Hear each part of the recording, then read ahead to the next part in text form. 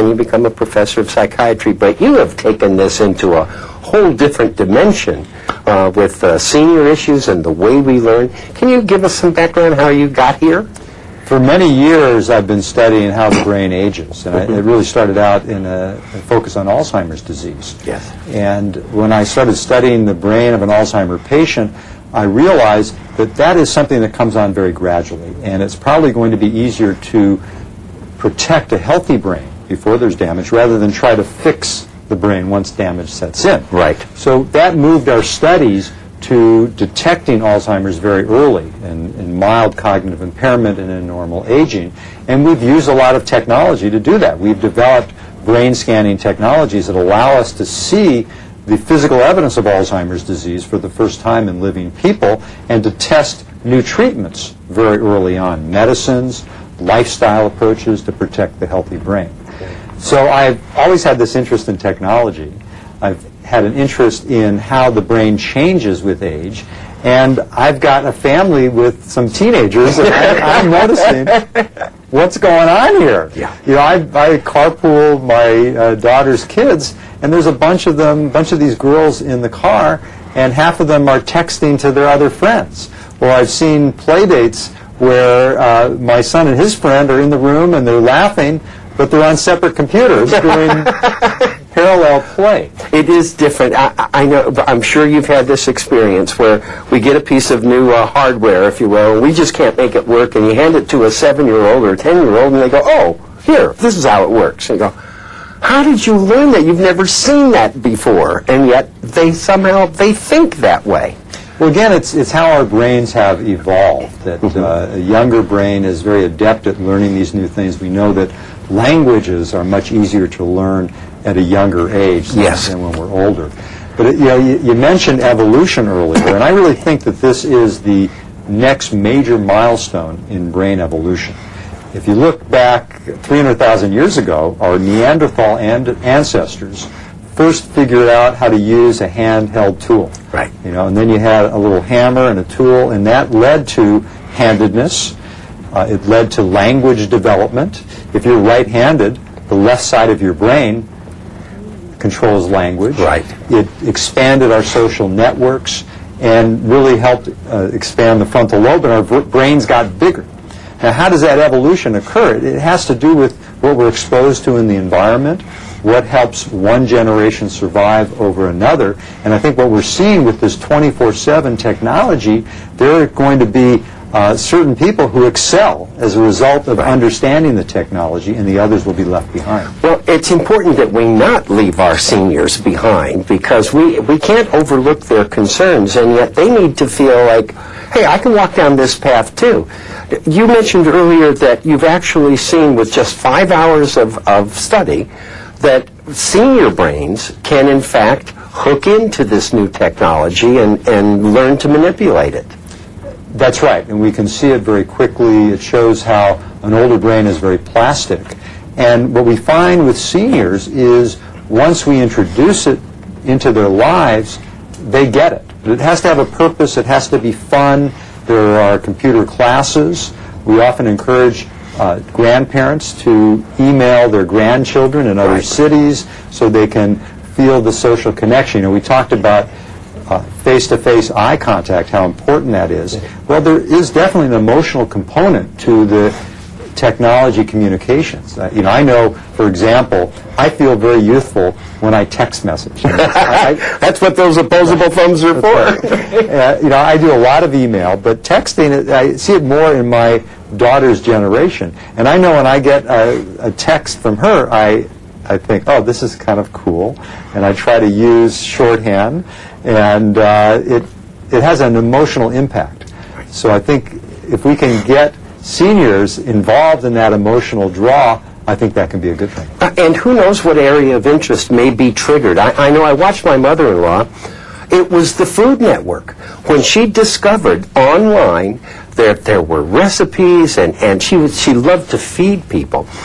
That became the driving force as she acquired her computer skills, and it was wonderful to watch. I know some older people, it's the chance to not only get but then share wonderful family photos.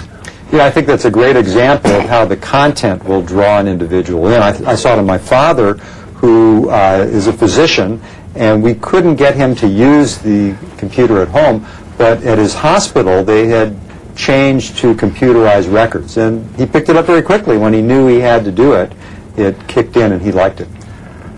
That's really interesting how the professional aspect will help us. And since we know there are going to be a lot more older people in the workforce, maybe that's one of the hooks we can use. We'll be right back with Dr. Gary Small, but we need to take this short break.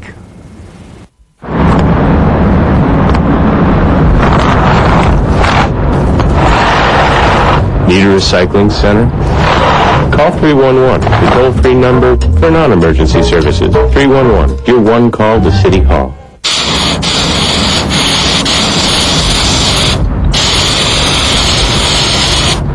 Graffiti removal? Call 311, the toll-free number for non-emergency services. 311, your one call to City Hall.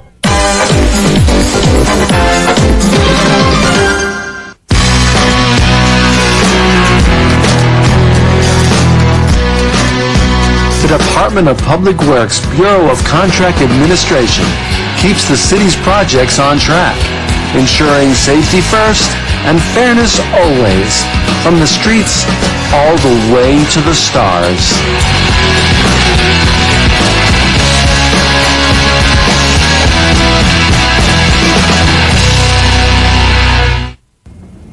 Welcome back to Aging in LA. We're talking with Dr. Gary Small, who has written a wonderful book called Surviving the Technological Alteration of the Modern Mind, or the I-Brain.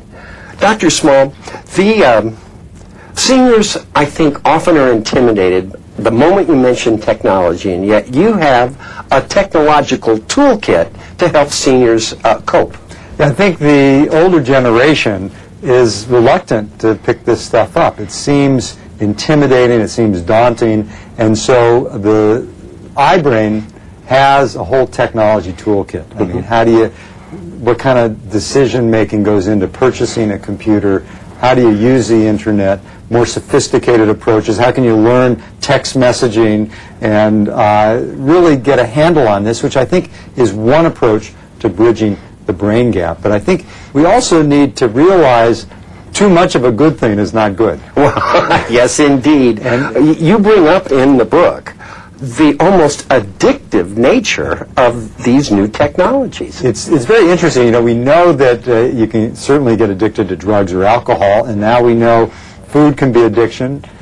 Even sex can be an addiction. But I think the latest addiction that people are not aware of is technology.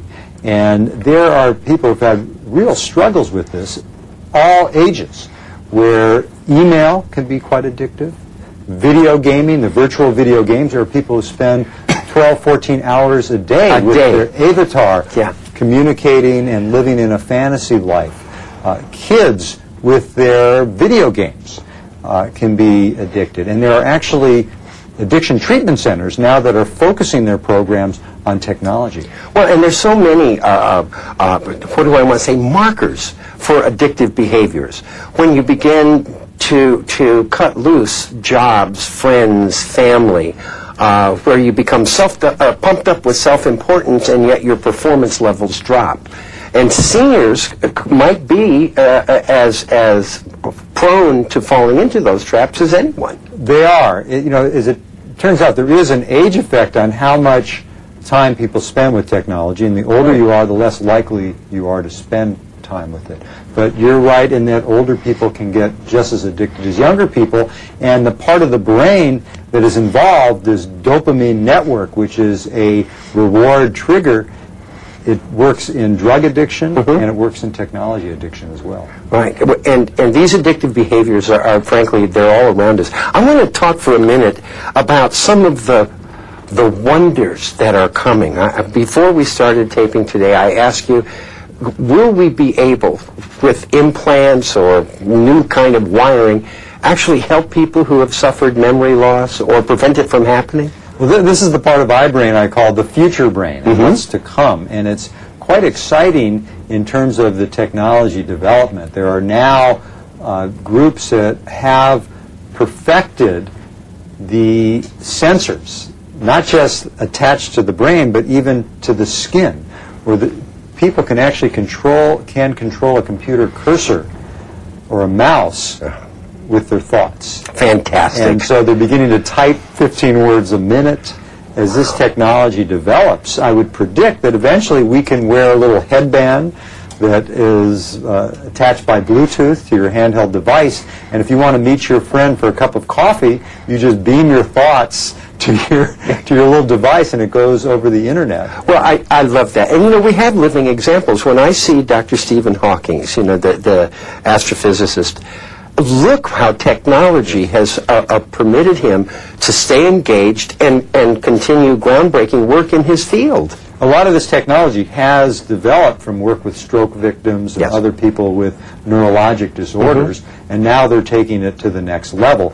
And eventually, I think there will be implants. You know, you may go into the doctor and say, well, I'd like some LASIK to improve my vision, and can I have a hippocampal implant to help me with my memory? Well, I'm ready for the readouts right here in the lenses of my glasses. I am. You know, I think the implants are a little farther down the road, but the Right. readouts in your glasses, I mean, that's a technology that's probably much closer. Well, I also understand that there's a great deal of work going on with our wounded veterans coming back from war in Iraq, that the Defense Department is actually putting some resources into this field to help with, for someone who's lost a limb or maybe has some cognitive impairment because of the war. Well, there's certainly funding from government sources. I know there's some interest in the National Science Foundation in these new kinds of technologies. And I think we're going to see more and more investment in it because we can all benefit from it. I've been working very much on the technologies used to detect problems in the brain. And I think we can take those technologies to the next level to actually correct some of these problems. You work with a lot of young people here at UCLA and the Semel Institute. Are they excited about this field? Do they see what you have developed and how exciting this can be in the next 20 years? There's a lot of energy around what's going on, and I think we're all sort of scratching our heads and we say, can this be real? I mean, we're beginning to meet with people all over campus. I've got meetings with scientists in the electrical engineering department. Yes. The Center on Aging recently had our first Technology and Aging Conference where we brought together experts from industry, from healthcare, and informed consumers, and it was just a fascinating day where people were networking, thinking about different ideas, and I think we're going to get to the next step when we bring together knowledgeable people from different areas of science. Right. You know, we've got to talk some money here. Where are the major sources of funding for the research, the necessary research that you are doing, that the center is doing? Because you've got to go out there and hustle up money, right? It's a challenge. Yes. Certainly the government helps us considerably, as do private foundations, but it is a struggle when we have an economy like we have today, and lots of funds are going into defense. We're concerned about power and energy sources.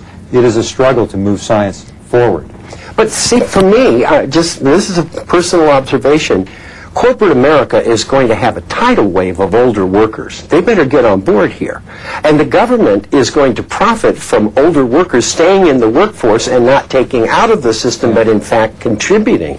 This is our future. I think we need leaders with vision, because in general, one of the things we talk about in iBrain is how our brains tend to go for immediate gratification. There's a natural tendency to opt for something right now rather than think ahead of how these new technology developments might help us in the future. Well, and this is not rocket science. 80 million baby boomers started turning 60 a couple of years ago. They're here. They're coming. We've got to work on them. Now, before we go too much further, how can people access iBrain? How do they get their copy of this so they too, like me, can better understand what we're dealing with? They can go to local bookstores. They can go to Amazon.com, BarnesandNoble.com, or they can go to my website, drgarysmall.com, drgarysmall.com. drgarysmall.com.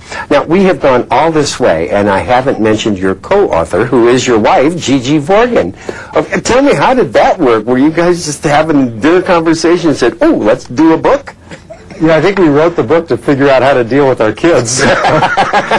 and they're very interested in it. They want to find out what's going on in their brains. And in fact, I'm going to be doing a lot of talks to parent groups, going out to the schools and helping parents figure out how to deal with their teenagers and what all this technological revolution is all about. Well, people who are familiar with watching Aging in LA know that I have a real sympathy towards intergenerational programs. It may be we have to skip over the parents so that youngsters are connecting with seniors because they can learn much from each other. Well, I think it's a wonderful use of technology is to bring the seniors, the grandparents, and the kids together. And in fact, that's often a great way that they help each other. You know, the grandparent has the son or grandson come over and help them set up their computer, show them how to use their email. Right. And I think there are positive things. I mean, we know that hand-eye coordination, peripheral vision is improved from a lot of the technology use. In fact, one study found that surgeons who play video games actually make fewer errors in the operating room. Wow, that's very interesting. Is it because they are really working on a hand-eye coordination, or is it a part of the brain that becomes engaged? It's probably both. And I think the next time any of us go in for elective surgery, we might interview the surgeon and ask, do you play World at War on this video?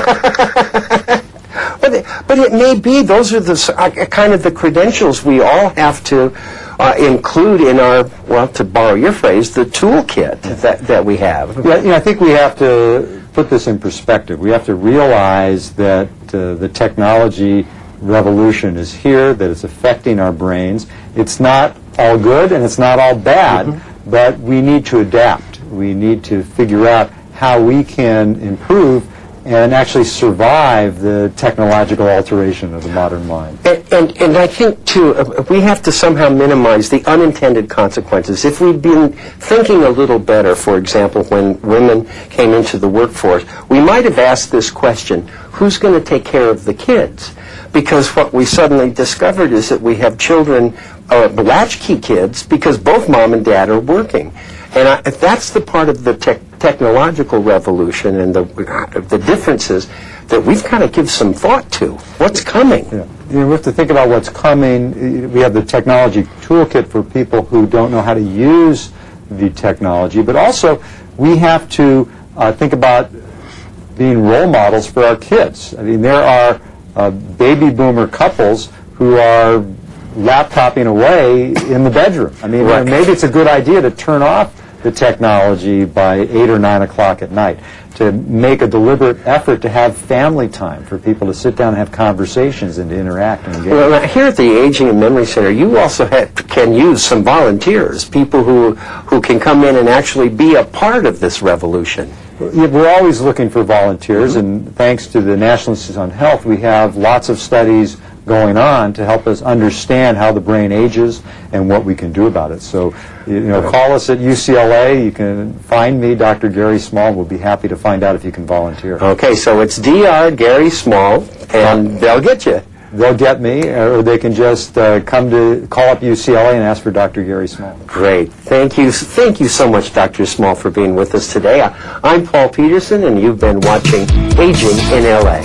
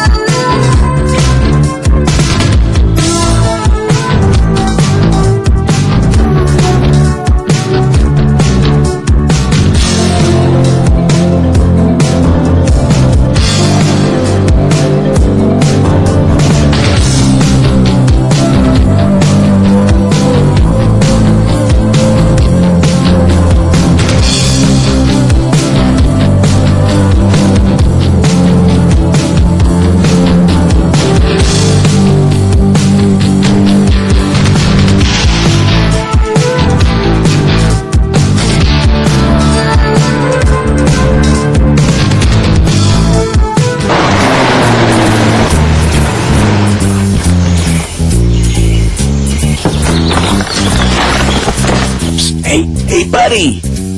You with the stupid hat! Come here. Closer. No parking! Do you know what happens when you park illegally on these narrow hillside streets? You block the street so emergency vehicles can't pass. Each year, homes are destroyed and lives are lost because of drivers like you who park illegally. And you know what else? You can get a citation. And you can be towed. Help us get to the emergency. The life we save just might be yours. How'd you know? The ball called. Hey, look out for the pothole.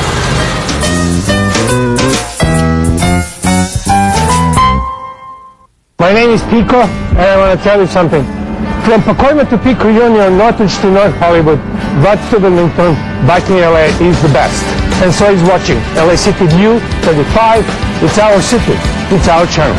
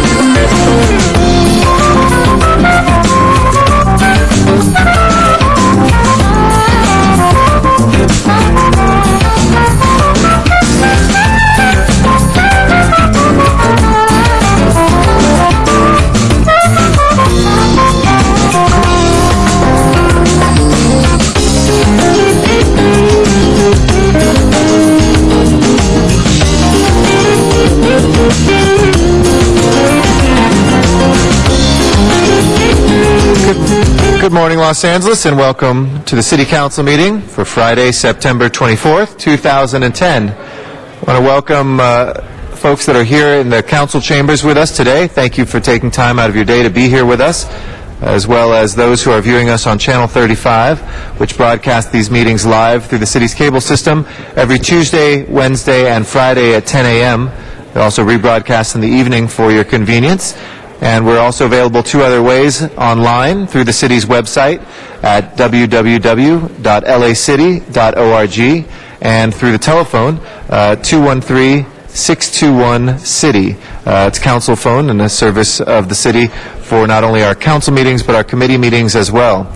Our agendas are made available to the public 72 hours in advance and 24 hours in advance for our special meetings, and those are made available in person in city facilities and also online at lacity.org. And we also have online links to important city services, to our agendas, and to all the supporting materials which council members get for the items that we vote on. Those are also available online for the public, and we keep all past council meetings archived in our online footage as well. Want to thank everybody who is here, especially those council members who are here on time. Pursuant to City Council rules, all council members should be here at 10 o'clock when we begin these meetings, and council members Cardenas, Koretz, Labange, Perry, Rosendahl, and Zine are here. We have excuses on the desk for Mr. Smith and Mr. Weezar. That leaves Mr. Wesson, Mr. Reyes, Mr. Parks, Mr. Krikorian, Ms. Hahn, and Mr. Alarcon late, if they will please make their way down as soon as possible. Each Friday meeting we mark important occasions, notable people, significant accomplishments, and other great things happening here in the city of Los Angeles. And today is no different, and we certainly have some angels in the audience here today, the City of Angels. If I could ask folks to please bring their conversations down so we can begin the formal part of the meeting and begin our presentations. We have 5 presentations today, the first of which will be led by Councilmember Tony Cardenas of the 6th Council District, who will be celebrating a very important month here with us in Los Angeles. As he makes his way forward, colleagues, he will be giving a presentation, and there are members of the audience here from many different council districts, and he will be giving descriptions of those honorees today. And we then are available for each council member to go in the back and take pictures and to congratulate these honorees that are from his or her district. So we'll try to keep that presentation to about 10 minutes. And I'd like to welcome Mr. Cardenas forward for our first presentation of today. Tony Cardenas.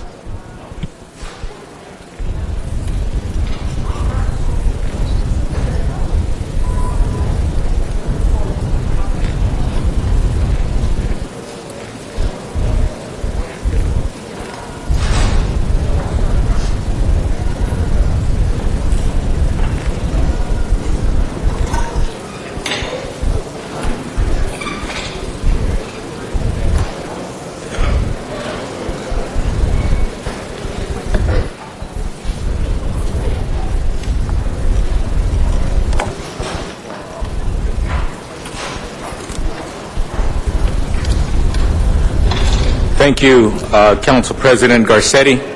I don't know if you had the opportunity to announce that the overall, each one of the honorees today, and they're all well-deserved, will be given the opportunity to take pictures with their council member behind chambers. So at this time, what I'd like to do is present the honorees, and I will announce their name if the honoree can come forward so they can be recognized by the camera, and so that all the people of Los Angeles can appreciate who they are during the presentation. So with that, we'll start with the honoree for Councilmember Richard Alarcon, and that is Mary A. Rapazzo. Mary, are you?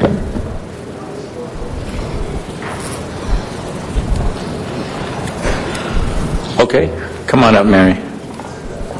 Hi. Mary Rapazzo is a Los Angeles native, and she's a fine arts painter. She does digital arts and graphics design. She also has it's always been important to her in her life while growing up in Hollywood in the Valley to be involved in art. She began painting at the age of 10. With the encouragement of her grandmother, who taught her to paint flowers, old barns, and landscapes, her recognizable one-eyed signature style is expressed in bold statements using bright colors, figurative and representational images, and idealized forms. Mary's paintings have been shown at several galleries in California and New York. Her work has garnered national awards and has been featured in several publications, including the Book of Deaf Artists in America, Colonial to Contemporary by Deborah Sonnenstrahl. She is currently working for Disney Consumer Products, doing digital art for a variety of character properties, and she loves her creative work. In her extra time, she does her own paintings and commissioned art projects for her clients. Additionally, Mary has contributed to fundraising efforts in the deaf community through donations of her art. She supports organizations such as GLAD, Greater Los Angeles Agency of Deafness, the California State University's Northridge National Center of Deafness, Coda West, and Hearing Loss Associations of Los Angeles. She has taught computer graphic design to the deaf high school students at Malton School for the Deaf. She is grateful for all the love and support she received from her family while growing up. They were strong advocates for her mainstream education and career developments. Mary is presented by Desart, one gallery in Palm Springs, California, where several of her paintings are available for viewing. To contact Mary about her exhibits, you can get a hold of her at www.mar1i.com. So let's give Mary a round of applause.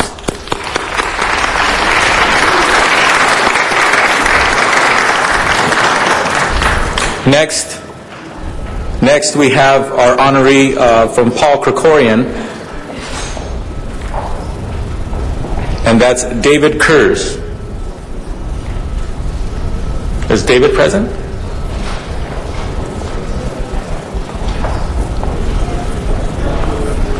Okay. We'll hold on a minute. Okay. Our next honoree is Tomiko Frazier. Tomiko?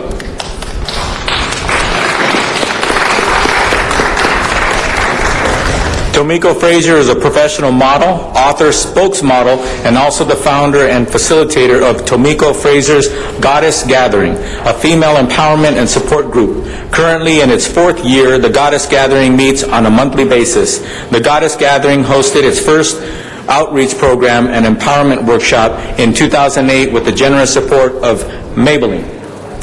The workshop, conceived by Tomiko, helped to empower women and young girls from 2 Los Angeles area social service organizations to tap into their natural talents and build self-esteem.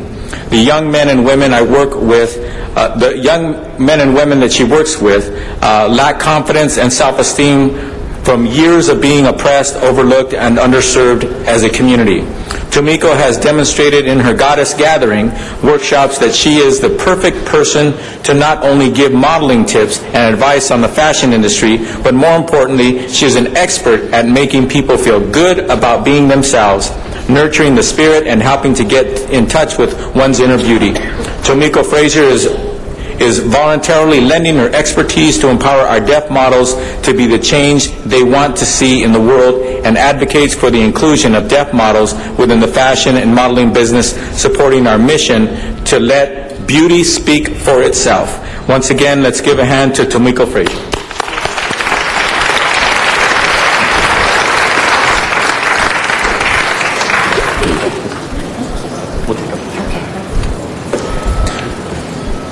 Again, sometimes we take pictures up front, but since we're honoring 15 guests, we'll do that in the back in the interest of time. Thank you, Tomiko. Our next honoree is from the honoree from the 12th District, our council member Greg Smith, and that's Vera Peterson Fleischer. Vera? Do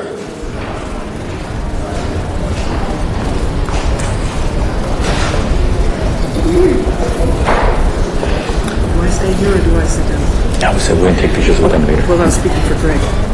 Oh, no, in the interest of time. Okay. Thank you. Okay, our honoree again is Vera Peterson Fleischer. She's been a wonderful teacher and an unsung hero in the San Fernando Valley for over 33 years. After asking the community for nominations and screening them, the 12th District was proud to nominate for LA City Person of the Year awards Vera Peterson Fleischer on behalf of the 12th District. In her 33 years as a teacher of deaf children, she has touched and transformed the lives of over 1,000 deaf and hard of hearing children. More than that, she has inspired and encouraged countless families and professionals with her undefeatable, positive, and caring spirit, as well as the deep knowledge of both subject matter and cross-cultural implications. Vera is a rare Native American who comes from a long line of well-known deaf family who has dedicated themselves to the betterment of lives and education through the California School for the Deaf for over 61 years. Vera graduated from the California School for the Deaf, matriculated from Gallaudet University in Washington, D.C. in 1968. She received her master's degree from CSUN. She married Dr. Lawrence Fleischer and then successfully juggled the hats of wife, mom, and teacher for scores of years. Over the next 33 years, she was teaching at the Pasadena School and then the Granada Hills High School before retiring after 33 years. In the meantime, she has been an invaluable asset to her husband, Dr. Larry Fleischer, and a wonderful mom to her daughter and grandmom to her granddaughter. She also continues to teach at the California State University Northridge, enlightening multitudes of impressionable university students who have gone on to become valuable teachers, interpreters, and service providers. Because of Vera, multitudes of lives have been enhanced. It is with genuine pride that the 12th District has nominated Vera Peterson Fleischer for the Los Angeles Person of the Year Award. Congratulations.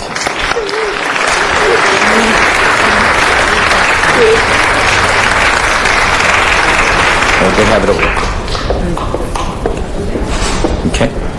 Next, we have the honoree from the 14th District, Jose Huizar's District, Maria Smith. Maria Smith available? Okay.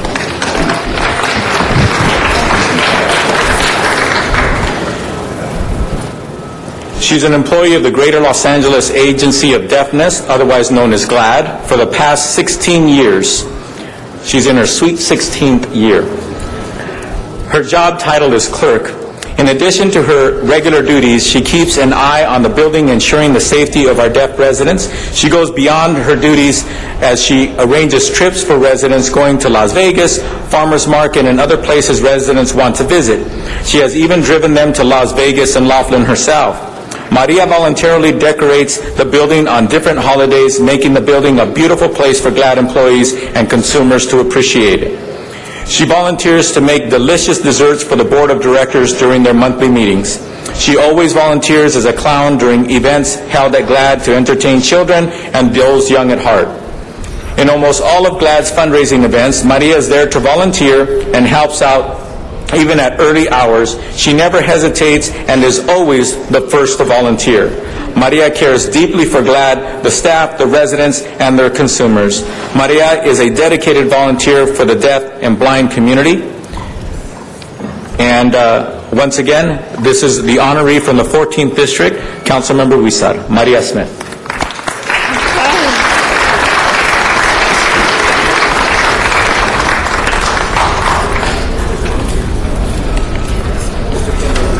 Okay.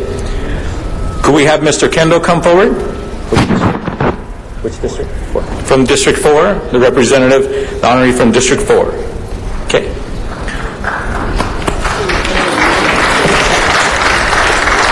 Mr. Kendall graduated from Gallaudet College in Washington, D.C. with a Bachelor of Science degree in Library Science in 1968 and a Master's of Arts degree from Goddard College in Plainfield, Vermont in Creative Communication Skills in 1974. Mr. Kendall toured as an actor and administrator nationally and internationally with the original Tony Award-winning National Theater of the Deaf, Waterford, Connecticut in 1968 through 1973.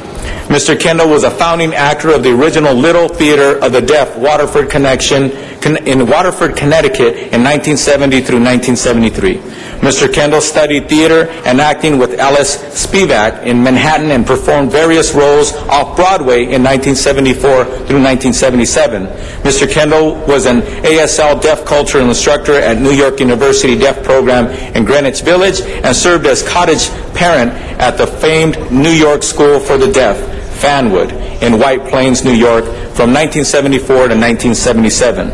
Mr. Kendall appeared as the deaf boyfriend with Amy Irving in the film Voices in Hoboken, New Jersey, and also United Artists in 1979, as well as supporting role in actor and assistant stage manager for the Children of a Lesser God in the Mark Taper Forum, Broadway in New York City, and First National Touring Company from 1979 to 1982. Mr. Kendall was an actor and technical advisor to the Oscar-winning film Children of a Lesser God in 1985, and also St. John, Nova Scotia, and Canada.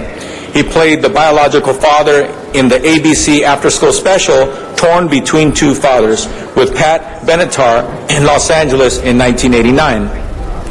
Mr. Kendall attended National University for further education and earned a California General Education teaching credential in 1991 and communication with a handicap credential from California State University Northridge in 1992.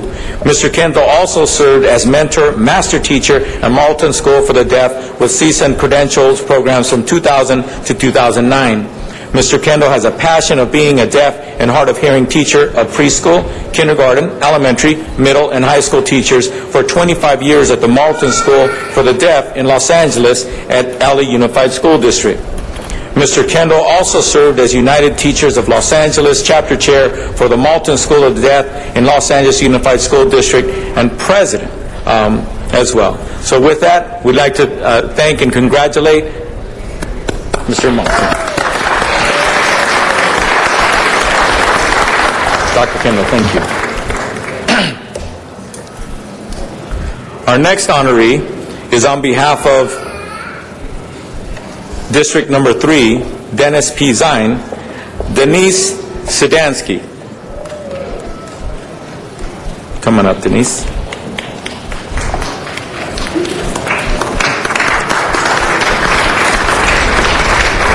Councilman Zine's award is presented to Denise Sedansky as a teacher at Taft High School for her service and dedication to the hard of hearing community.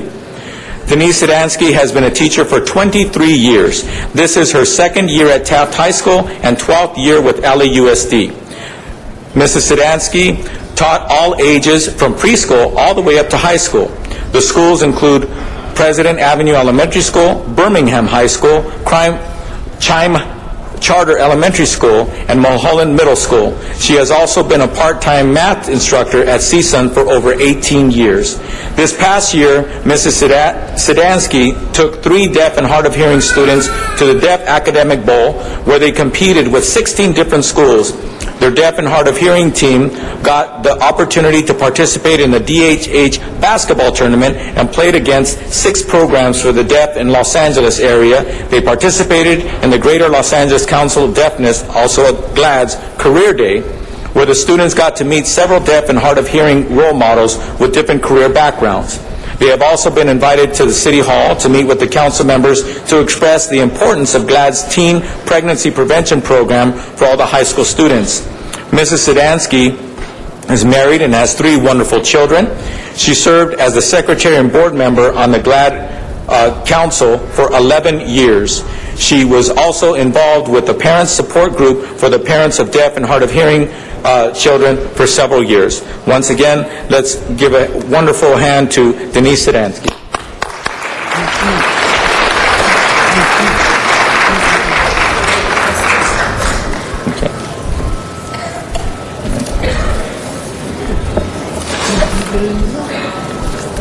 Okay. It's a lot of people to honor today. Let me get my notes in order. Okay, representing Council District Number 10, we have Sean Birch. It's fancy lettering, I can't see it. Is Sean available? Okay.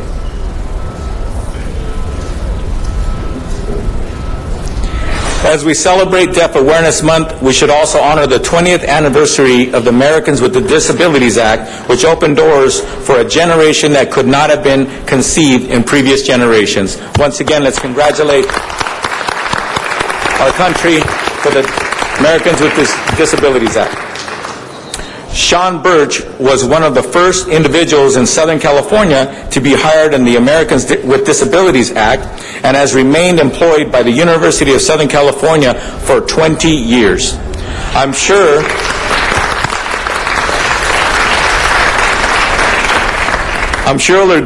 you will agree that he is truly an extraordinary individual who deserves special recognition for paving the way for all people with hearing and other disabilities.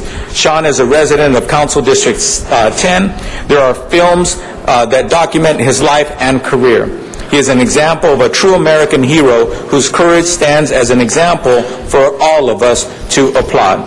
So, he has also served at USC Medical Department as a data entry operator using special headgear to type out letters on the computer. Once again, we honor Sean Birch for his leadership and for paving the way for many, many people with disabilities and hard of hearing needs.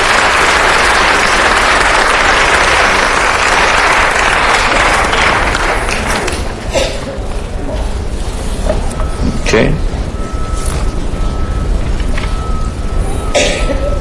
Okay, is David Kurz available? Not here yet? Okay. Okay.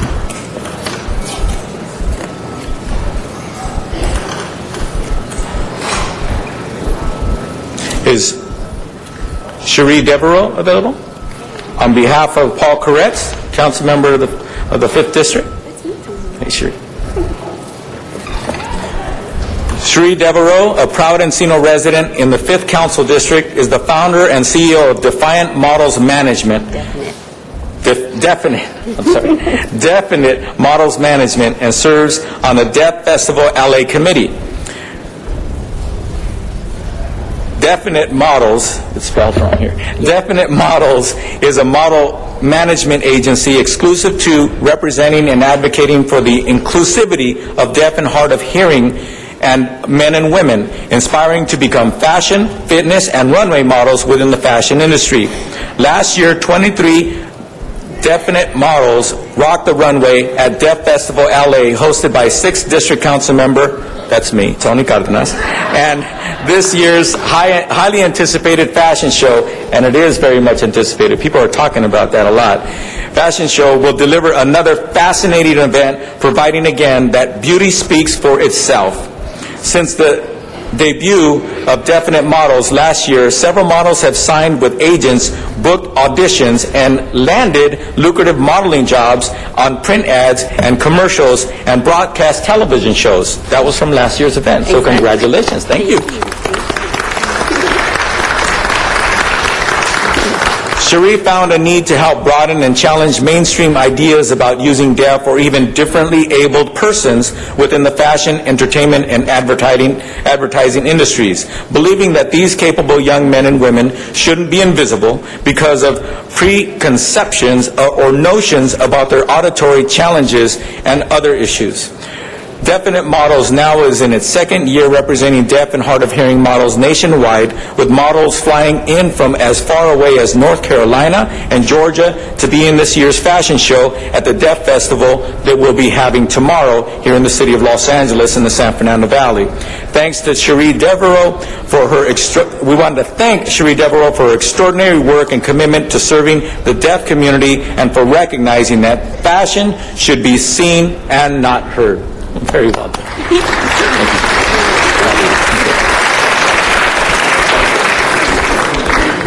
Okay.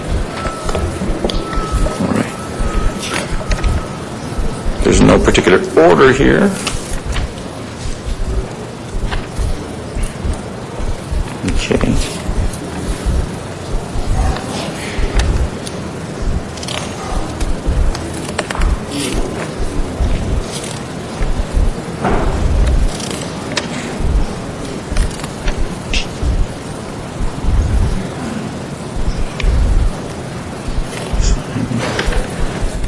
Okay, while we're waiting for the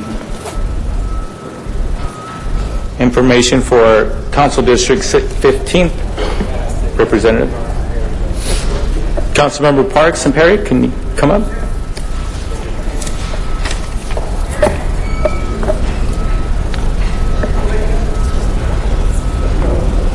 Do we have the... Shall I just read this? You want to come up? Okay. I can just read that when I bring... Okay. Is this part of this presentation? Yeah. Okay. Go ahead. I'm just going to hand it to you. I don't... Irma Sanchez. I don't have her info.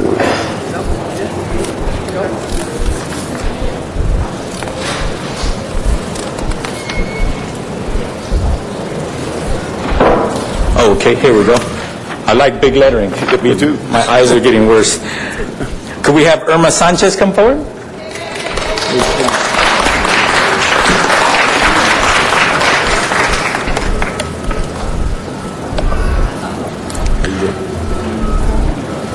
Irma Sanchez is a wife, mother, friend, and tireless advocate for families with deaf or hard of hearing children.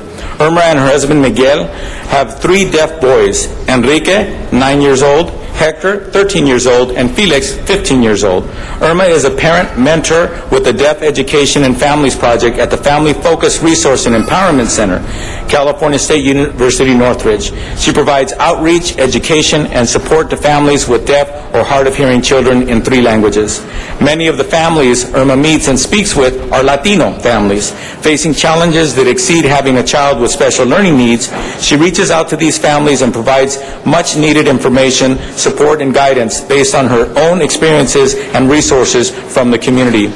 Irma understands the dedication needed to learn and use American Sign Language with her sons.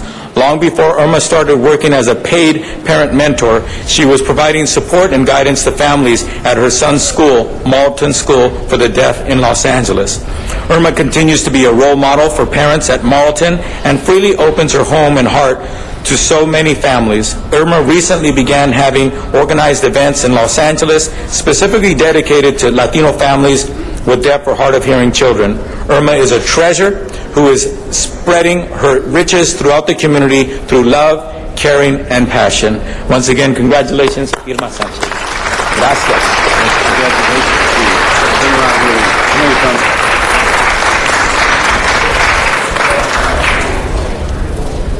Thank you very much. Thank you. Thank you, Irma. Gracias. Okay. Do you have the language? Do you want to do it? Or? I can do it, yeah. Okay. Thank you, Mr. Cardenas, and it's a pleasure to make this presentation to Luis Perez, who is a resident of the 9th Council District. He and his family have deep roots in our community. In fact, Luis attended Hooper Elementary and LA Academy, and now is a student at Jefferson High School, all 3 schools in the 9th. He is an incredibly motivated young man who is working hard to ensure that his dreams of college become a reality. In fact, he is already taking some college-level courses while he's enrolled in high school and dreams of attending UCLA. His passion for math has also sparked an interest in becoming an architect. His friends describe him as someone whose perseverance and commitment to his goals drive him to succeed in everything that he does. In fact, he told us that his coaches, his teachers, his friends and parents inspire him to be a better individual and to face new challenges. Now, he realized that he had some hearing difficulties in the 6th grade, and he received assistance from his speech teacher who helped him overcome the challenges he faced and helped him to excel in school. And because he received that help, he is enthusiastic about helping others in need, especially his peers. So I want to thank Luis today for joining us, and it's an honor to present him with the certificate and to celebrate his achievements.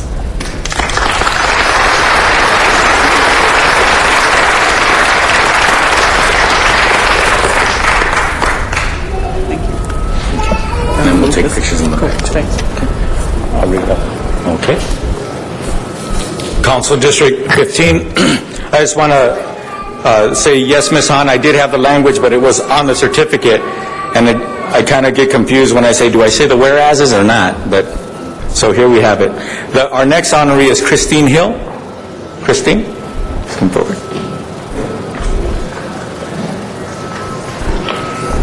Thank you.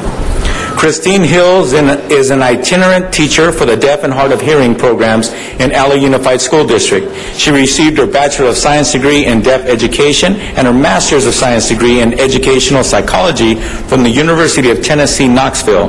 She has been working with deaf and hard of hearing children for 30 years, beginning her teaching career as an elementary deaf and hard of hearing classroom teacher at the Tennessee School for the Deaf. Prior to joining the deaf and hard of hearing programs in the Los Angeles Unified School District, Christine taught at the Atlanta Area School for the Deaf and in Compton Unified School District as well. During her 3 decades in education, Christine has worked with deaf and hard of hearing students as a former classroom teacher, mentor, teacher, case manager, homeschool teacher, and advocate. She enjoys every opportunity to collaborate with parents, teachers, and support staff in order to act in the best interest of every child. She especially enjoys assisting parents of preschool-age children evaluate and select appropriate services and placement options for their children. For their child or children. Christine has been and continues to be a strong advocate for children with special needs and their families. She volunteers with a nonprofit agency working and protecting the rights of the most vulnerable individuals. Christine is nationally recognized as a national board certified teacher, exceptional needs specialist, and early childhood specialist as well, for children and adults, and holds a certificate in education administration. Once again, we honor Christine Hill.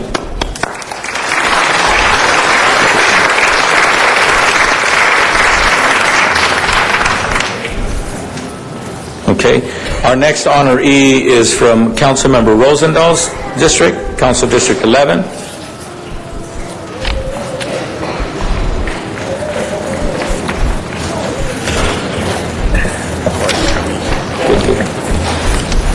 Good morning.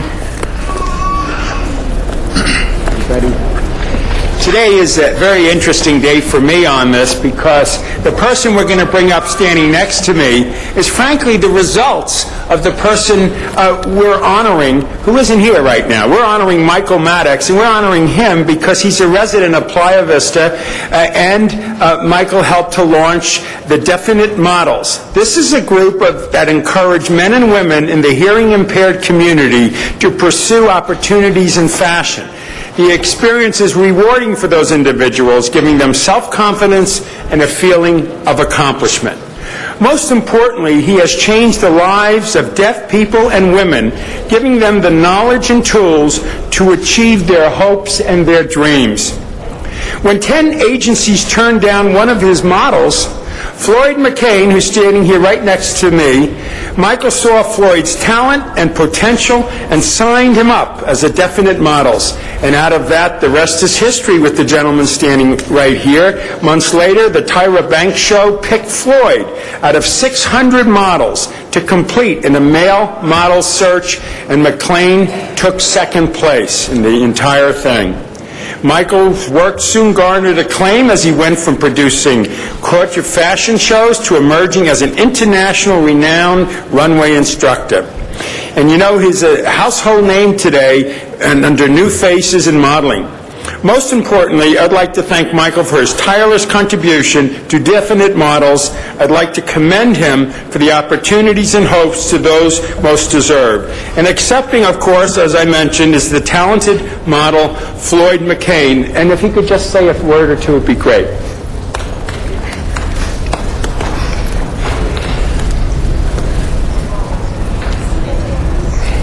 Please. For the rest of us. All right, can somebody stand there and sign? Hand me the mic. Okay. I'd like to share with people, my name is Floyd McCain, and I did go to various agencies, and a lot of them rejected me, and I couldn't understand why they turned me down, and then one day, Michael started to teach me how to exercise and eat right, and then, after losing weight from exercising, I improved much better, and that person has a big heart and has helped many deaf people, not only the diversity. So thank you. He's obviously a very handsome man. and is a very successful model. Thank you. Let's go. All right, thanks. Thank you, Councilmember Rosendahl. Our next honoree is the honoree from the 1st District, Councilmember Reyes' district, Sofia T. Salvin. Is Sofia available?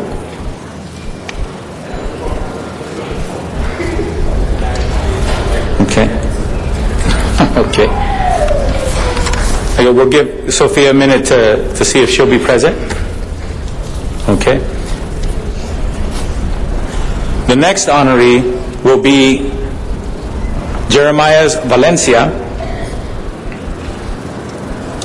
and he's being honored by myself, Tony Cardenas, the council member from the 6th District. Jeremiah Valencia is the second of 5 children who was born and raised in Tucson, Arizona. When Jeremiah was in high school, the entire family decided to move to Riverside, California so that their children could get a better education at the California School for the Deaf in Riverside, because his entire family is deaf: his parents, his 3 brothers, and his sister. While growing up in the Southwest, the 5 children spent countless hours playing in their backyard because their father made them a basketball court so they can continue to stay healthy and enjoy themselves. His brothers and friends played basketball daily in their backyard. At a young age, Jeremiah and his 2 brothers got national attention when they were pictured and interviewed and published in Sports Illustrated for Kids. Jeremiah and his brothers continued to succeed, winning tournaments after tournament in basketball and qualifying for the state championships and the playoffs.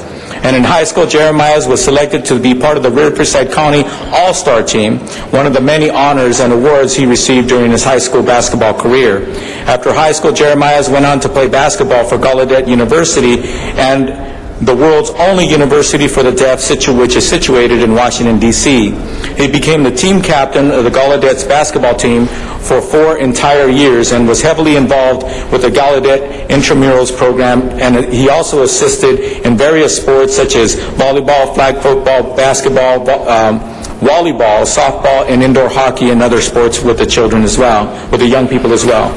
During his college years, Jeremiah went to 2 different Deaf Olympic Games, the first in Rome, Italy in 2001, and the second in Melbourne, Australia in 2005, where he and his team won the gold medal in both of those games. In addition, Jeremiah led his basketball team to the national championship 3 times while still coaching for several youth basketball camps as well in the Riverside Sports Camp and Camp Dribble. His involvement with sports motivated Jeremiah to get a bachelor's degree in physical education and aspire to become an athletic director. Jeremiah is currently pursuing his master's at National University, has 3 children of his own, and established the Deaf Sports Academy because he saw a lack of youth sports programs for the deaf. He also played for the American Basketball Association, otherwise known as the ABA, for 1 season with the Ontario Warriors. Jeremiah has strong aspirations that the Deaf Sports Academy will someday become a national level sports program for youth where teams can travel to play against each other and gain a wealth of experience playing sports and meeting others just like themselves. Growing up, Jeremiah wanted to bring more opportunities for youth today, and his accomplishments and works are a testament to his abilities and his willingness to continue to be an aspiration for every person, not only children with disabilities. So once again, our honoree, Jeremiah Valencia.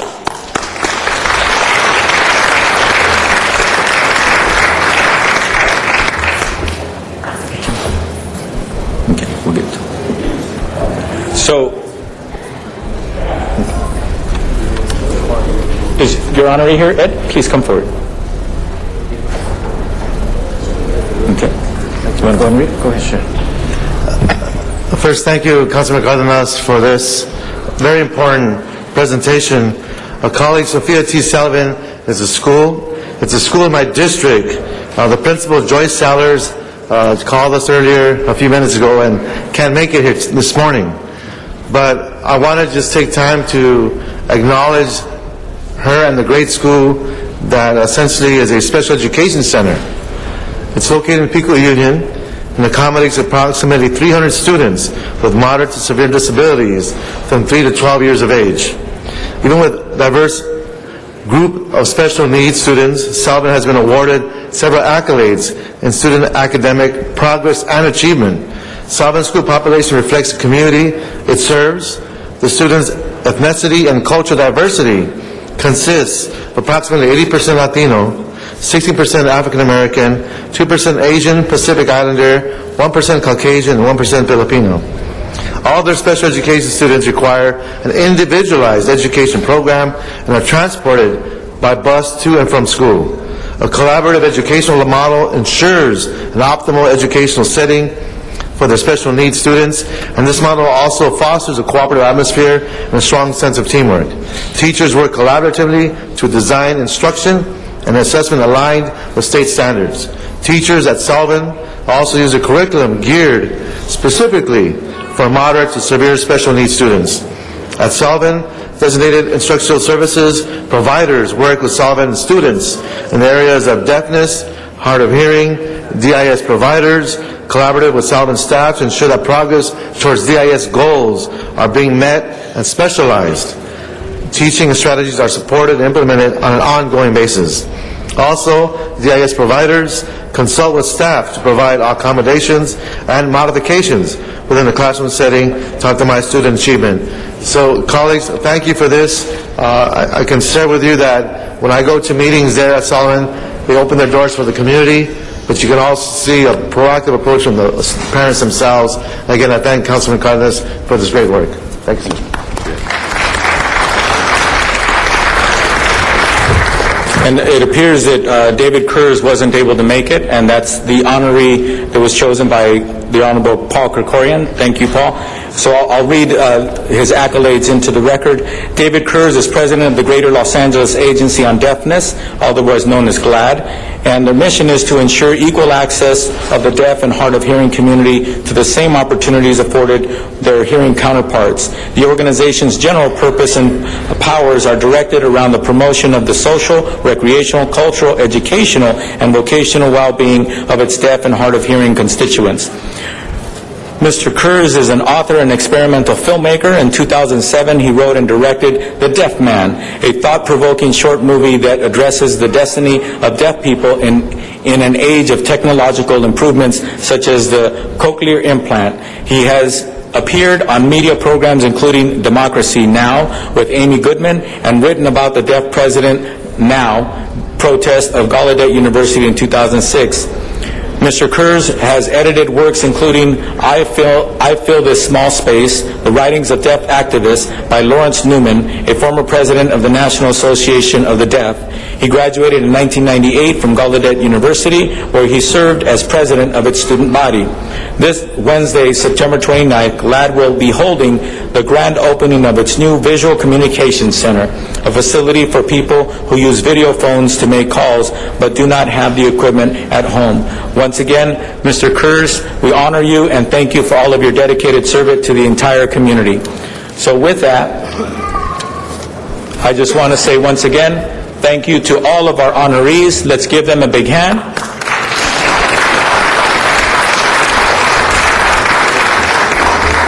And at this time, if everybody, all the honorees will make their way to my left here, to the back of the chambers, we have an opportunity to take photos with the council members and our honorees. Thank you very much. Thank you. And Mr. Alarcon, just very briefly, wanted to also give a shout out on this month as well. And thank you so much, Mr. Cardenas. And by the way, before Mr. Alarcon speaks, it would be remiss of me not to thank Richard Ray, who I'm very proud to have as constituent, and who Mr. Cardenas, I know you work with very clearly.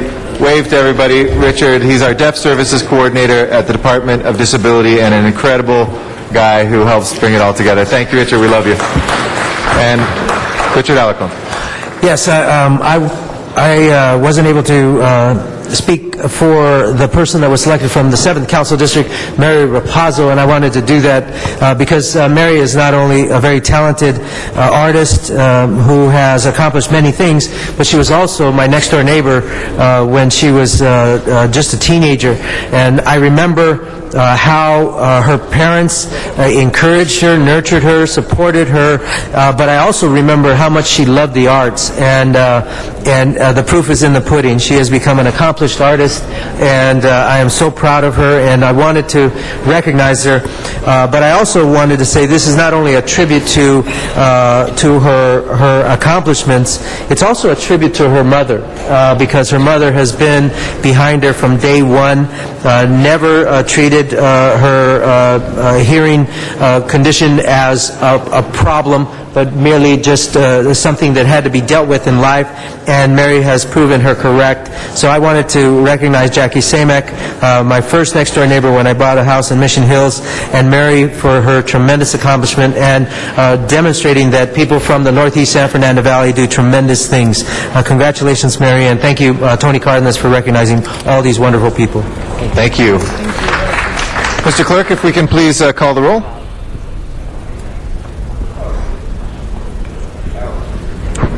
Are you ready? Get the volume from the clerk. Alarcon, Cardenas, Han, Weezer, Caress, Krikorian, Labange, Parks, Perry, Reyes, Rosendahl, Smith, Wesson, Zine, Garcetti, 13 members, and a quorum, Mr. President. You've been practicing. First order of business, please. Approval of the minutes. Ms. Han moves and Mr. Kretz seconds. Without objection, that'll be approved. Next order of business. Commendatory resolutions for approval. Mr. Labange moves, Mr. Krikorian seconds. Without objection, that'll be approved as well. If we can run through the agenda.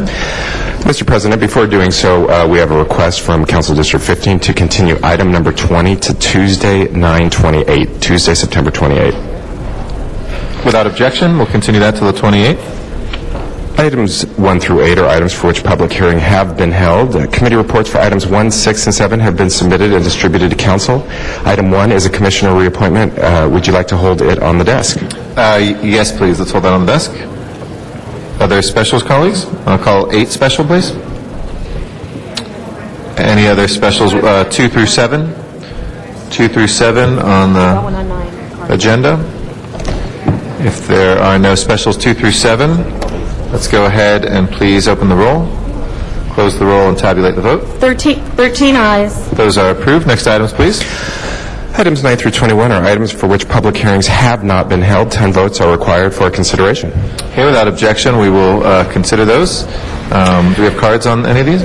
We do. We have cards on items 9, 11, 18, 19, and 21. Okay, we'll close the other public hearings. Ms. Han, which one did you want? 21 also called special by Ms. Han. Mr. Reyes? 12 special for technical amendments. Okay. Do you have those? Are you ready to say them? Do you want to just say them into the record? This has been passed by the clerk. Being circulated. Okay, we'll wait on that. Any other specials, colleagues?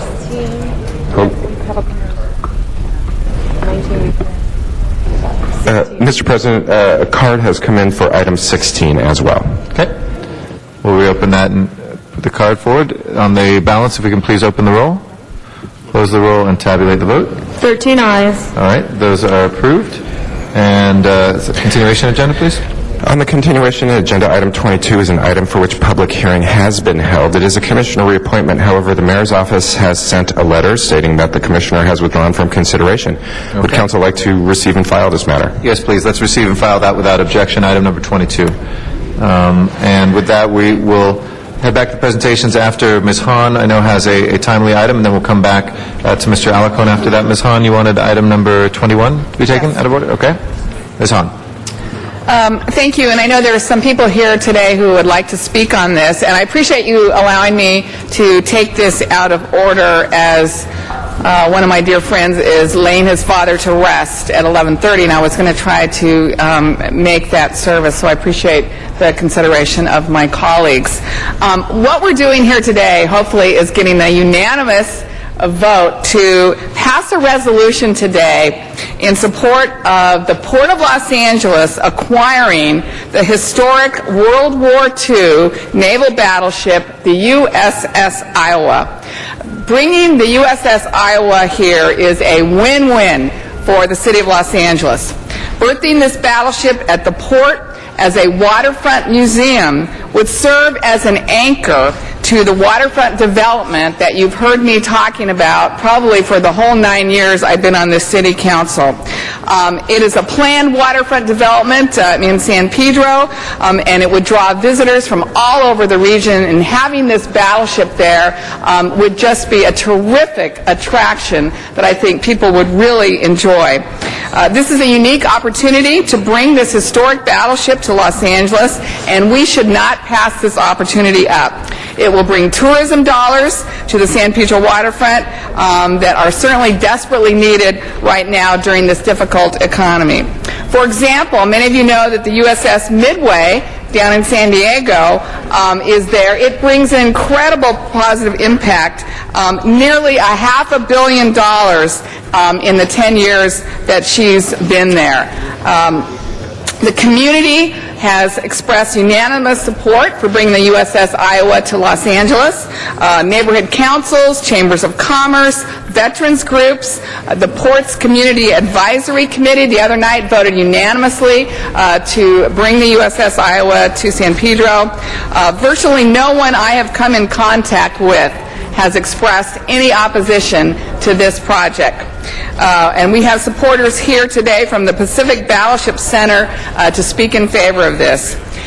The Harbor Department is currently in the process of conducting an economic impact analysis to better understand the benefits of bringing the Iowa to Los Angeles, and is expected to take action in the coming months. So they're still trying to decide if this makes sense, if it's something they want to go after, if they should work to bring this battleship to Los Angeles. I think it's a no-brainer, and so what I want today is to urge you, my colleagues, to request that the Harbor Commission move expeditiously in conducting this economic analysis and support the acquisition of the USS Iowa. I think it would be a great day in Los Angeles. It would be a great day for our waterfront, and I think it would really begin in some small way to spur economic activity in the harbor area, which we know will spread throughout Los Angeles. Thank you very much. Thank you very much, Ms. Hahn. Thank you. Thank you. Frontier Democratic Club, I know it's in support of it. Robert Kent is our first speaker for public comment on this. John Stinson will follow if you'd like to come forward to the podium. Thank you very much and welcome. Welcome. Thank you. My name is Robert Kent, and me and about 75 professional team members with our group have been working over 1.5 years to get our ducks in a row for this project and bring this opportunity to the port and the city and the region of Los Angeles. This project, we have over 100 jobs when we're fully operational that this will bring for our project, in addition to another 100 jobs that it will probably bring to the surrounding community. As Jana said, we have full support of all the local neighborhood councils for this project. We anticipate that this project, we're going conservative numbers, but analysis of other similar projects like this in large cities should be over $250 million in indirect and direct economic impact for the city for a no-cost investment.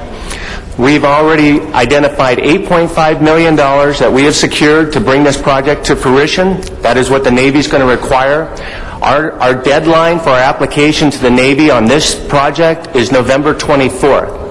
And what we're seeking right now from the Port of Los Angeles is a location to finalize our application. It's very important we have a location in order to submit and meet this deadline.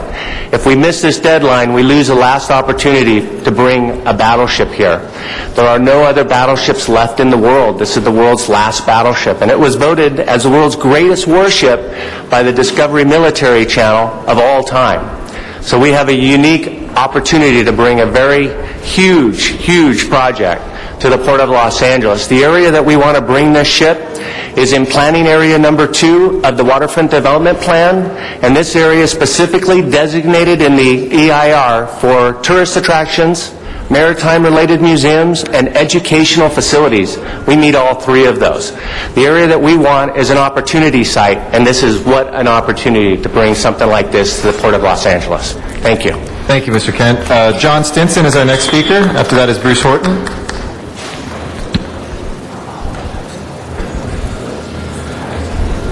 My name is John Stinson. I'm on Coastal San Pedro Neighborhood Council.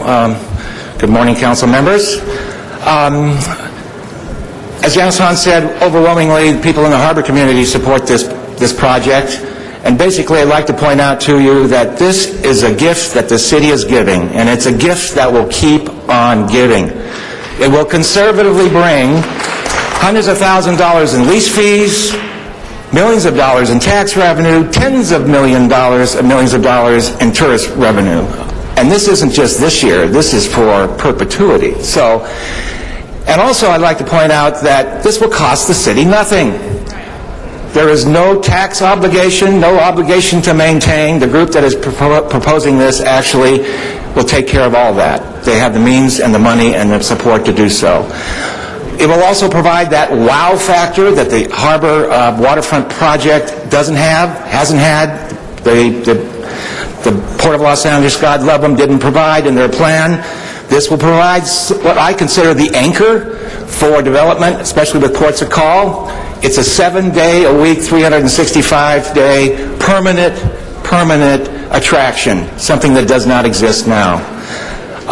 Besides the economic development, there's education, there is the historical factor, there is training, and actually it's supported by the Harbor Area Commander because it will serve as an emergency platform that basically will be there if there's an earthquake or other national disaster.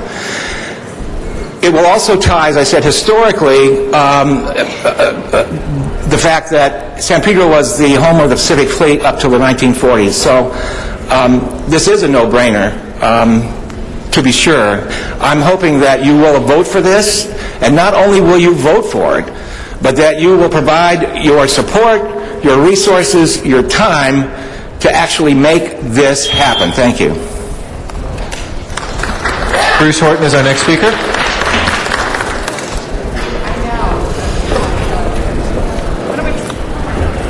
Mr. President, council members, it's a privilege to be here and to address you once again. I'm a neighborhood council person from Coastal San Pedro. Recently, we had an event at Point Fermin Park called Taste in San Pedro. I man a booth there representing our council. I set up on the first morning a little cardboard thing that says, "Help bring the Iowa to L.A." I set that up before the gates were open. I walked over to get some coffee. I came back and there was a line of people signing the petition. In 2 days, I signed 567 people signed this petition. Veterans, women that worked in defense plants in World War II, they had tears in their eyes with the idea of bringing this ship to San Pedro. It is, as Janice Hahn said, a win-win condition. It's history. We can teach the children history. We can give them ideas of what it was like about what their parents went through. I get emotional over this, and I wasn't even in the Navy. I'm an Army guy. But we need to bring this to San Pedro. I've been trying to get aboard a battleship all my life. When I was in the Army, I was up by Bremerton, couldn't get on the Missouri. Early this year, I went to Hawaii trying to get on the Missouri. It was in dry dock. I couldn't get on it.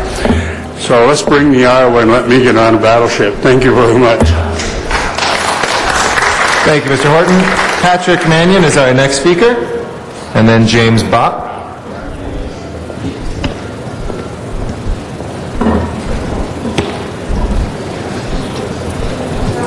I like the cap. How you doing? Good morning, I'm Pat Mannion. I grew up on a farm northeast of Council Bluffs on a Rock Road between Hard Scratch and Logan.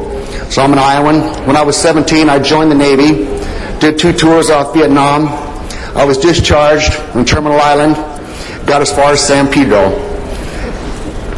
As an Iowan and a sailor and a resident of LA, I can't tell you how excited I am about this project.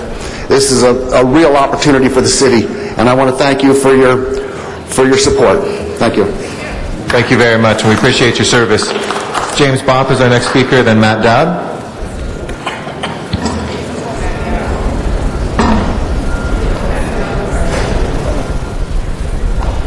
morning.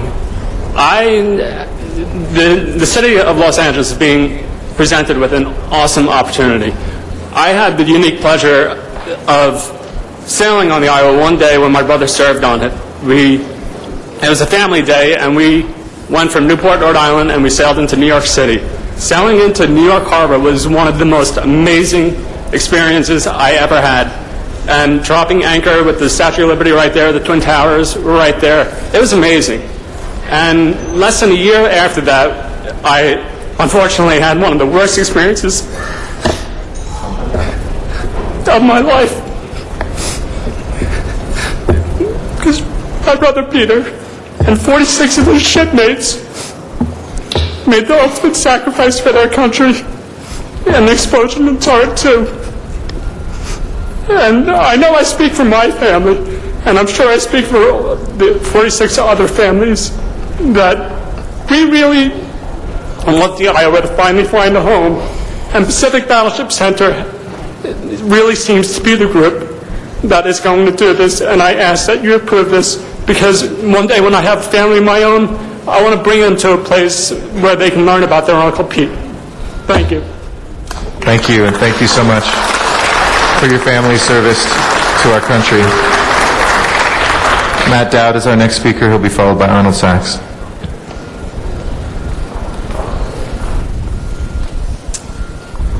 All right, thank you. Yeah, clearly it's on the agenda, so it's going to be approved. Congratulations. It does sound like a no-brainer. I got a couple of things I want to say, though. One, I'd like to see a lot of the money that comes from this. If this is a no-brainer and it's free revenue, let's get the money into the veterans who are stuck here on Skid Row, the homeless, and into some affordable housing. And the reason I say that is because the city of Los Angeles has this history of turning no-brainers into total disasters and costing a bunch of money, and you ended up losing everything and firing half of the city employees. See, there was a $7 billion budget fund, and it's, so that's why someone has to have the oversight to where this money goes, because right now, believe me, it's all lovely, and you vote it through, and I'm in favor of it, but I'm worried about where all the money goes. Thank you. Arnold Sachs is our next speaker. After that will be Candido Mares from Van Nuys, and that will be the last public speaker on this.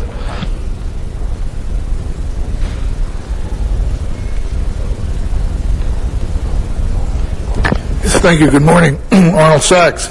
I also remember that you had the commander from the submarine to Los Angeles here when that ship was decommissioned, and you're planning on putting that at the harbor.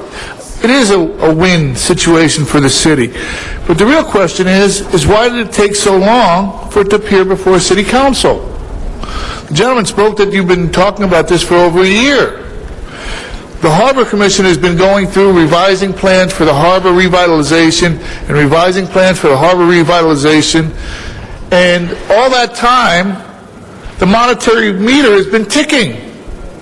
And now there's going to, without question, there'll be another revitalization plan for the harbor with a monetary meter ticking again.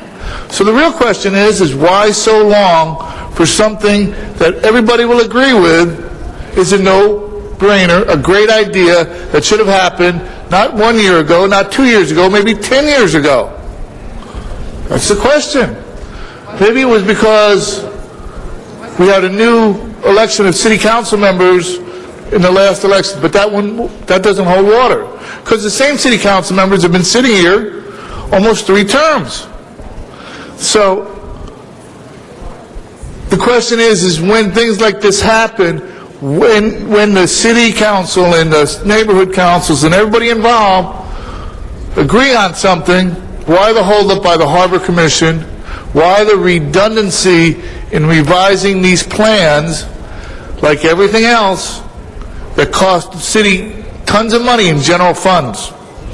And I appreciate the City Council accommodating Ms. Hahn for, unfortunately, the people that have to leave to attend a funeral. Too bad they couldn't accommodate Mr. Parks, who is coming from a funeral, for a critical vote on the ECAP bill. Thank you. Candido Maris is our final speaker in Van Nuys City Hall. Good morning, Mr. Maris. Good morning, Mr. President. Thank you very much. Candido Maris, whose father served on the USS Intrepid that is anchored in New York, and I was privileged to be with my father a few years back when we went on the Iowa. So to the young man who lost his brother and to the others, we thank them for their sacrifice. I thank Ms. Hahn, and I'll thank this council because, again, this is about tradition, this is about history, but also these battleships bring a lot of revenue to the city, but more importantly, if we can help the veterans who are on our streets and the veterans who are being neglected, this needs to pass, and if we can use that money for that, I hope that we can pass this. So again, thank you, Mr. President, council members, and Ms. Hahn, again, thank you for your leadership on this effort. Thank you very much, Candido. And Mr. Krikorian is our next speaker. Thank you, Mr. President, and let me thank Ms. Hahn for bringing this matter forward. 65 years ago, my father was a 21-year-old Marine serving on Okinawa and slogging through the mud of that island trying to bring victory in World War II with so many other of his colleagues. And Iowa was just off the coast, and keeping him and his fellow Marines safe by protecting the carriers that were providing air cover to all of them. And it was the bloodiest and worst battle of the Pacific Theater in World War II, and the Iowa was there in support of our Marines. And as one of our speakers pointed out, long after that war ended, the Iowa was still in service to this country, and sadly, because of the tragedy that happened on board, it was a reminder to all of us that at all times and in all theaters, the men and women who wear the uniform of the United States are putting themselves at risk.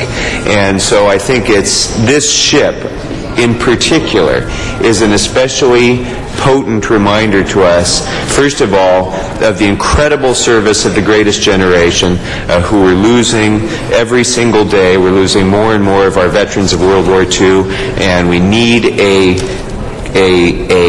monument and a reminder to their service, and the Iowa will serve that role. It will also be serving the role of reminding us of the sacrifice that our current men and women in uniform are providing to this country as well. So, and at the same time, it'll be an economic stimulus to the city of Los Angeles and create jobs. So I think this is absolutely something that we should move forward with all speed, full speed ahead, we should say, I guess. And so thank you, Ms. Hahn, very much for bringing it forward. I stand in strong support. Thank you very much, Mr. Krikorian. Mr. Rosendahl.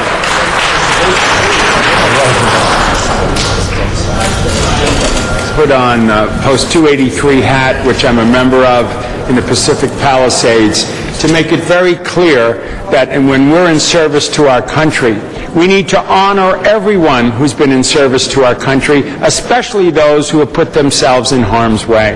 Right now, we're in several wars around the earth, and when those folks come back in one shape or another, we should give them 100% support. This is a no-brainer for me, and I especially want to thank the young man that got up there and talked about his own family person. God bless you, and God bless America. Thank you. Thank you, Mr. Labange. I want to thank the councilwoman of the 15th District, Janice Hahn, for continuing trying to make ways to include all of us in this great effort of the Port of Los Angeles. The Iowa belongs there, the Lane Victory is there, and we all should go there. So, but just change the name of the Harbor Freeway to San Pedro so we know to get down there right. Thank you so much. Thank you very much. That's the last speaker on the queue. If you'll indulge me from the chair, thank you, Ms. Hahn, for bringing this, and thank you to everybody who's been a part of this campaign.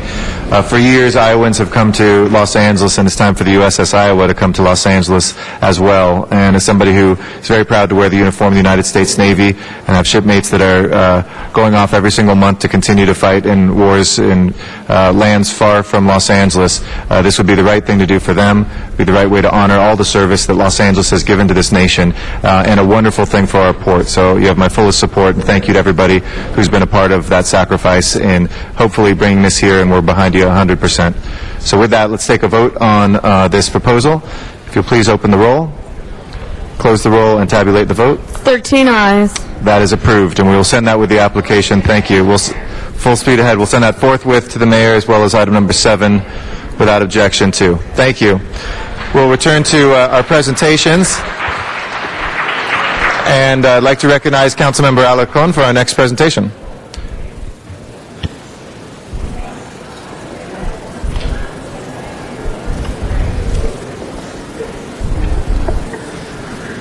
If I could have all the recipients of recognition for the fact that it is Recovery Month. If they could all step forward, please. Today it's my very special pleasure to honor organizations and individuals who are making an impact and demonstrating that recovery works. In 2008, the Paul Wellstone and Pete Dominici Mental Health Parity and Addiction Equity Act passed in Congress and was signed by President Bush.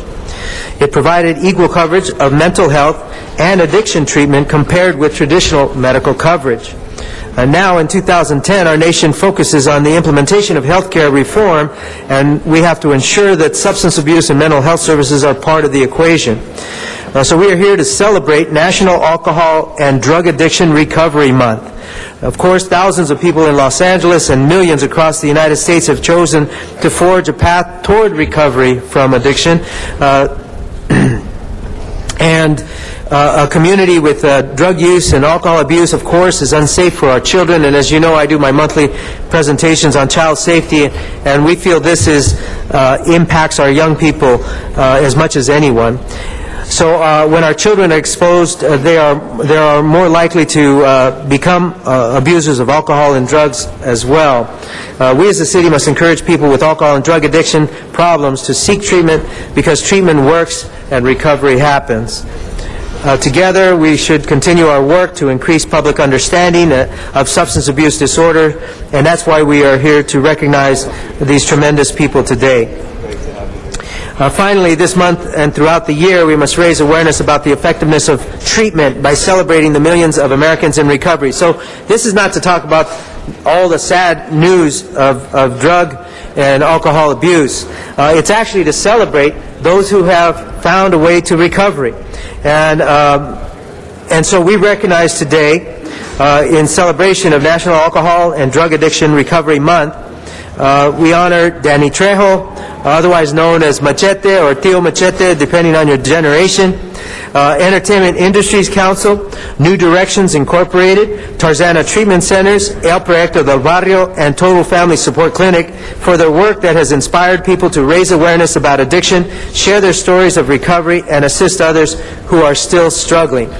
First, it's my great pleasure to recognize Danny Trejo.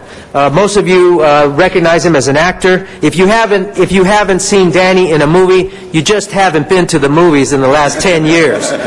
Danny has performed in over 200 movies. He is one of the busiest actors in Hollywood. Comes out of the San Fernando Valley, out of my own neighborhood. In fact, Danny and I worked at an organization called Project Heavy, San Fernando Valley, human efforts aimed at vitalizing youth. So let me tell you a little bit about Danny. Otherwise known as, most recently as Machete, but the kids, anybody who's seen any version of Spy Kids knows that he's Tio Machete. He's an actor who has appeared in hundreds of Hollywood movies, most recently Machete, and has demonstrated outstanding commitment to the treatment of and recovery from alcohol and drug addiction based on his own experience, strength, and hope. Danny became addicted to drugs at a young age while incarcerated in San Quentin State Prison. Excuse me, I read that wrong. Danny became addicted to drugs at a young age, and while incarcerated in San Quentin State Prison, became the California State Prison champion in both the lightweight and welterweight divisions, and in 1968 became a member of a 12-step program, which he credits with his success in overcoming drug addiction.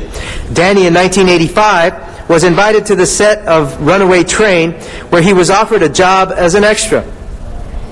Edward Bunker, himself a formerly incarcerated and well-respected crime author who was writing the screenplay for the film, recognized Danny, with whom he had done time with at San Quentin. I know Mr. Koretz is getting a little shaky here on the San Quentin, the mention of San Quentin here. But remembering Danny's boxing skills, he offered him $320 per day to train Eric Roberts, one of the movie stars, for a boxing scene. And that was the beginning of an entirely different experience for Danny. Recognized today for using his dual role as an actor and 12-step program member to raise awareness about how substance abuse disorders affect all people in the community as a testament to the possibility and power of alcohol and drug addiction recovery. Danny Trejo is not your ordinary actor in any sense of the word. In fact, when we were working at Project Heavy, the last thing that you would ever expect was that Danny would be the star of a film that included co-stars Robert De Niro and Jessica Alba. That was not possible, let alone kissing Jessica on camera. That, 8 times. yeah, I became a council member. He kissed Jessica Alba. I mean, that's a whole different career path. So we want to recognize Danny for the work that he does in the community. This is a continued experience. It's not as if when he went into acting, he stopped doing his counseling. He has continued to do this since his days at San Quentin, and that's a tremendous tribute to this man. We have literally sat down and worked on recovery projects in my council district, and over the years, he has just had tremendous impact on young people. And now, as a positive role model, particularly all the kids recognize him as Theo Machete, and the positive role model that he presented in that movie. We also are here to recognize the Entertainment Industries Council. I'm sorry, I should present the certificate to Danny first. Danny. Please, I want you to. First of all, I have to Mr. Allen, excuse me. Mr. Allen, we have a couple council members first. Ms. Perry? I just wanted to thank Mr. Trejo for his work on Skid Row and in the recovery community. It means a lot to me. I know it means a lot to the people, not only in the recovery community at large, but I represent Skid Row, and you've been a real role model. And I just wanted to say publicly how much I appreciate what you have done, and I know that you'll continue to do it. So thank you. Thank you. My sister works down on Skid Row, too. Mr. Cardenas? I just want to thank all of you for all the wonderful work that you do. It truly is the work that you do that makes this country the second chance country that we claim that we are. Unfortunately, I think that there's certain areas that we still have a lot to learn and grow, but the fact of the matter is recovery programs are actually doing tremendous, wonderful work with very little money. I just hope and pray that we get it right in this country and start to spend more of our resources on prevention, intervention, and recovery rather than just focusing on punishing, and that's about it. So my point to all of you is that I know that you're not being compensated financially anywhere near for the number of hours, the love and commitment that you put into your work, yet at the same time, the results that you get, I know that is the true compensation that you receive. Unfortunately, you don't get the financial compensation you deserve, but at least you get to know in your heart that you have changed lives. And when you change a life of a recovering substance abuser, you're actually changing the life of a family and of a community and of generations to come. So I just wanted to say, I think I understand what you do on a day-to-day basis, and I hope and pray that the community as a whole appreciates you as much as we're appreciating you today at this moment. Also, I'd just like to say on a lighter note, every one of us is a recovering something. I used to be a state legislator, and I used to abuse local governments by taking their money. Now that I'm in local government, I have hopefully recovered, and I will never go back to that again. Thank you. Mr. Reyes? Thank you, Council President. It was a real honor and pleasure to ride with you in the parade over in East LA for the 200th years of Sabe Mexico and the bicentennial. What struck me is the emotion and the love that the people along the parade were just giving you.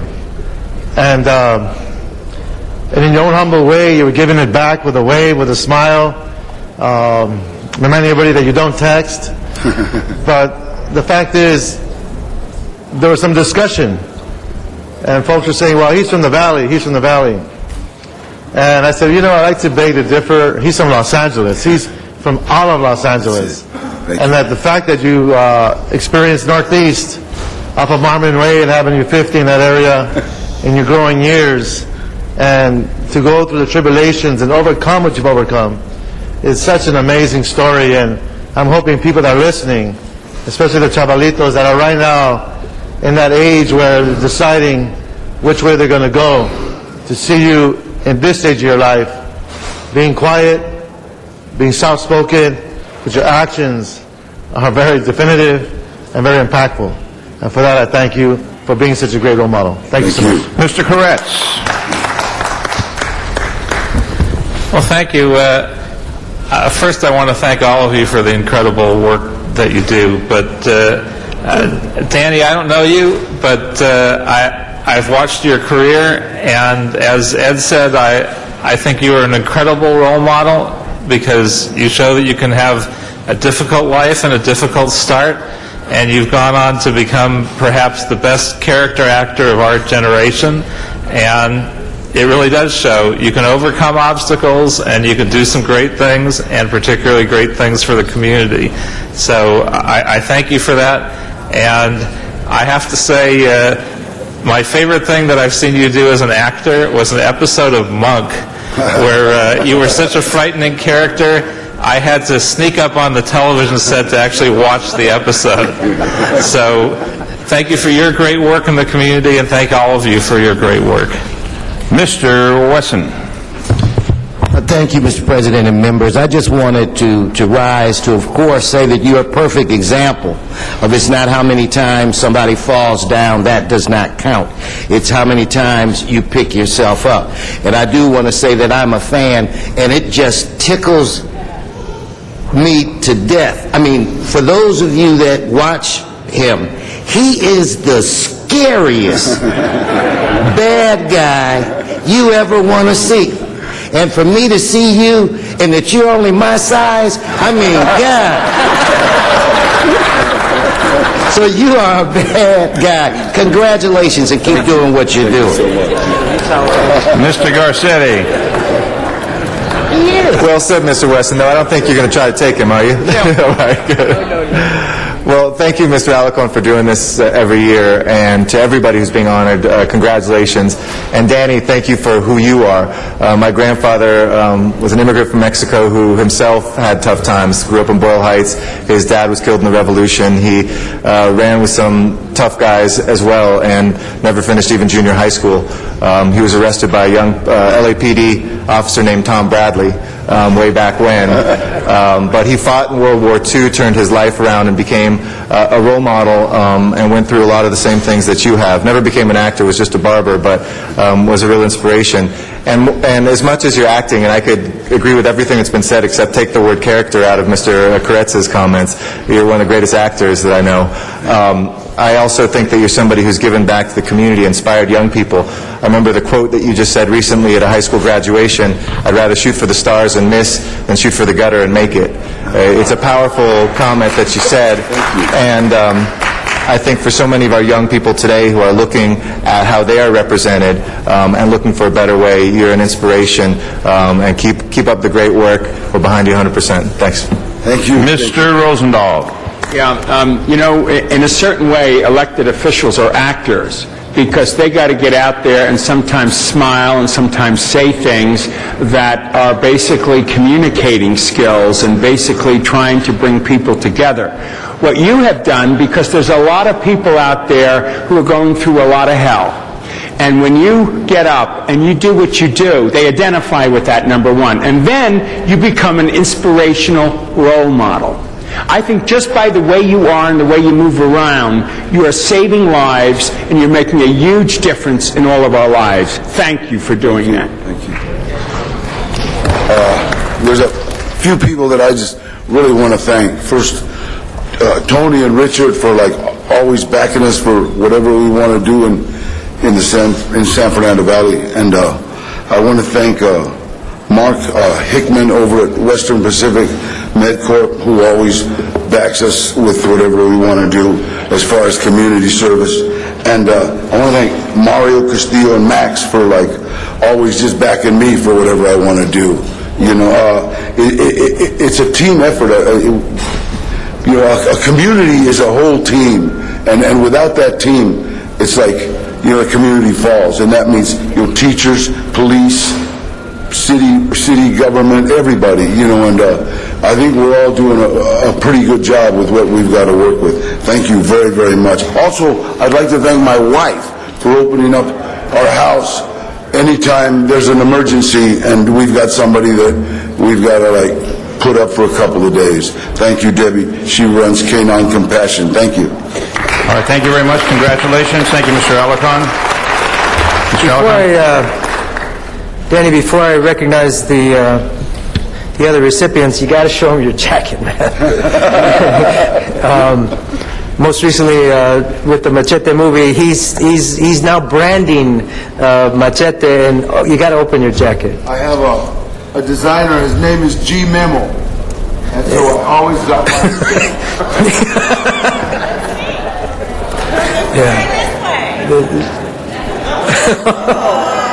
Wait a minute.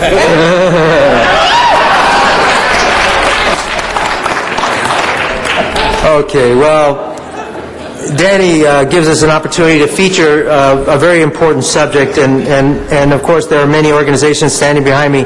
Let me read them to get their due respect. Day in and day out, they do the work that is so important in our community. The Entertainment Industries Council, Incorporated, represented by Ashley Jupin, the program coordinator, is a nonprofit organization founded in 1983 by leaders in the entertainment industry to provide information, awareness, and understanding of major health and social issues among the entertainment industries and to audiences at large.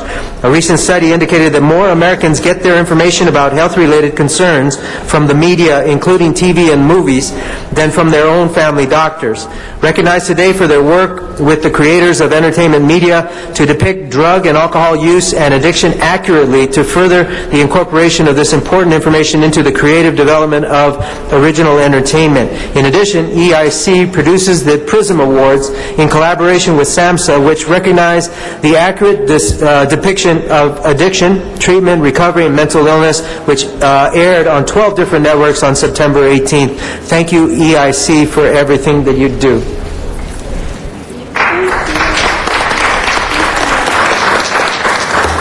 El Proyecto del Barrio, excuse me, I skipped one, I'm sorry, Corinne.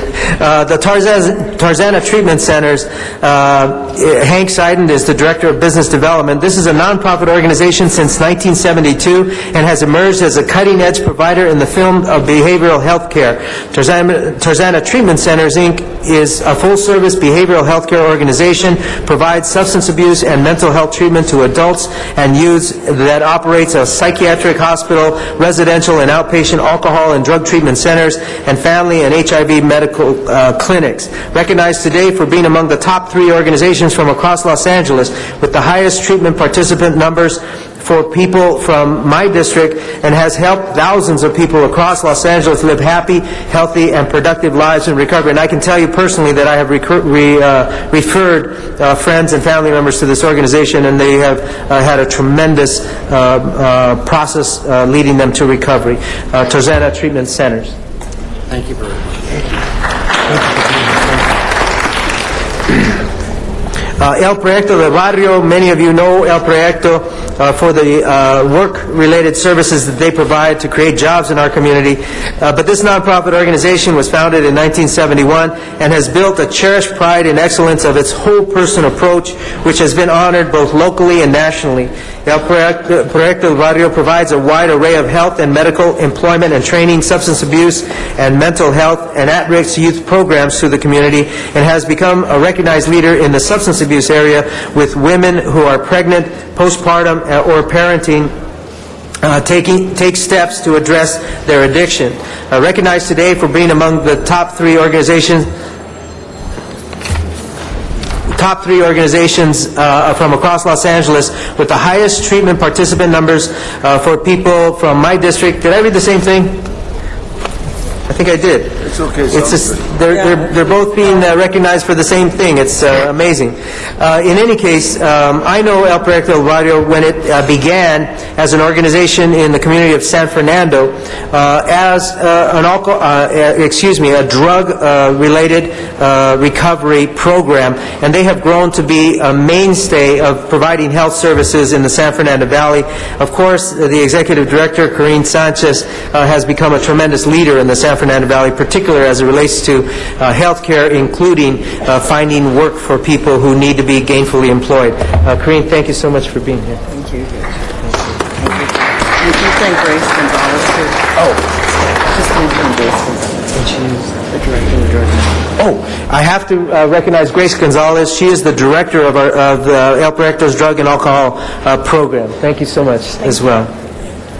Finally, I want to recognize Total Family Support Clinic, Dr. Olga Scarlato, Executive Director, a nonprofit organization founded in 2002 that provides substance abuse treatment and social service programs to adults and youth and has assisted LAUSD address student substance abuse problems. Total Family Support Clinic is growing and strives to develop new and innovative programs that address current needs of the community, such as new outpatient drug treatment program for LGBT youth, incorporating academic and mentoring services for youth in treatment and in the community at large, and benefit application assistance. Now, recognized today for being among the top 3 organizations, again, there must be these 3 organizations that are the top 3 from across Los Angeles with the highest treatment participant numbers for people from my district, and has helped thousands of people across Los Angeles live happy, healthy, and productive lives. Thank you for being here, Total Family Support Clinic.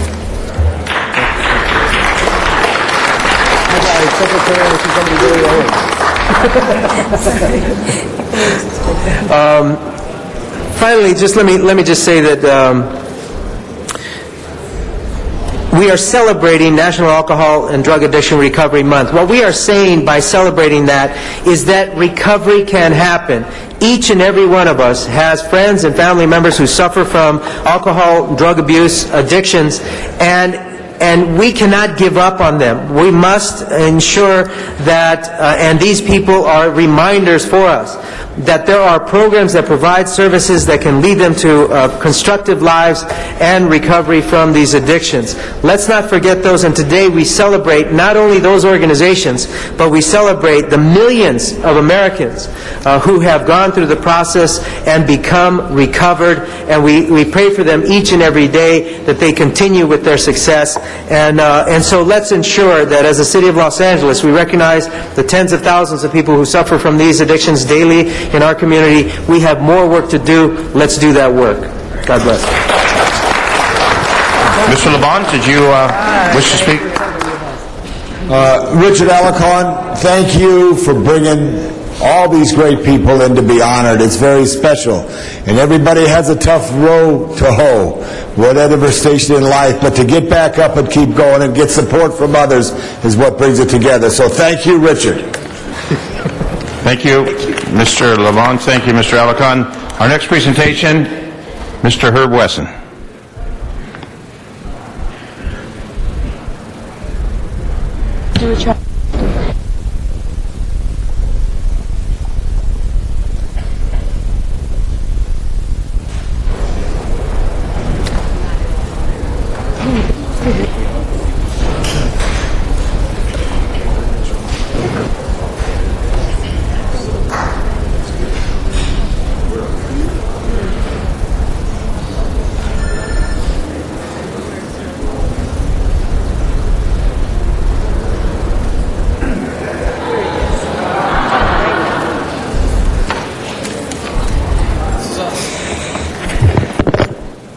Thank you. Thank you, Mr. President and members.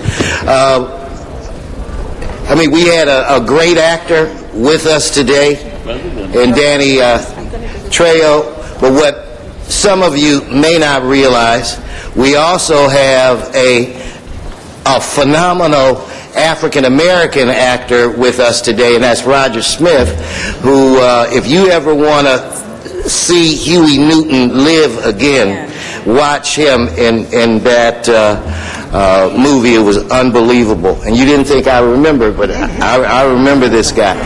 It is an honor, a privilege for me to present to you the largest and the oldest African American Democratic club west of the Mississippi. They deserve a round of applause just for that. And it would be easy for me to just stand up and give you the facts about they did this and they started there and such and so forth, but I'm not going to go that way. I'm going to tell you about my introduction to the New Frontier Democratic Club. It was at a very, very exciting time in the African American community. We had Merv Dimely was our lieutenant governor. The mayor of this great city was Tom Bradley. We had a rising star in Congresswoman Yvonne Brathwaite Burke, and she chose to run to be Attorney General for the greatest state in this union. But when she did that, she created a domino effect. So in 1977, 78, she decides she's going to run for Attorney General. She had to give up her congressional seat. Three candidates said, hey, at least three candidates said they wanted it. One of them sat in this chambers. His name was David Cunningham. He represented about 10% of the congressional district. Another guy who was a little-known individual at that time, he was an assemblyman. He represented about 20% of the district, and his name was Julian Dixon. Another person that some of you served with was a guy that I know very well. He was State Senator Nate Holden. In order to run for this, he had to give up his Senate seat. So our community was just a buzz because we had a statewide candidate, a congressional candidate, a state Senate candidate, an assembly candidate, with all kinds of people running. So we had excitement. It seemed like something was going on every day. There was a mixer. There was a coffee klatch. There was something. But our favorite thing, there was a guy, his name was Chappie. And every Friday, we used to have Chappie Cheapies.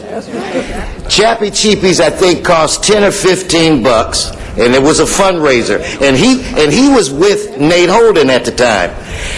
People didn't care. Everybody went to the Chappie Cheapies. That's right. Like I said, 15 bucks, $2 for a drink, and if you were hungry, you could buy a barbecue special for $5. Chappie's Cheapies. We looked forward to it. In fact, Chappie was the one that said, you need to join this club. And I said, well, why do I need to join this club? Because they're going to have a big endorsement, and we need you to vote. Now, even though we all kind of hung together and had a good time, it was kind of like the Civil War. Like John, where's John?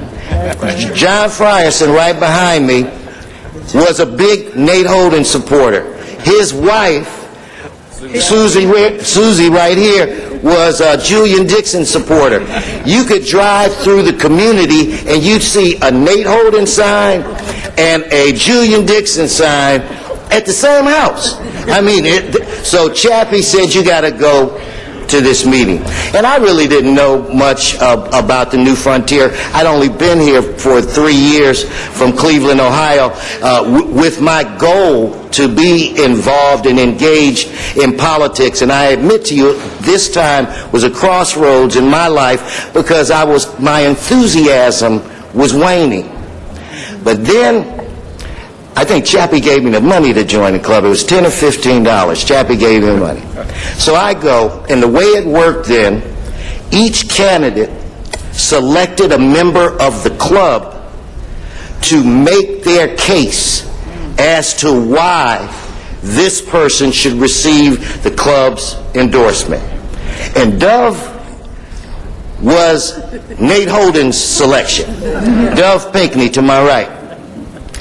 We met at Founders Bank on what was then Santa Barbara and Buckingham, I think. The place was packed. It was standing room only. And I'm sitting down, and Dove gets up, and she gives a phenomenal, Nate Holden was elected, and he did this, and he did that, and he did this, and she would glance down at her notes, and when she finished, I said, she made a very good argument, and I was very proud of her. And I don't know who it was. I don't know if it was Willard Murray or Lewis White, but they said, now the representative for Julian Dixon. And this tall, good-looking, articulate, an individual that could mesmerize you with his words stood up. His name was Sherman Smith Sr. And he took a unique approach. He was a judge and had been a lawyer. The guy was smooth. And he took an approach that was different. I think he referenced Julian twice. It was from him that he educated me about the new frontier. I hung on his every word as he said, we named ourselves because the President of the United States, John F. Kennedy, challenged us to make America a better place. And it indicated that we should be involved, we should be engaged, and we should empower ourselves. And as he spoke, I had goosebumps on my shoulders, my arms, everywhere. He talked about the importance of sending the best candidate that we had to go to Congress to deal with over 400 other intelligent and some not so intelligent people. When he finished, I almost voted for Julian to get that endorsement. But from that moment on, I reaffirmed my commitment to public service. And this organization and the people that stand behind me on this day have done more than you ever know. There's not a candidate, especially African-American candidate, that doesn't fight tenaciously for two endorsements. One is the Sentinel newspaper. The other is the New Frontier Democratic Club.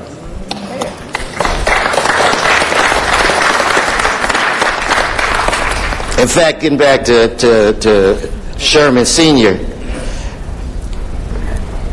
I wanted at one point to kind of pattern myself after him, and I would practice his speech, and I still think I got a little bit of it still left in me. This organization has created so many elected officials, has trained them.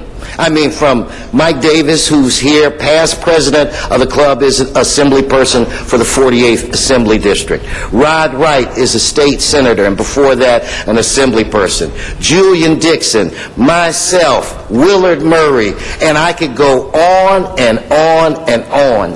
This is an organization that has doctors, lawyers, judges, community activists, union people, you name it, they have it, teachers. This is the place where we went to discuss issues, debate, argue, fuss, fight, but at the end of the day, stand together to get things done.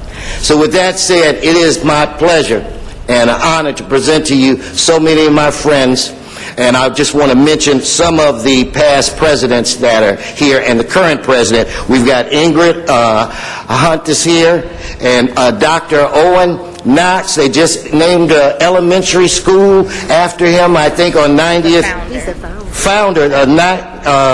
The Owen Knox Elementary School, 90th and Main. Jackie Woods is a founder. Helen Smith is a founder. George Sherman Smith, Jr., I thought I saw him earlier. He's here, past president. Rita Carr, who I believe is, what my notes say, the first female president of the New Frontier Democratic Club. Our own Reginald Jones Sawyer, Carolyn Fowler, past president, Bobby Jean Anderson, past president, my dear friend, and one day I'm going to bring him down here so I can really tell you some stories about him, and that's John Frierson, who I worked with for so many years, past president, Dove Pinckney, a past president, and I see down here John Harris, my buddy, my golf buddy. I didn't even know you were running. I might have came and voted no, John. He's a good man. Armin Ross, he and I, in fact, Armin Ross and I were at that endorsement meeting back in 1976, 77 and 78. Where's Armin? Right here. Okay, Armin, come here for a second, real quick. Come here, Armin. Now, look at Armin's head and look at mine. George Bovian, past president, and the hardest working guy that you ever want to know, Joe Gardner. So with that said, Ed, don't I have some kind of a plaque, a presentation that I want to present to the current president, Ingrid? Yes. Oh, you right here? I'm right here. Okay, now let's do it this way so we can get a photo.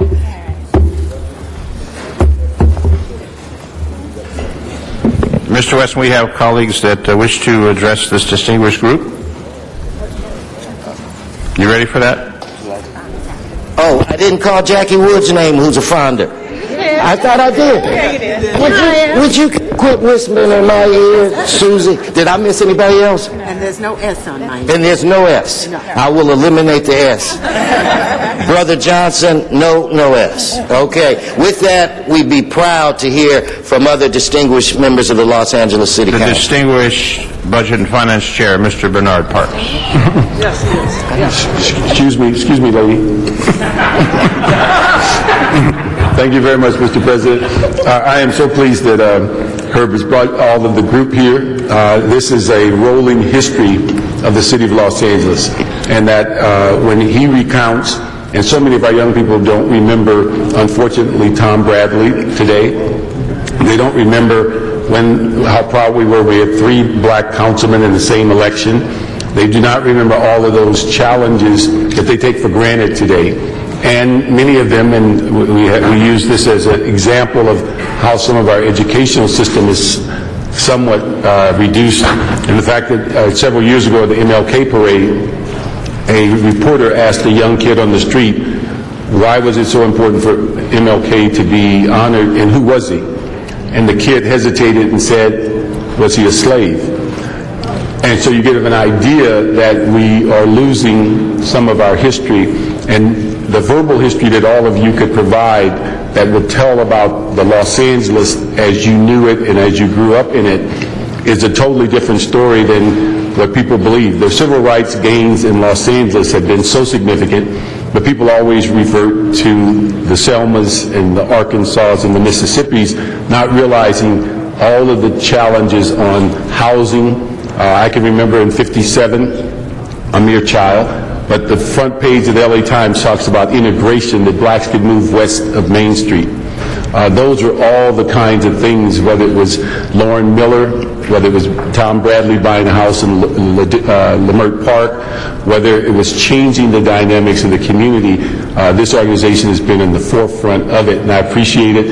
And all the history standing here, we would hope one day that people can chronicle that as to each and every one of your individual accomplishments in bringing back this whole tapestry of what we call Los Angeles. Ms. Perry. Thank you, Mr. Chair. I also wanted to salute all of you, past, present, and future. What I appreciate about New Frontier is they are a dynamic political group that is willing to embrace dissent, disagreement, debate, discussion, and to go through a process. One of the most amazing experiences that you can have with New Frontier is the endorsement process. It is always a highly charged environment with jostling and lobbying and advocacy, but in the end, whatever product that comes out is done as a result of a great democratic process, and you have been the guardians of African American political history in this city, and I expect that you will continue to make history and teach younger people who are coming up behind all of us how significant and important it is to remember and to learn from it. So I want to say thank you very much. Mr. Garcetti. Thank you so much, and thank you, Mr. Weston, for doing this, and thank you to everybody for your patience in what's been a very busy morning. But we've waited 50 years, I know, for this day. And Mr. Weston, you so eloquently, as you always do, articulated the history of how this club came about, and that it was here in Los Angeles that, the next time that we saw a presidential nominee be in a stadium to accept that nomination was this past time when Senator Barack Obama accepted his party's nomination. And John F. Kennedy, I love that story, when he was facing towards the West and talking about the idea of a new frontier, but he said, I'm here in Los Angeles, the last frontier, which to me always moves me and gives me those same chills too, because for that candidate, he was talking about building a new nation, but that the beginning of that would come from here in the West, not from the other cities that always get the attention and the publicity. But you have proven that in 5 decades that we are, in many ways, the last frontier here on the edge of a continent, perched on the precipice of possibility. And you have made those possibilities not just be dreams, but be realities. I first came to the club just kind of tagging along with my dad in 1991 at a Denny's just off of Crenshaw, and coming to a committee where my dad said, look, this is the community I grew up in. I would appreciate your support. Went to Washington High School in Horace Mann, and the club believed in him and supported him, and he was able to be a district attorney who brought folks into the district attorney's office who had never been there at the highest levels of management. And certainly the joy that I've had interacting with this club has been tremendous. A few years back, the Kennedy family chooses a young person who's in elected office around the country to receive an award at the Kennedy Library and the Kennedy School, and then Senator Kennedy, before he passed, and Caroline Kennedy asked me to come, and it was the greatest honor of my career that they asked me to come and receive the New Frontier Award, given to one person each year in that same name and in that same spirit. And I thought about the club when that happened, because to me you embody exactly what President Kennedy asked of us, and which our country has moved away from, the idea that we are one nation and that this is our government. Increasingly, when you look at people polling, if folks that are 65 and older still, overwhelmingly, more than 80%, refer, when given the choice, to government as our government. But if you ask folks that are 35 and under, about the same percentage now refers to it as the government, as if it's somebody else and not them in this democracy. So thank you for making this a living, breathing democracy. I'm going to be there to celebrate and proud to be alongside you, and here's to another great 50 years to the New Democratic Club. Thank you. Sorry, New Frontier Democratic Club. Ms. Perry? And there's a 1 P.S., just so everybody's clear for the record. I paid my membership, and I'm going to pay early this year, okay? So when it comes time to vote, there won't be the, I can't find your name, okay? Okay? All right, thank you. Yeah, Miss Perry, I used to be like that too. They go and pay at the last minute, so I just bought a lifetime membership. So I'm good. Mr. Koretz. I just want to say my first meeting that I attended of the New Frontier Democratic Club was, I think, over 35 years ago, when I just graduated from high school and decided to run for the LA School Board. And I was interviewed by the club with a lot of grace and a very nice and seriously taken, even though I was just a high school student. Of course, the group didn't endorse me, so they also showed great wisdom, since a high school student couldn't win for citywide for school board to save his life, and I didn't save mine. I lost, of course. But it was a good first experience, and I've been pleased to see that you've done great work for 35 plus additional years after that, and pleased to have the opportunity to honor you all here today. Thank you. Ms. Perry? Okay. Mr. Wesson, to conclude? At this point, I'd like to ask the current president if she'd say a few words.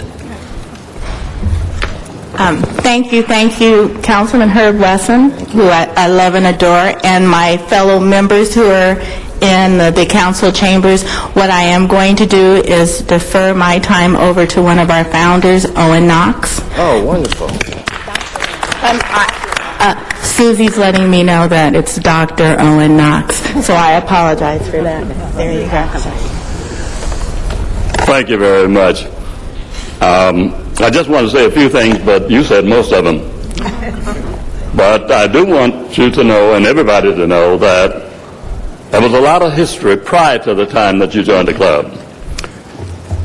And today I want to thank you for honoring New Frontier, because Judge Sherman Smith would be extremely proud. I remember the time when he called a few of us together in his office.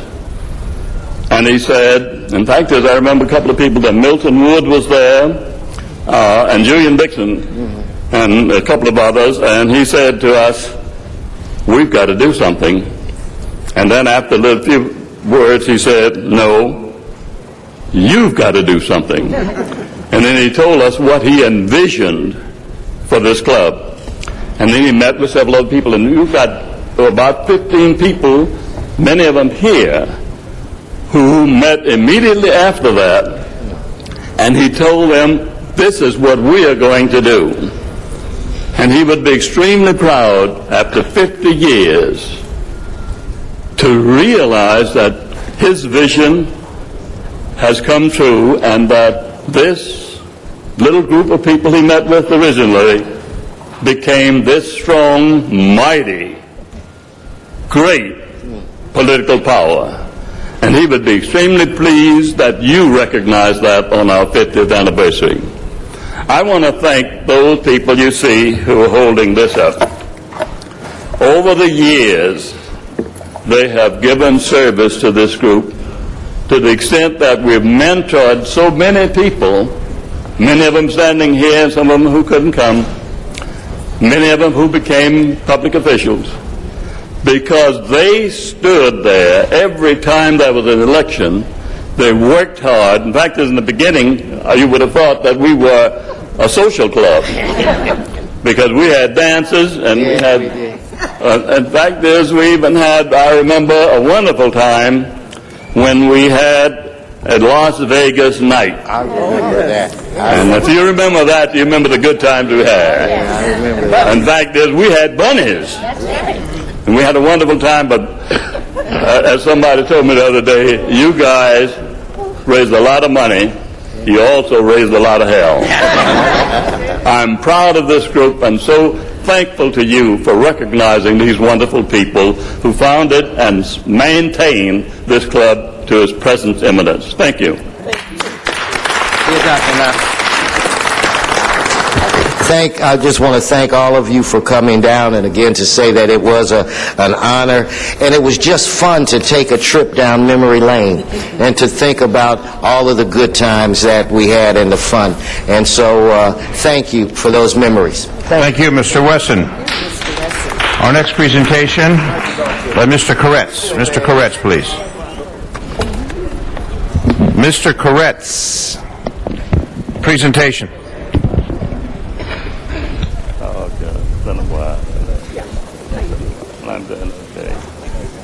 Following Mr. Koretz's presentation, there'll be one final presentation by CD3. We thank you for your patience.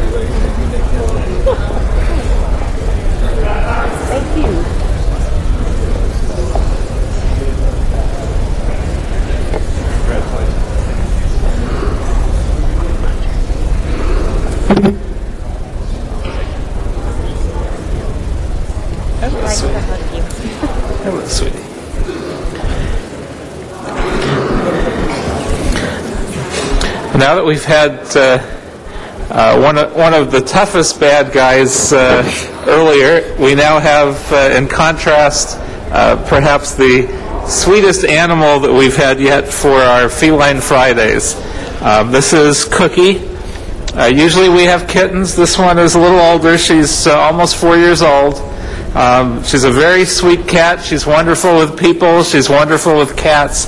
She's a beautiful part tabby, part tortie from the harbor. And if anyone is in our chambers that wants the absolute sweetest cat you could find, this is her. So let's put her on the camera. And look how sweet this cat is. So someone that's looking to adopt a cat in chambers, come and adopt this little sweetheart. Or if you're watching on TV and want to find out more, call my office at 213-473-7005. And of course, if not this one, there are hundreds of cats at our 6 city animal shelters, and dogs and other animals as well. So come and help adopt one of these wonderful animals, and particularly this little sweetheart today. Thank you so much. Thank you. Ms. Perry, if you please take over, I have a presentation. Thank you. The next presentation will be from Council District 3, our final presentation for the day.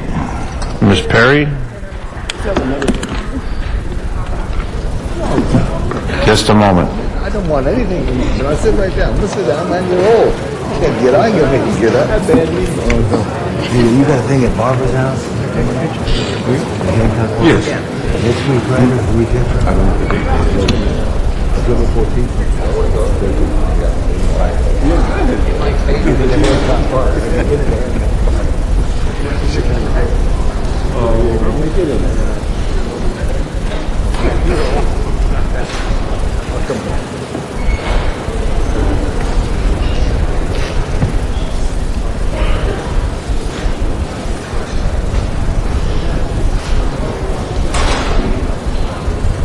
Mr. Labange will command the ship at this moment.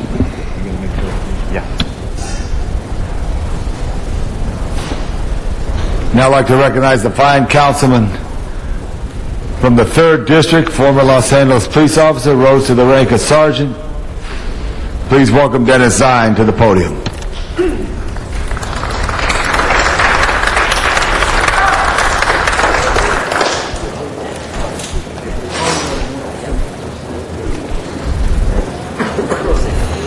All right, thank you. We are here to acknowledge a group from my district that participated in a major landscape project. We had an area along the flood control, the LA River, which Mr. Reyes is going to improve, the Living River, which was a dumping ground. This dumping ground along Bassett Street would have cleanups now and then. Community would come out, we'd bring our resources out, neighborhood council, community members would all participate, we'd clean it up, and a few days later, the trash came back. Abandoned furniture, tires, you name it, and it became a continuing saga. So, Jose Martinez from my office, Special Projects Coordinator, came up with a brilliant idea, and I told him we had no money. So whatever idea he came up with, I said, we're not going to be able to fund it, so however you're going to make it happen, to make it work, understand there's no funds to make it happen. We're going to show a short video, and then we'll go into an explanation. If we can show the video, please.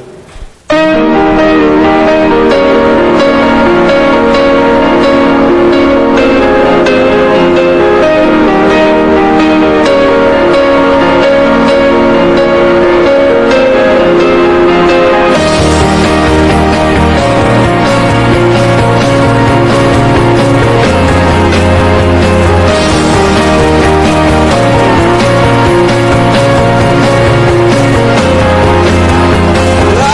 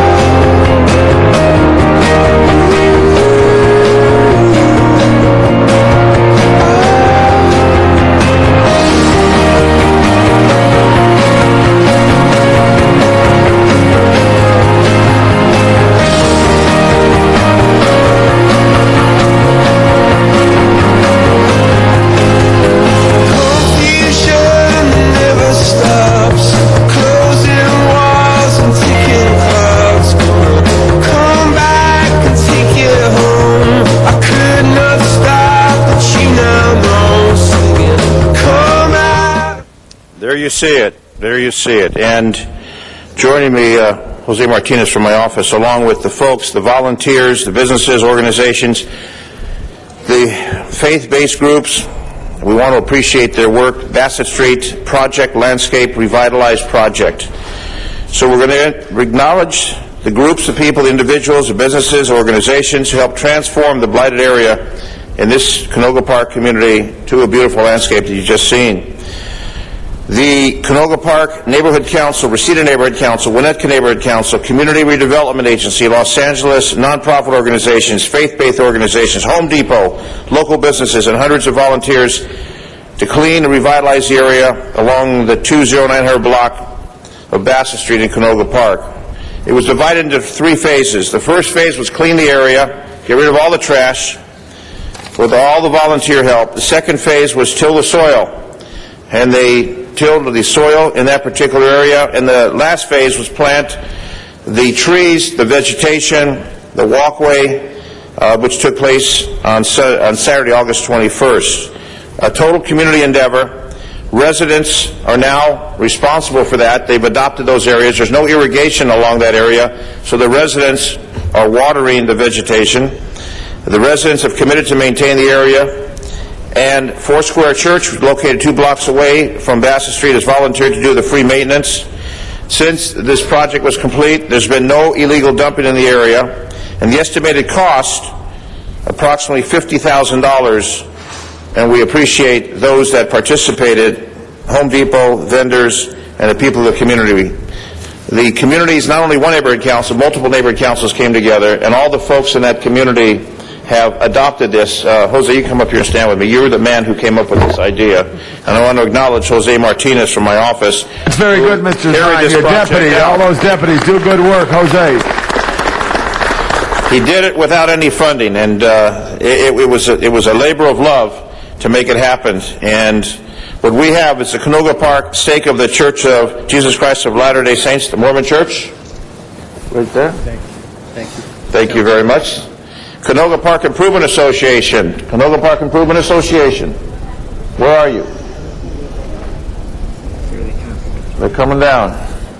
Canoga Park Improvement Association. Thank you. Mary Patterson. You used to walk every morning. What are you doing now? Hiking in the mountains. She's hiking in the mountains. Iglesia de Restauración Reseda? Come on over here and pronounce that. Iglesia de Restauración Reseda. Very well. Thank you for that translation. St. Catherine of Siena Church in Reseda. St. Catherine Church. Thank you very much. Canoga Park Neighborhood Council. Yes. Canoga Park Neighborhood Council. You look good, man. Thank you very much. How about the Winnetka Neighborhood Council? Right here. The Princess of Winnetka is joining us today with Tess. Hi, honey. How are you, darling? Reseda Neighborhood Council. Okay, good. Reseda Neighborhood Council. We'll do pictures. We'll do pictures. New Economics for Women, Canoga Park Family Source Center. New Economics, are they here? There you are. Thank you very much. The Home Depot, who donated all types of materials and supplies. The Home Depot. Thank you very, very much. The Scott's Company, who donated all types of materials. The Scott's Company. You don't have Bandini Mountain, do you? No, not yet. Thank you. Plant Source Incorporated. Plant Source Incorporated. Victor, thank you. Project manager. Project manager. Thank you very much. The fraternity at CSUN, Gamma Zeta Alpha. There you are. Thank you. How about Crown Disposal Company? Crown Disposal. Hey, how are you? Good to see you. Good to see you. We'll do more pictures in the RC family. RC family? RC family? Are you the lady that was there that morning? Yes, I am. The one that works at the radio station? Oh, no, that was my sister. That's your sister? Yes, Okay. I'm from Telemundo. You work at Telemundo? Oh, let's get this on Telemundo. Corium Concrete Company. San Fernando Church of the Nazarene. Thank you. G&G Landscape and Hardscape Incorporated. Right there. Thank you. Okay, GMG. The Community Redevelopment Agency of the City of Los Angeles, CRA. Sandra. You got dirty that day, weren't you, out there? Moving dirt and everything. El Shahad Foursquare Church? El Shaddad. El Shaddad. Thank you. The Elks Lodge, 2790, and Pavestone. So those are the groups that participated, gave their time, energy. Jose, don't go away. Get over here. I'm going to let you say a couple words since you mastered this project from beginning to end. So a couple words from you. Thank you, Councilman, for allowing me to take this project on. I just want to thank everybody who's here today. We don't want to just do a community project where we do a cleanup. We want community members to take ownership of their community. And I'm proud to say that everybody takes pride in their community here. And if it wasn't for the business community, just everybody here, and they could attest to this, it was a great environment to be there and just to work. It didn't even feel like work. It felt like we were just contributing to something better. And we're planting a seed, and I hope that this may blossom throughout the city of Los Angeles. Thank you very much. And one more thing I must add is they started it on one day, and it had to continue the next day because it got late. So Jose was concerned about someone coming up and stealing the materials. So he spent the night in his car guarding the materials, and lo and behold, some guy came to rip something off, and Jose took care of that business too. So not only the security man, good but job, the cleanup Jose. man.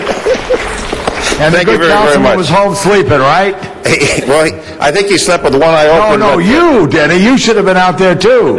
Give Dennis Sign a big hand. The He didn't leader. want me messing with his project.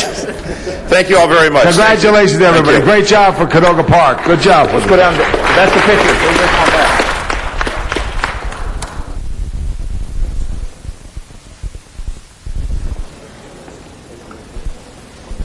Thank you very much, Mr. Zine. Mr. Clerk, what is the next item on our agenda?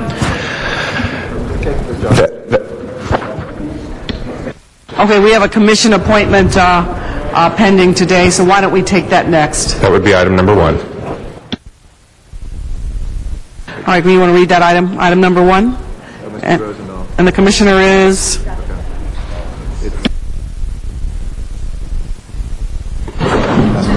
Stephanie Rodriguez?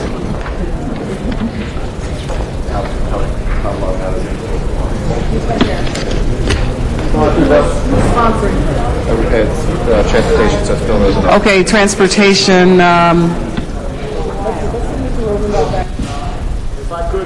President, it's waiting for Mr. Rosendahl to, he's I trying was to come going to... to assist if you want to. Are you on transportation? Can you say a few words about her? But here comes Mr. All right, Rosendahl. Mr. Rosendahl is here. Okay. Mr. Rosendahl, Ms. Rodriguez is at the center table for her reappointment.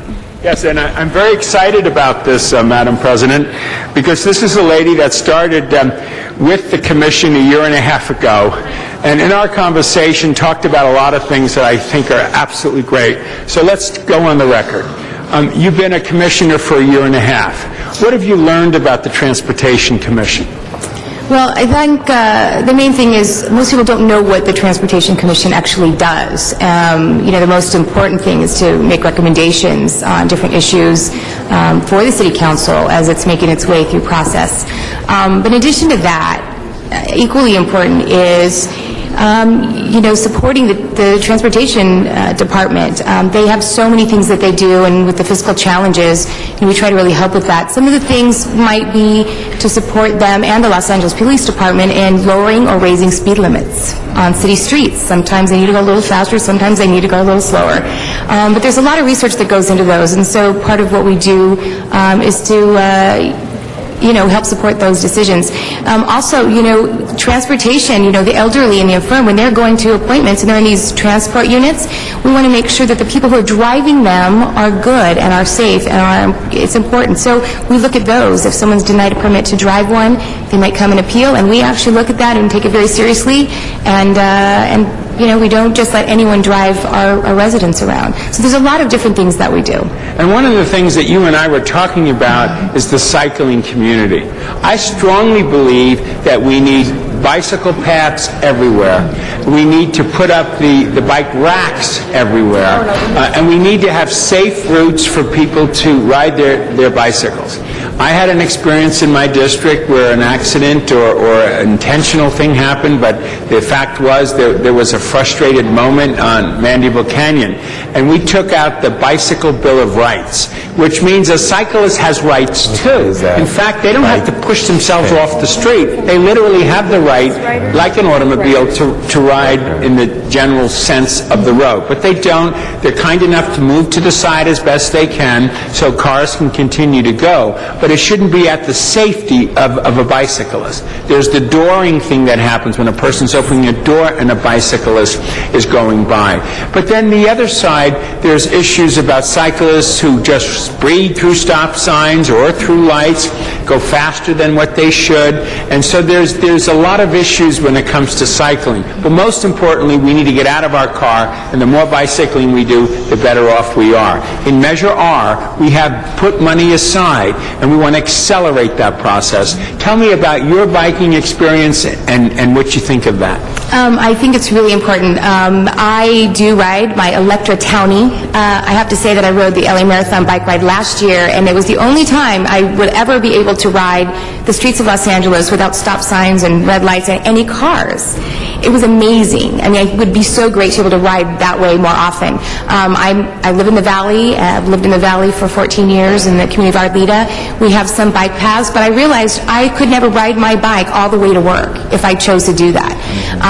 Because it wouldn't be safe. There were not enough bike lanes. I ride bike paths with my children. We ride at the parks. I think it's really important. A lot of people that I see in my community actually ride them for transportation.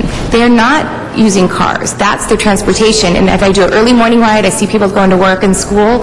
And I'm sad we don't see more kids riding their bikes to school anymore. When I see a kid riding a bike to Milliken Middle School where my children go, I roll down my window and say, "Great bike."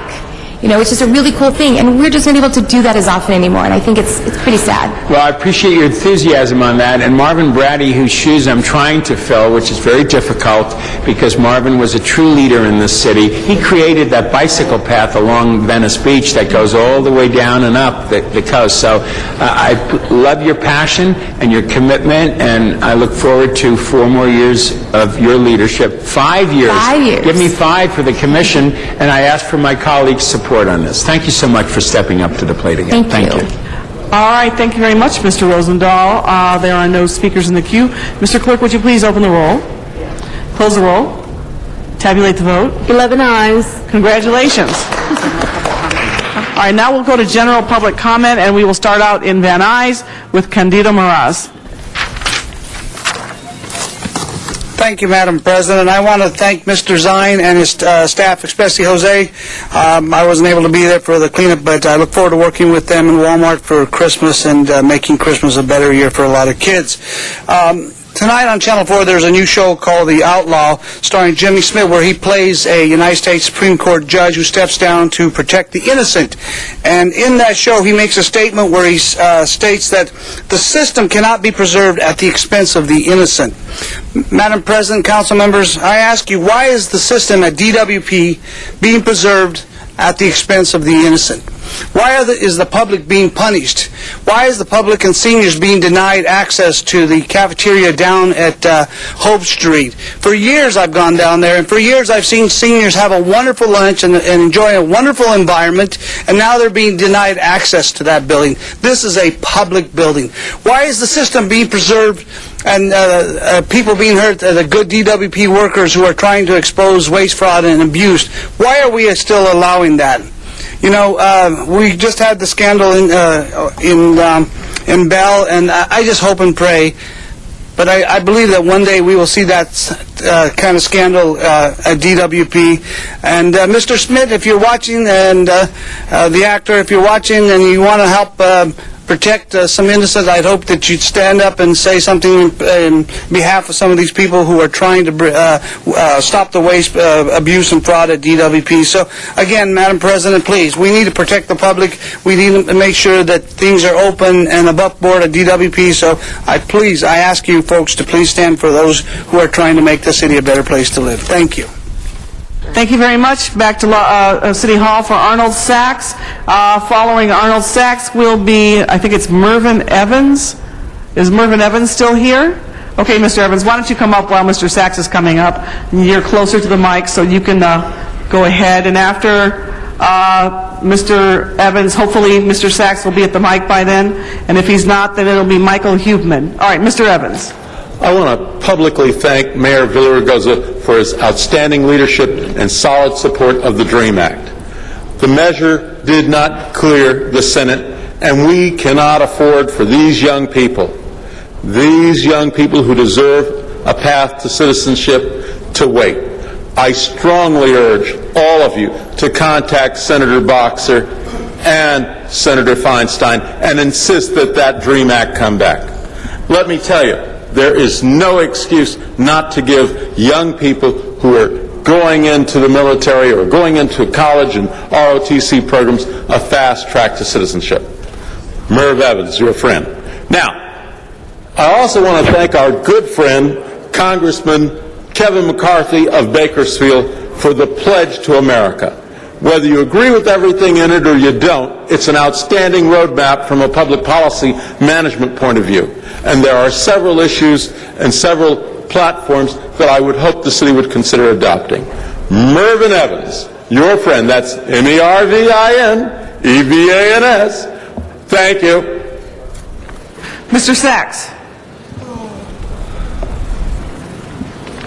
Yes, thank you. Good morning, and thank you, Honest Jan Perry. One of the council members seemed to pick a moment last Tuesday. He was concerned because when I came up to comment on one of the items on the agenda, one of the other councilmen walked out, and he was wondering why I keep showing up when I don't even live in the city. And, you know, Neil Young had an answer for that. He said, "Rust never sleeps." But also, corruption has no boundaries. And in regards to Ms. Candido's comments regarding the DWP, you might have been here, you might have listened when the people came up here, when was it? On September 22nd to discuss the marijuana initiative and the closure of the clinics, and they pleaded for the council to overturn the city attorney's acts on the ordinance that had been passed. And I remember saying, it's amazing because the city council would have voted to the ordinance. Yet they had the hearings here and they discussed, they had maps about where clinics could be located and where clinics could not be located, and this could happen and that could happen. But not once was it ever mentioned that as part of the standards, ownership would be looked into as a point of whether you could keep your license or not. Never discussed here in council chambers. I was wondering if it had been discussed in Plum, that's Planning and Land Use Management. And I doubt it. So how open and transparent is the council? And this is why you show up, because you have malarkey like this continuing every week. How open and transparent is the council when they pass ordinances but they don't discuss them? Mr. Huebman is our next speaker. Michael Huebman. Following Michael Huebman will be Bobby K. Cooper. Good morning. My name is Michael Hubman. I'm a human rights, homeless rights, and Right to Share Food activist. At Right to Share Food, we believe that sharing food with our brothers and sisters is a fundamental human right. We believe that sharing food is constitutionally protected activity under the Freedom of Association Clause of the Constitution. We believe that sharing food outside and in public is also an equally protected activity. Conflict occurs when government, most often municipalities, attempt to effect social engineering by restricting or forbidding the sharing of food on public property, the commons, and even private property. I liken this kind of social engineering by cities to wildlife management. The problem is we are talking about our human brothers and sisters and not unwanted pigeons or other pesky wildlife. Why? I can't speak for these municipal wildlife managers. I can only guess. My guess as to why the sovereign would act in such a selfish and mean-spirited manner is greed. Poverty and homelessness are commonly viewed by some who are not similarly afflicted as messy and unsightly. The sight of homeless and poor people lining up to receive a charitable meal makes it hard to convince oneself and others that all is well in their area of interest. When poverty and homelessness are not sufficiently hidden or dispersed, it tends to raise concerns among some who would worry about depressed commerce and property values. A warning to politicians and other civil servants. We at Right to Share Food intend to make our issue the other third rail of American politics, second only by Social Security. Also, viva President Obama for the Elizabeth Warren nomination. Thank you. Thank you. Bobby Cooper, following Bobby Cooper will be Matt Dowd. Is Bobby Cooper still present? All right, Matt Dowd is our next speaker. Following Matt Dowd will be Don Garza. All right, yes, first shout out to Bill, of course, one of my best fans on Channel 35 comes to visit me at Venice Beach. I'm here to talk about Venice. There was a town hall last night. Bill Rosendahl moderated over RV parking. I went to the meeting an hour earlier to put in my public comment because I had some other engagements. I had to get my public comment in. I got best friends of mine live in an RV. I wanted to speak. Bill's deputy, Arturo Pina, took my card. I specifically said, Zuma Dog's coming out of retirement to speak here. We want to be first. Here's the card. Can you take care of this, please? He guaranteed me he was personally taking care of it to my face. Public comment comes up, and what we're shuffled all the way down when a huge room full of people, hundreds of people.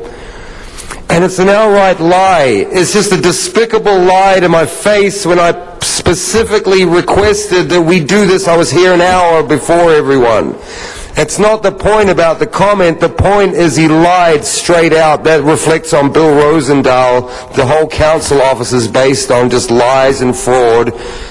Reminding me of Richard Alarcon over here. I hope you got a lot of lawyer money coming up because you're in a bunch of trouble. And here's what I want to talk about, the people who live in RVs. I want to show you this. See, this is one of my photos of Venice that I took not so long ago. And it's not a standard picture, it's tweaked. Because we're artists and we live outside of the standard box. We experiment. Herb Wesson will testify that I play music. I'm a guitarist. That's a whole nother avenue of expression. So's this, and some of these people who live on their art, they can't afford the condos and the high-price apartments and what it takes. And Venice Beach is a huge attraction here. So they're basically going to squeeze out the lifeblood of what attracts people when they just can't even afford. Don Garza is our next speaker. Following Don Garza will be Ernest Moore. Is Ernest Moore still here? Okay. Once again, I'm here today to talk to you about tomorrow. Tomorrow is an important day for the CrossFit community all over the city of Los Angeles and the United States of America and all over the world, as a matter of fact. Tomorrow, we will be thrashing ourselves in our gyms, raising money for the Wounded Warriors Project, for the CrossFit Foundation, and the Livestrong Foundation. It's going to be an exciting time. One of the things I want to do today is I want to express again, as always, and I feel the heat behind me and afterwards when I come here and express my gratitude to this city of Los Angeles and the city council. Tomorrow is going to be the first time. Sorry. You guys remember me when I was sick with the oxygen. I just realized last night I'm actually going to be in a competition. I've raised more than the $150 to get my t-shirt, but that's not the point. The point is, I'm going to be in a physical competition at a CrossFit affiliate. I'm not going to be the best one. I'm not a beast yet, but I'm working on it. I didn't finish the workout last night because I can only do 3 kipping pull-ups at a time, but if you see the workouts we do, you'll realize it's pretty rough. I want to thank everyone, and especially Jan, for being there. For the hugs I got from Bill Rosendahl, for the reminding me of my conservative roots from Dennis Zine. To all of you, for being there, for especially you, emailing you at 1 or 2 in the morning when I was depressed and down and didn't know if I was going to live the next day. And the Midnight Mission, thank you for taking me in and helping me to get better. And I thank the CrossFit community. I thank my angel, which is my trainer. I thank you. Tomorrow I'm going to kick behind. I've raised the money. We've raised over $1 million. And you know what? I even thank the Sergeant at Arms guy here. I put him through a lot when I was mean and fat and ornery. But I love you, man. I love you. Thank you, Don. That's wonderful. Congratulations, Don Garza. You look incredible. Ernest Moore. Oh, that's some town crying right there. Hey, Don, you forgot to give the address for the gym. It's on Main Street. What's the address? It's just south of... 65 South Main Street. It's across the street from the new LAPD garage. There's no sign on All right. it because all we do there is work hard and... You said 265? 265. Okay, 265 is across from the new LAPD garage. Has no signs. Just you can see the big tires in the doorway on the floor. Yeah. Okay. Mr. Moore. Hello, City Council. I'm here today to make a comment about your police department, LAPD, and also to request or to make an urgent request for your possible assistance for my particular situation. I don't have all the time right now to go into all of the experiences that I've had with LAPD, but I can recommend at this time that you bring back the dissent decree. There is another totally corrupt police station other than the Rampart Police Station, that is the Southwest Police Station in Los Angeles. To briefly give you an example of what I've been going through, it goes back actually 10 years ago when some people attacked me inside of my apartment. It was a group of people, an apartment building that I was managing. Now, at the time, I was a registered security guard with the state of California. I had called LAPD out to make a citizen's arrest. They sent out several actually Hispanic police officers that refused to take my citizen's arrest and refused to even take a police report. Situations continued there. LAPD refused to take police reports, refused to accept my citizen's arrest. They actually went back and lied on their police reports to try to make me look bad. Now, going back to about, fast forward to 2004, I was producing a cable TV show called The Justice Channel, and I was recording the public forums down at Leimert Park at the Urban Policy Roundtable.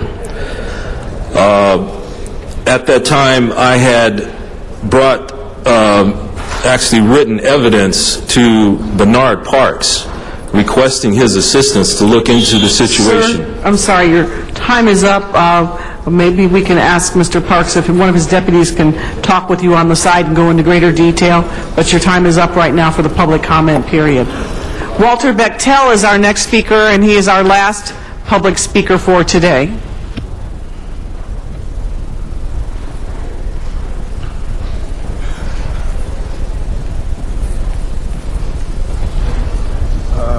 I guess it's good afternoon. Somebody left their glasses up here. Let's see, what was I going to talk about? I wanted to talk about something that Mr. Garcetti said when there was some presentations up here.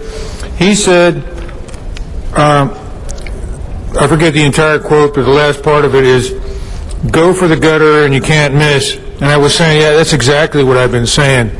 These people from the entertainment industry coming down to Skid Row, meeting us, talking to us, telling us they're our friends and they're going to help us, etc., walking off with my intellectual property, and copywriting it and telling the whole world that they are the author. They don't have anything, that they don't even know who I am. There are plenty of witnesses to see them come down there playing basketball down there on the Skid Row court down there. But for some reason, the city and the LAPD refuse to do anything and make any arrests whatsoever. Okay, then.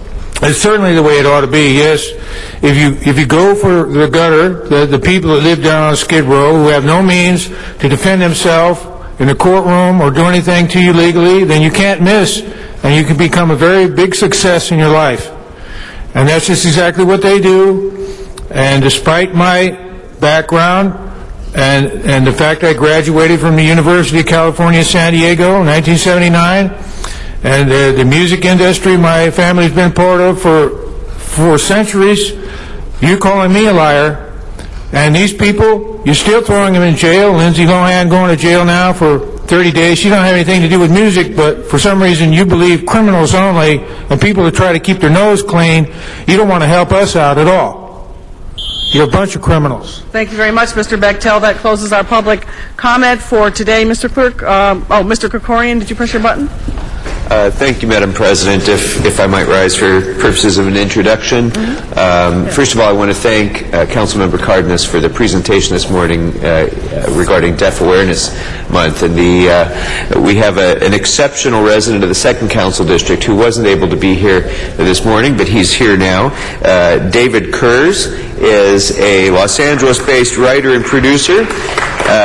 He's written and produced countless video, theater, film, and internet projects. David comes from a deaf family in Riverside, California, and he received a bachelor's degree in business administration from Gallaudet University in 1998. He began his career in the entertainment industry as a script reader and eventually as a story editor at Jersey Films. He's now the artistic associate at Deaf West Theater and serves as the project date coordinator for the Center Theater Group in Los Angeles, where he introduces the art form of theater to hundreds of deaf and hard of hearing individuals. He served on the board of the Greater Los Angeles Agency on Deafness for nearly 10 years, 7 years of which he has served as the president. He remains a true friend and an activist to the deaf community, and most recently served as one of the 2 organizers of TEDx Islay, a nationwide TED-sponsored event that fostered new ideas within the deaf community regarding communications. He's a resident of Studio City along with his wife Alice, and they have an 11-month-old daughter, and I'm pleased to recognize David Kurz in recognition of Deaf Awareness Month. David, congratulations. Thank you for being with us. Thank you very much, Mr. Krikorian. Mr. Clerk, what is our next item? Item number 8, called special by Councilmember Garcetti. Mr. Garcetti, there you are. All right, Mr. Garcetti. Thank you very much, Madam President and colleagues. Today we have before us item number 8. We still are in the midst of what I hope will be the most difficult economic times we ever have to endure in our lifetimes, the Great Recession, double-digit unemployment, probably in real terms 1 in 4 people seeking work full-time who cannot receive it, and some of the toughest times we've seen for local businesses and for workers in this city. I left my field office yesterday and ran into a friend who I knew from some different community meetings we had had, and her son, who said, "Mr. Garcetti, how are you? It's nice to see you." I asked her how she was doing, and she said, "Well, actually, I've lost my job, and my son and I, and the son goes to high school in Hollywood, are homeless, and we're looking for where we're going to spend the night tonight." And we talked with her and got her some help, and she said, in the shelters, I have a 16-year-old son. I don't want him to miss a day of school, and I can't get him into a shelter that will take anybody older than 12 that's in the neighborhood. This is the real life of what workers are experiencing. I know we have workers that are here from SEIU, and we've had janitors that were laid off, and we're going to get to that very soon. The injustices of this economy right now are being felt profoundly by us in blocks of every street, of every neighborhood in this city, and indeed across this nation. Which brings me to what item number 8 is. If we don't have a sense of urgency about getting people back to work now, we never will. while the city of Los Angeles doesn't have the dollars or the power that federal and state government has, and while the joke is that the federal government can print the money and the state can steal it and we have to balance our budgets, we aren't powerless in the midst of this to do things that actually affect the business decisions that local entrepreneurs can make to put people back to work. What this motion does before us, and what's been considered by the BTAC, the Business Tax Advisory Committee, is how we can use our tax structure here in Los Angeles to incentivize businesses to make new hires. Small business owners that's considering right now, well, I think the economy is going to get better, but I'm just not sure. If we can leverage federal tax credits with a local credit that would give $1,000 to $5,000 to an employer to be able to credit to that employee in terms of tax credits that would make them have that decision to hire people now, I think that's something that is positive. It wouldn't take a single dollar away from our budget right now because it's money that doesn't exist. Indeed, if they make that hire, that's somebody who's spending money in our economy again and actually will bring more money into our budget. So today what we have before us is something we've worked closely with workers and with business community and others on putting forward a job tax credit against the city business tax bill. And we're asking the city attorney and the CLA to come back with what that would look like exactly so that we could vote on it, and with a sense of urgency because people are out of work. This is something that we did similar to when Mr. Alarcon and many of us supported a tax holiday that the mayor brought before us for new businesses. But for existing businesses that want to create new jobs, this would be the parallel as well. And the Business Tax Advisory Committee has included this as one of their second set of recommendations that will be coming before us. But I also ask that we, because of a clerk error, which is very rare, but it does happen now and again, that we add amending motion 8A to it as well.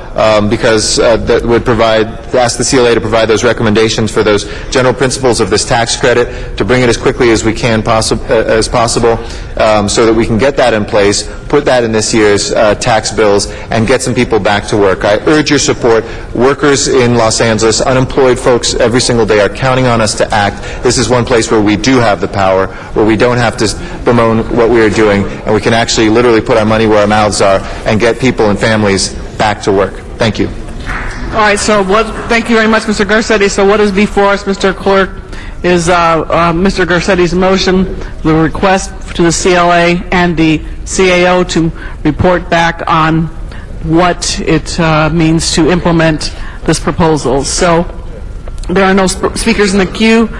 Would you please open the roll, close the roll, tabulate the vote? 12 ayes. Next item. Oh, and forthwith on that, please. Next Item number 9, called special for cards. All right, Matthew Dowd.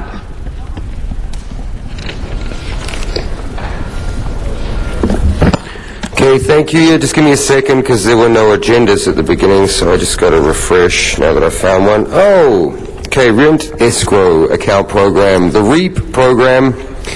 So I've been away for a couple of months, and so I'm noticing all the little changes, and this one strikes me. There seems to be more properties going into the rent escrow account program. So I would imagine that that's a product of the recession as well. The landlords unable to make their payments on the properties which they rely on their rental income for, and the renters don't want to pay the money because there's problems with the buildings. So this is never going to end, and unfortunately the REAP program is just going to get bigger, and it's all bad. Thank you. All right, thank you very much. Mr. Clerk, please open the roll, close the roll, tabulate the vote. 12 ayes. Next item. That would bring us to item number 11, called special for cards. All right, we have Dr. Laura Lake and Matthew Dowd.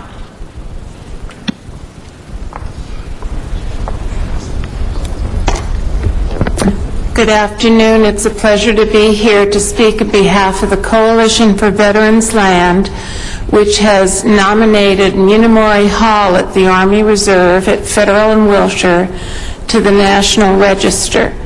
This is part of a long-term strategy to return this land, 10 acres, donated in 1888, to veterans. We have a vision to see that this particular part of the original VA is used as a homeless supportive permanent housing unit for female veterans and their children.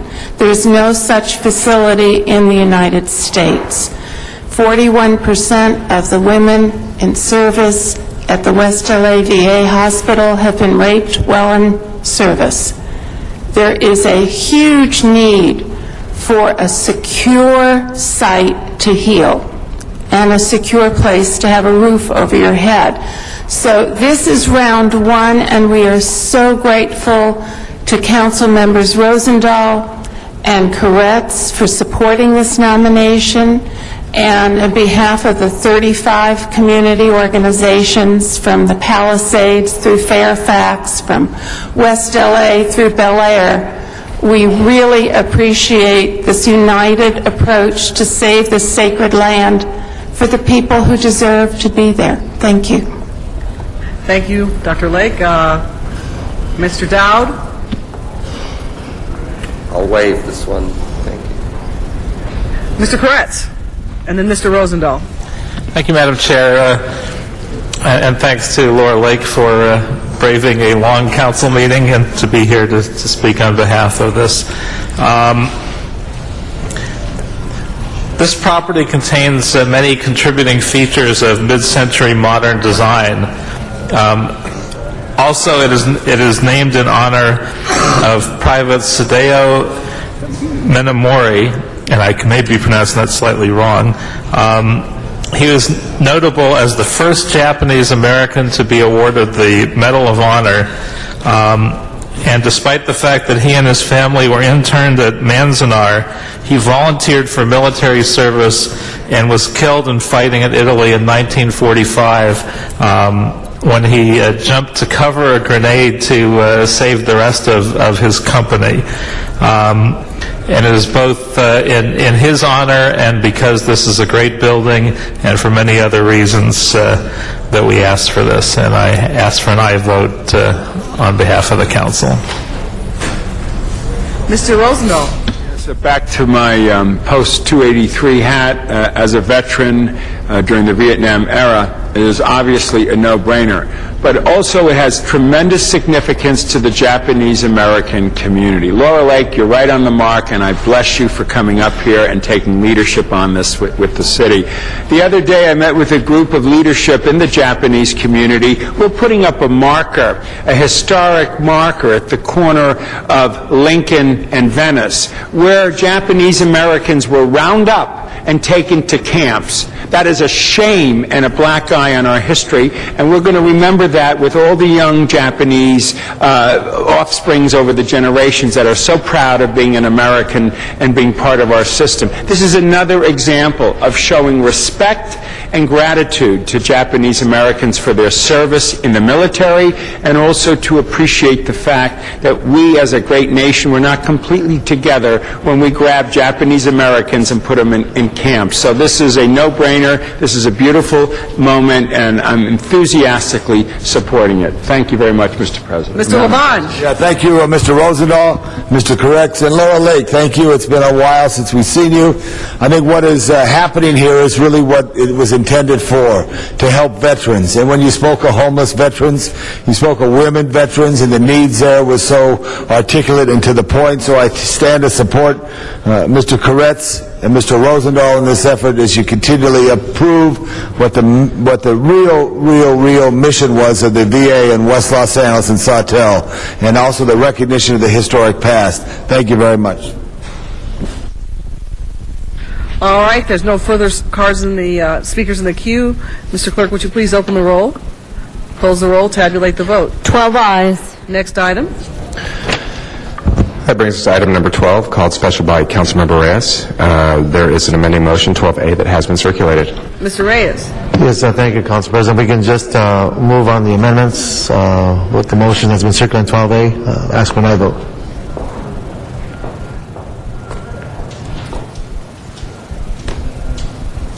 Okay, open the roll, close the roll, tabulate the vote. 12 ayes. Next item.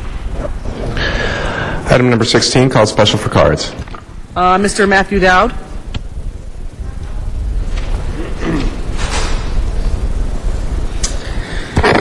Yes, thank you. One of my favorite topics, of course, the Hollywood Walk of Fame. There's a couple of new installations. Mark Wahlberg's one of them. It's going to be legal now because we've had the public comment, and the public comment wasn't denied. And that's one of my big things. That's why I'm here today, get the benefit of hearing my beautiful voice for the maximum 5, 6, 8 minutes, whatever it is. And I know Channel 35 missed me because they come and tell me that on the beach. But look, let me talk about the Hollywood Walk of Fame. And it's important, I think, that you remember that people come to LA, that's the first place they want to go. Hollywood, it's all based around Hollywood here. Everything, even the city council, this whole charade and performance, it's perfect. Hollywood theater. They don't want to go to the port, really. Have you ever tried to drive from Hollywood to the port? Yeah, what a nightmare. It must be the worst trip ever on Google that you could find. So I think we ought to put more attention on Hollywood. You know, people want to go to Universal Studios out here, and then they want to go to Disneyland, and they want to go to Venice Beach. They're the top 3 or 4 things. And Janice Hahn, she said it perfectly, that this port is desperate. I heard her say that for tourist money and things. With the Iowa going there, I still don't even think people are going to go there after all that. Only the real diehards, and I think the city could end up in some kind of a financial hole in that regard if if you go ahead with that. The port needs to be developed for doing what it's meant for, and that's moving goods into America. So more money into Hollywood. Eric Garcetti, I approve this. You can tell Mark Wahlberg I've had my comment, and I'm happy now, and we can move forward. Thank you. That concludes the public speaking portion of this item. There are no council members in the queue, so would you please open the roll on this item? Close the roll. Tabulate the vote. 12 ayes. Next item. Item 18, called special for cards. All right, Arnold Sachs. Is Arnold Sachs still here? And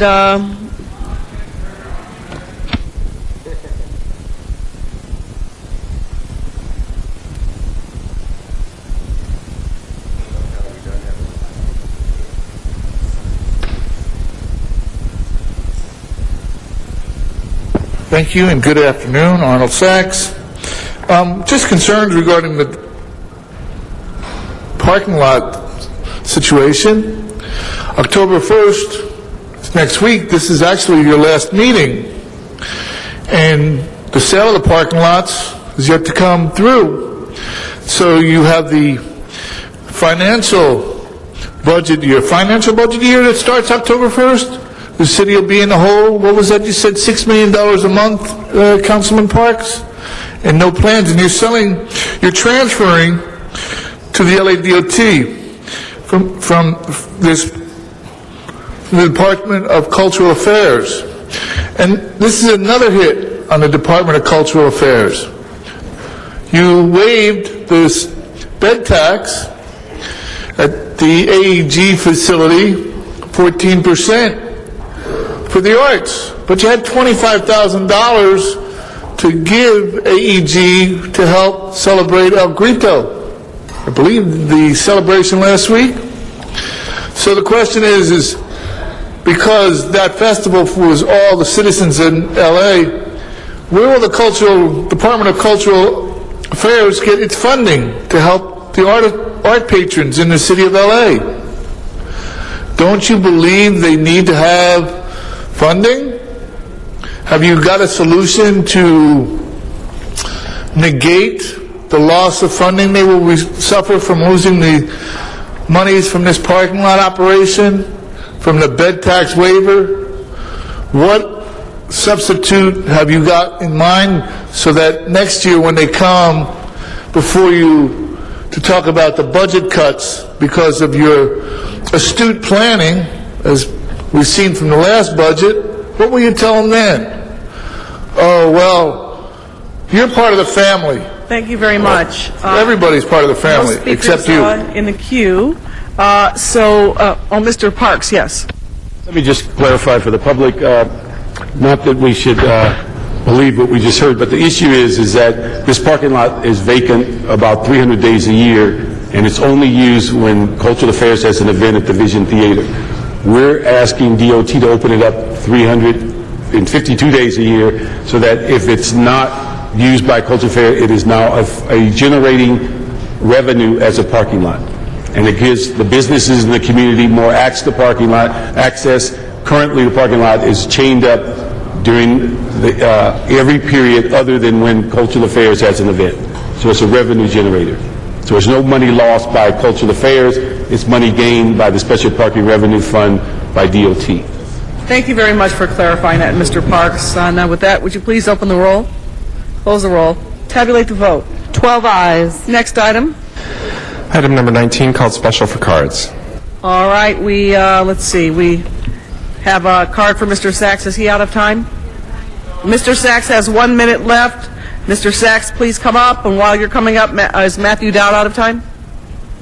Mr. Dowd is done for today, and then David Huerta will be after that. So Mr. Sachs, then David Huerta.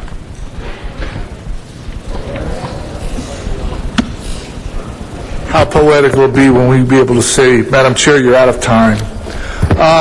You're going to address a labor situation. Maybe you can consider your living wage ordinance. This is an opportunity because I believe the people involved in this suit are one of the people that you're considering for the bond sale. So say to them, we're going to change the ordinance, the language in the laws, and say, listen, if you don't pay your employees a living wage ordinance or a respectable ordinance that also contains health benefits, then you won't be able to lend the city any money. You won't be involved in any city business that way. Like you did with the bond issue, or you didn't do that with the bond issue, like you did with the marijuana collectives. You change the language. So include that in this language. That would be helpful to the public. Thank you very much. Mr. Huerta.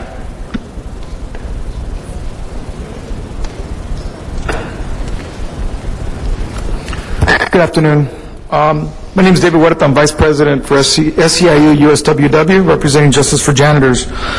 And I'm here to speak towards article number, or the agenda number 19 on the agenda. And over a month ago, janitors who worked in two of the most prestigious office buildings in Los Angeles were abruptly laid off from their jobs. Times are tough, right?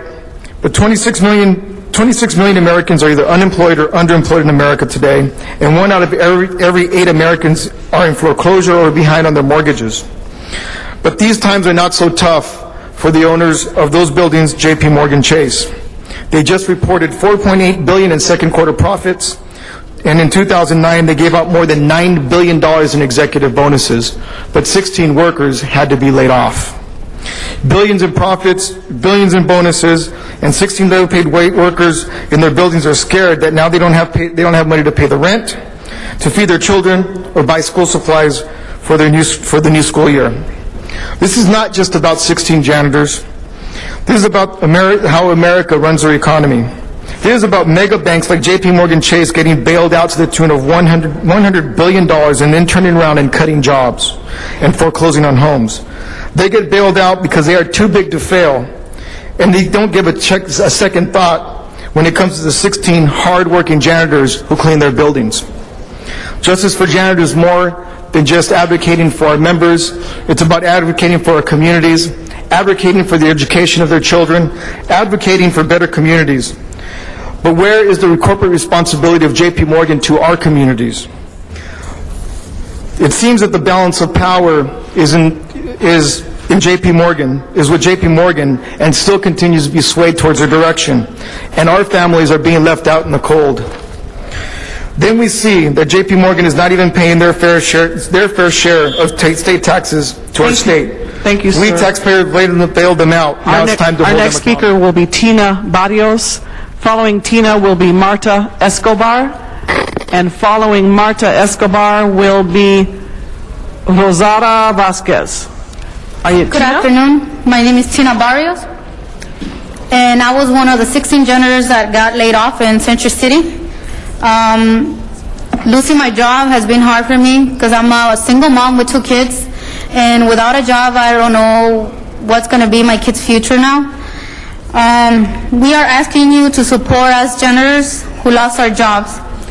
We also want J.P. Morgan Chase to do better for our communities, to help the people that are losing their homes. And if J.P. Morgan Chase owes taxes to the city, they should pay just like we all do.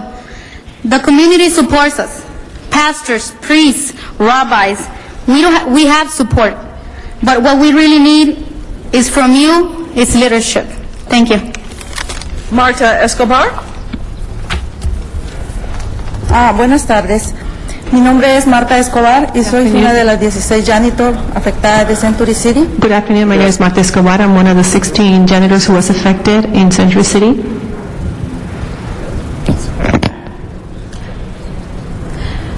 Vengo en presentación de todos mis compañeros, los janitor.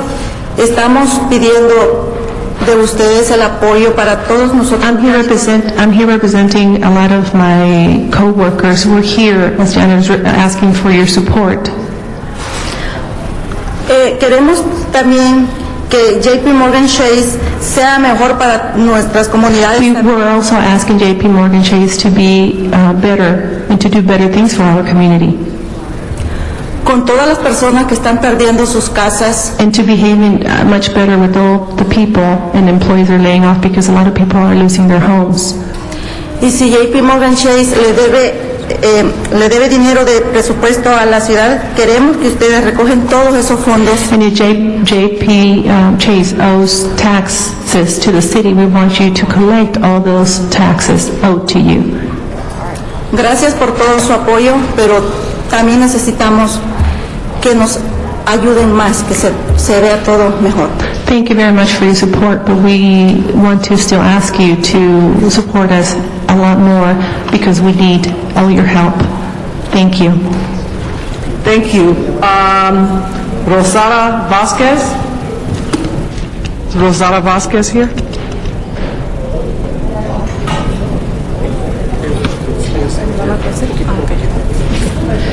Buenas tardes, mi nombre es Rosaura Vázquez. Good afternoon, my name is Rosaura Vázquez. Soy miembro de ACE. I'm a member of ACE. Y soy dueña de casa en la ciudad de Whittier por 7 años. And I've been a homeowner in the city of Whittier for the last 7 years. Hace 2 años mi cuñado perdió su trabajo. 2 years ago my brother-in-law su negocio y yo perdí mi trabajo. 2 years ago my brother-in-law lost his job, lost his business, and I lost my job too. Pedimos una modificación a Chase y ellos bajaron nuestros pagos temporalmente. We asked for a loan modification to Chase and they temporarily reduced our mortgage payments. Hicimos los pagos por más de 1 año sin faltar a ninguno. And for over 1 year we made our mortgage payment religiously without missing 1 month. Okay. Pero en este año Chase rechazó nuestra petición por una modificación permanente. But this year Chase rejected our request for a permanent modification to our loan. Y nos dijeron que iban a vender la casa sin importarles que no faltamos a ningún pago. And they informed us that they were going to go ahead and place our home for sale without regarding the fact that we did not miss 1 single mortgage payment. Ahora estamos peleando para que vuelvan a considerar la modificación. Now we're once again fighting, so Chase once again considers another modification. Ya que tenemos un ingreso estable. Since we do have a stable income. Es hora de que Chase trabaje con los dueños de casa como nosotros. It's about time that Chase starts to work with homeowners like us. Y que apoye a sus propios trabajadores. And also to support their own workers. Thank you. Dora Holloway. Following Dora Holloway will be Kevin, I think it's Iraqi.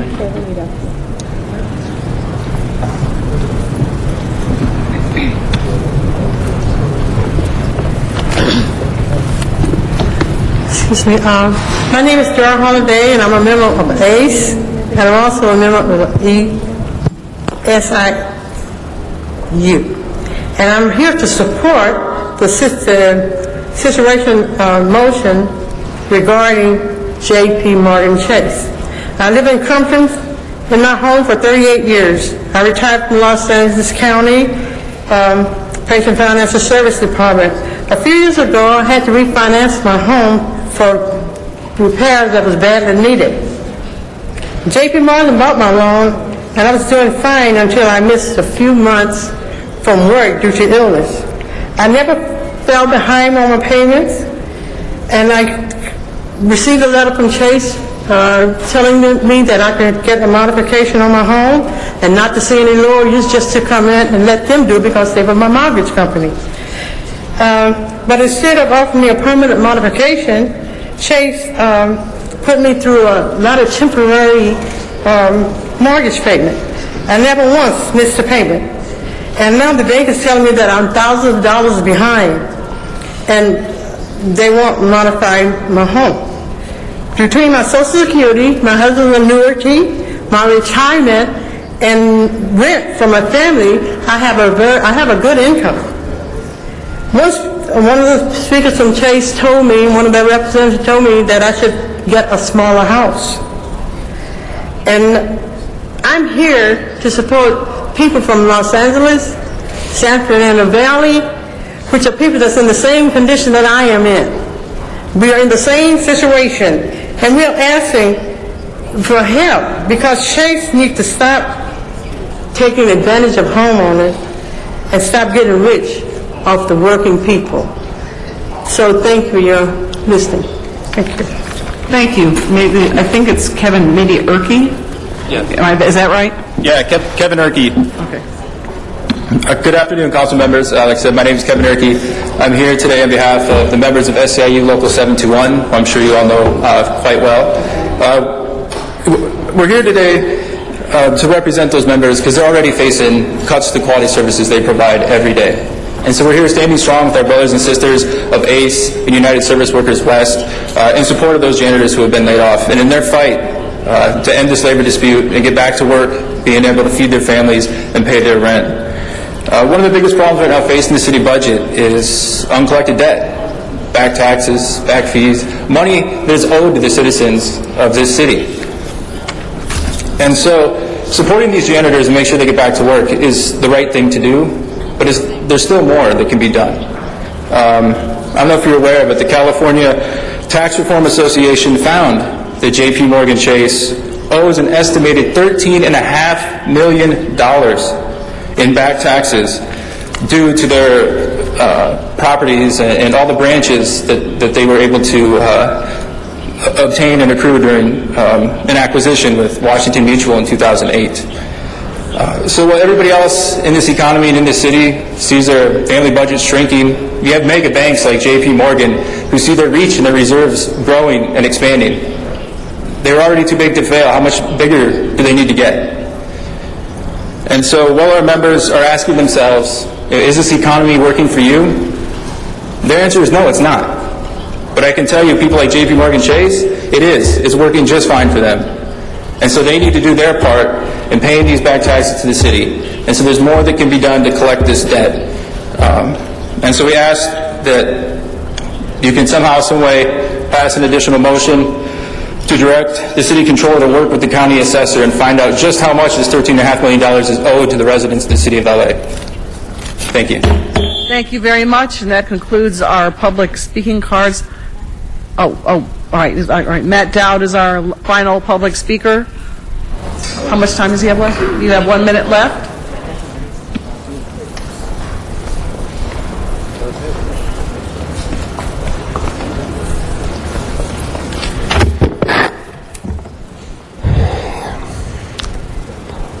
Yes, thank you. I feel sorry for these people because we warned about it, but here's the first thing in the city of Los Angeles. I get 5 minutes of public comment. I can count to 5. How come the city of Los Angeles gets it at 4 and cuts me off? These are the simplest things. I just don't understand it. I can budget my public comment.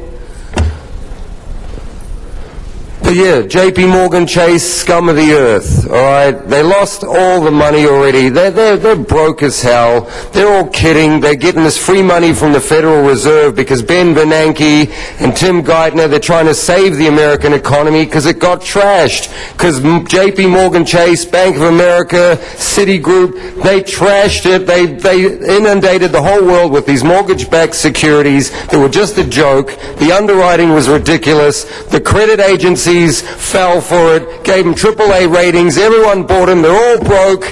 They're all broke. All right, Mr. Koretz is our first speaker in the queue. Thank you, Madam Chair. In mid-August, 16 janitors employed by a custodial contractor were laid off, and their jobs were cleaning the Century Plaza Tower and 2000 Avenue of the Stars, both owned by JP Morgan Chase, home to some of the richest tenants in the world. And frankly, this is an embarrassment to me and my district, and I think it should be an embarrassment to them. Chase has received significant federal subsidies. They have many managers, top management that are paid multi-million-dollar salaries and benefits, and yet they cut these 16 janitors, and they didn't even reduce the workload of the rest of the janitors. So they are now in illegal and dangerous working conditions, not given enough time to do their job. And this is a contractor, but it's really just a cover for Chase. This is often done. When I was chair of the Assembly Labor Committee in the state legislature for 6 years, we had to deal with this over and over in the janitorial industry in particular, where someone would know they hired a contractor, they didn't give them enough money to operate legally, and yet they would operate anyway. These are laid-off janitors that have hard-working families with no way to put the food on their table or pay rent. And Councilmember Garcetti and I introduced this motion to lend our support to the workers in the hope that this would help encourage both parties to make a deal and bring this dispute to a satisfactory conclusion. I know both sides have been at the bargaining table. I hope that a resolution can be made in the future. But frankly, I think every one of these janitors should be hired back. A multi-billion-dollar corporation doesn't need to do this kind of harm to survive. Ruining the lives of a handful of hardworking janitors is absolutely not necessary. They need to resolve this issue in a humane way, and that means hiring everybody back and treating them fairly. And they're in my district. If they don't do this, I'm going to be giving them hell for the next 11 years. Mr. Garcetti. Mr. Garcetti.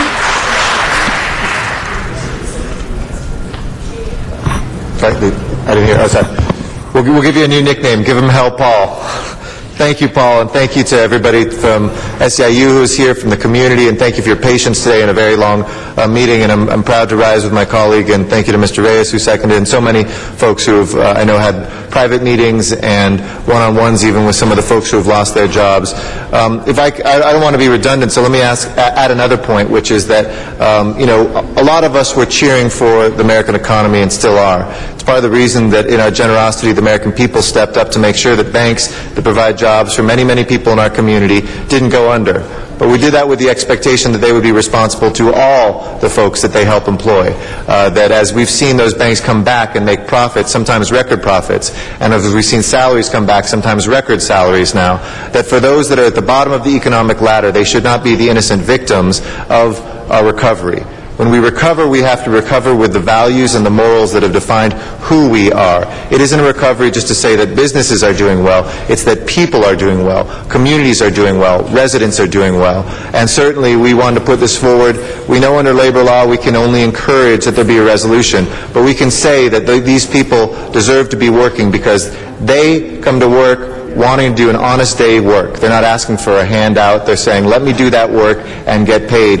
And I've talked to some of the tenants since we spoke, Mike, that are in that building, and they are concerned. Some of those tenants also are concerned that they won't get the same coverage, that if we have janitors that are overworked, as I think I heard it described to me, perhaps there is the equivalent of 20 homes a night in terms of the square footage that the remaining janitors are being asked to cover. Think about that for a second. Imagine cleaning 20 average-sized homes a night.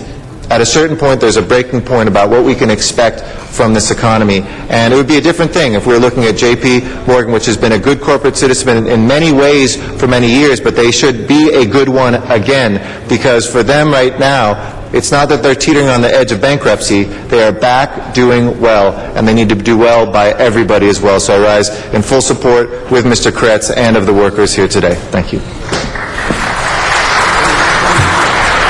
Mr. Rosendahl. Thank you, Madam President. Again, this is a no-brainer. And thank you, Paul, for your leadership, your fierce leadership on this. This is obscene, it's disgusting, and it's a disgrace to all of us. Let's face it, we threw money at the banks with no strings attached, and all the banks did was fatten their coffers and give themselves million-dollar bonuses all over. That is an embarrassment. Taxpayers' money was again used and abused at the expense of the workers. The people do the heavy lifting in every situation. We had some of this experience at the LAX Century Corridor with the hotel workers there. They still don't like me, those hotels, because it was my district.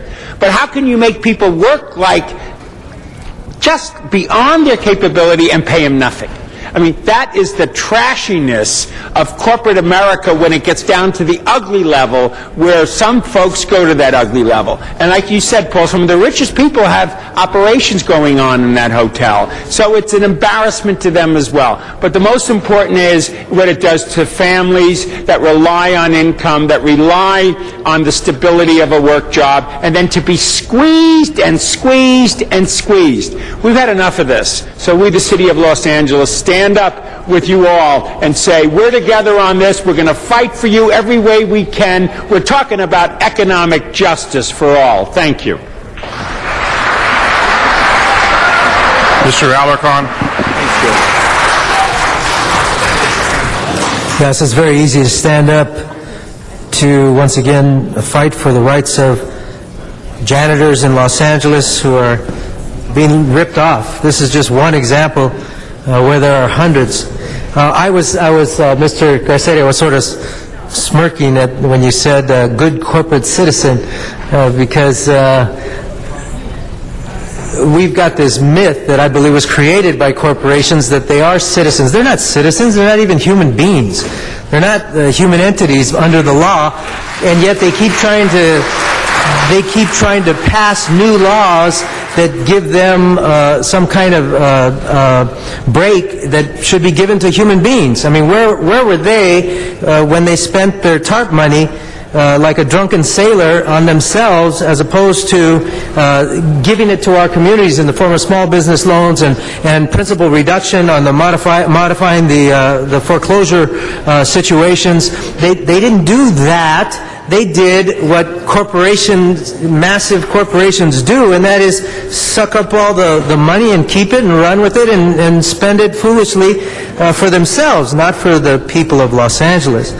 The only thing that I would like to add to this conversation is there was in the original motion, which I like much better, there was a mention of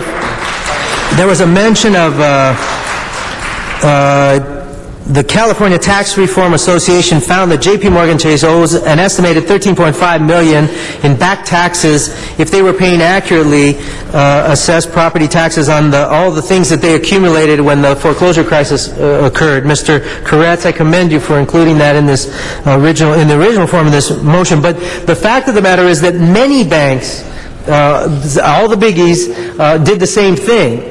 And that's a lot of tax dollars that should come to Los Angeles. So not only are they ripping off the janitors day in and day out, they're not even paying their taxes. That is not good corporate citizenship. And I don't think that this demonstrates how J.P. Morgan, this is a very nice motion. It says we'll the janitors are here, and this is asking them, we support both of you working together. I don't see J.P. Morgan Chase here.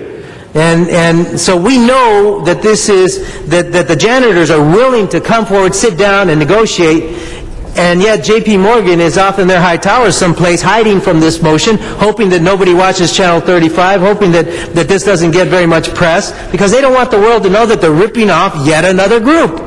And so I think we need to go back and go after all the banks that aren't paying their assessed taxes and bring them all forward, and I'll be calling for an audit on all of them to make sure that they pay their taxes, and at the same time, we all join with you, Mr. Koretz and Mr. Garcetti, to fight to give them the fair wages that they deserve and benefits, and just treat them with better quality in the workplace. So thank you, Mr. Koretz and Mr. Garcetti, for bringing this forward. This isn't a singular event. It's not a singular activity. It is part and parcel of a system that has failed. The banking system is not responsible to the people of the United States of America. They have ripped us off, and we're tired of it. Mr. Parks was correct when he blocked giving them a sale of bonds. That was correct. They owe us money on the swap deals. They owe us money for the lawsuit that we are now imposing on them.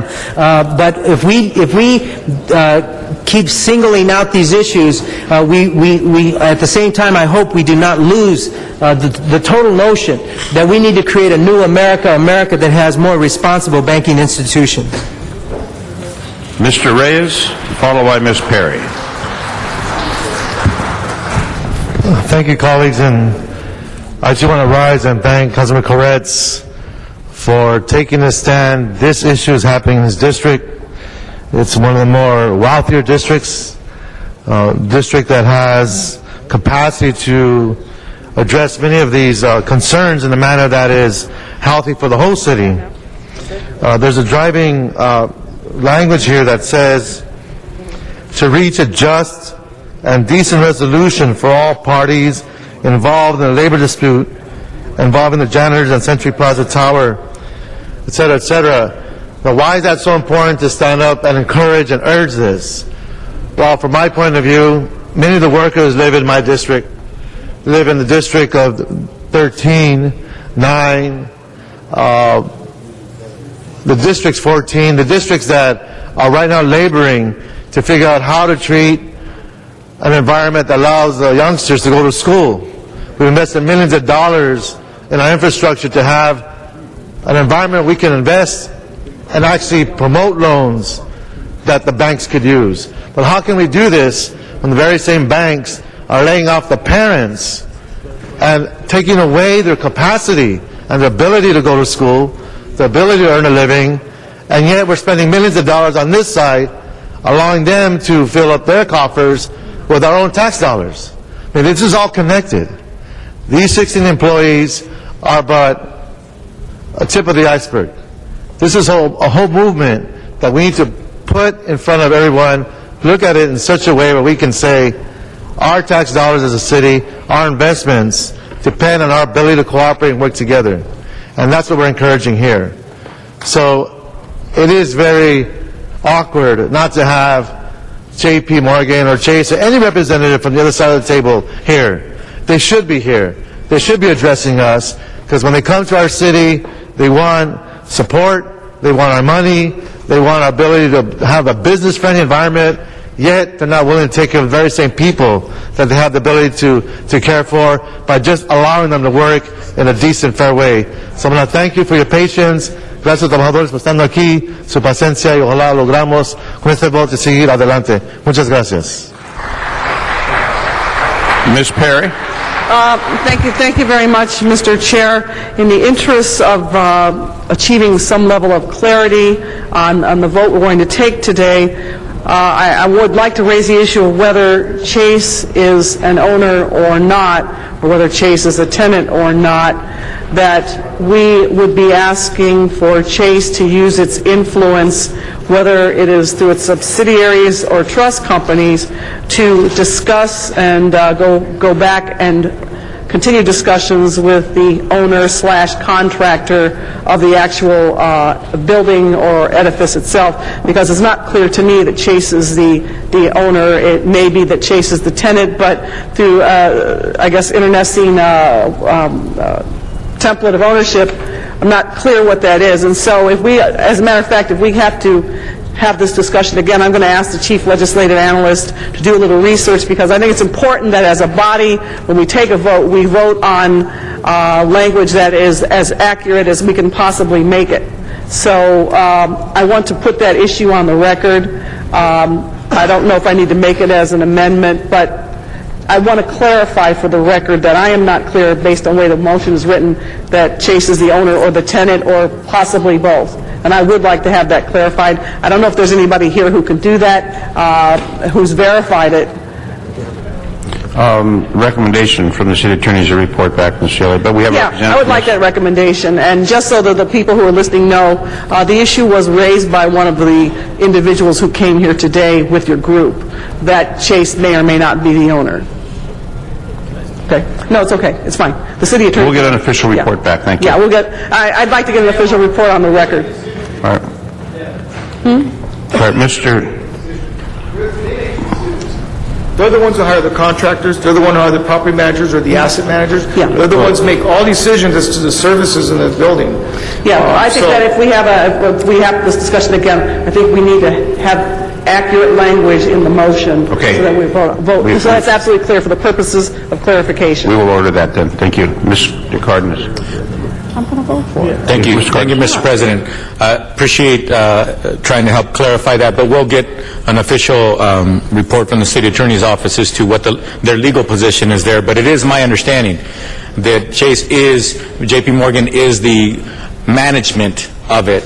And with all due respect, sometimes somebody might think, well, a manager in an apartment complex might be somebody who lives in a unit and just helps fix the faucets or what have you when things go bad, or hires the contractor to fix the roof or things of that nature. But it's my understanding, and I would like to get clarity as to what their position, what their legal position is on these properties, because it sounds to me one of the issues that has been brought up, and some of the people who have been laid off are actually here before us, and they're Angelinos, is this company, JP Morgan Chase, are they the ones that make the decisions as to who to hire and fire?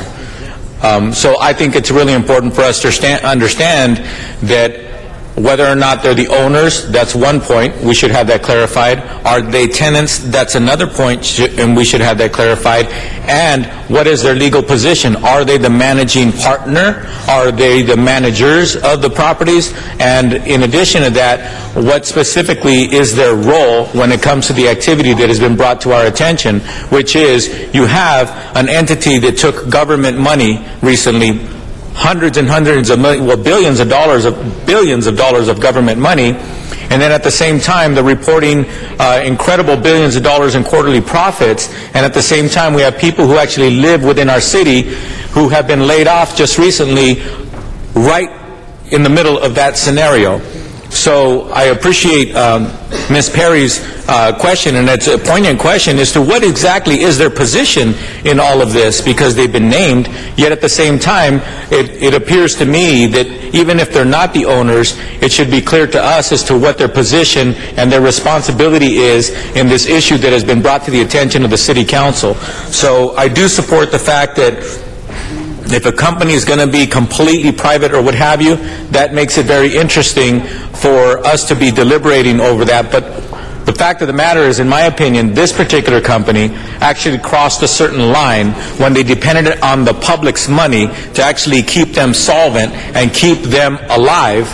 Yet at the same time, in the same quarter in which they're reporting billions of dollars in profits, they are turning their backs on the same people who literally try to keep their place clean. So in my opinion, they've crossed a certain line, and therefore it is incumbent upon us to know the facts. And then once we do know the facts, I believe that it is incumbent upon us to actually speak up for the constituents of the City of Los Angeles. Thank you. Mr. Reyes, followed by Ms. Perry. Thank you. Council President, I'd like to invite Mr. Huerta on my time to the mic. Can you just give us, as factual as you can, this relationship? From your perspective, I understand there's always two points of view, but from your point of view, what is it that you're seeing? Thank you, Councilman Reyes. Yes, the fact is that J.P. Morgan is the primary decision maker at that property. They hire property management, they hire the contractor, they make all decisions as far as services are concerned to this location. The buck stops at J.P. Morgan as to what money they will give in the context of services. So when their decision was made to lay off 16 janitors, they knew of the decision, they blessed the decision, and it's their decision also if they wish to return them or not. They represent all the owners, and all those owners that they represent also are funds that are pension funds, union funds, that are all part of the overall ownership structure and management structure of the building. So at the end of the day, J.P. Morgan, whether it owns the city, the county, or the state, is one thing, and also the decision-making goes hand in hand in that, in the context that the buck stops with J.P. Morgan. They're the ones who can make the difference in bringing a reasonable settlement to this issue. So legally and technically, in the actual negotiation, J.P. Morgan is not at the table, but they have influence. That's exactly right. Okay, thank you. Ms. Perry. Yeah, that's exactly what I said, and I don't know that I need to say it again, but I think we just need to know who to direct our concerns. No matter what, J.P. Morgan does have considerable influence in the situation. That being said, I just think it's important as a legislative body that the language that we put in these motions should be accurate and based in documentation and not in assumptions that may or may not be flawed. Whether they're the owner or the tenant, that's not as important. Obviously, they have a great deal of influence, and that we are supporting these individuals who are here in the audience to have the opportunity to get back to discussions with the most influential entity in the building is, I think, something that is reasonable to request. But again, I think, the language in the motion needed to be accurate as to who we are actually asking. And that is what I am seeking to clarify. I think it's going to come back next week, and, as a legislative body, I think most of us like to be accurate in what we do in terms of the language that we choose. And I think it's important to create a political climate that we can actually discuss this and raise this as an issue on the record, and that people feel comfortable with that. So I don't have anything else to say other than I put my question on the record. I'd like to get it answered. Either way, I think the outcome will be the same. No matter what, Chase has influence in this situation. Very well, that matter is before us with that additional request from Ms. Perry. Open the roll. I'm sorry, Mr. City Attorney? The clerk actually has a question. Oh, the clerk has a question. I'm sorry. Does council wish to vote on this matter as, in essence, as presented, moving forward the language of the actual motion, or would council wish to continue this matter and request the Chief Legislative Analyst's Office to report back sometime next week? Mr. the maker of the motion, Mr. Koretz, your pleasure on this? I'd prefer just to vote it out, to be honest. But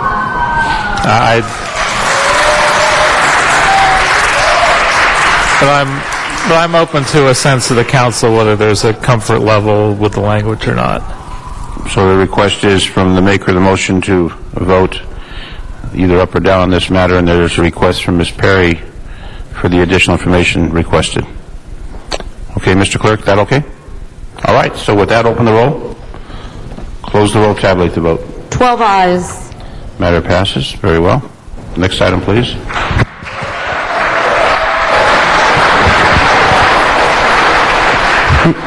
Mr. President, that brings us to special number 1.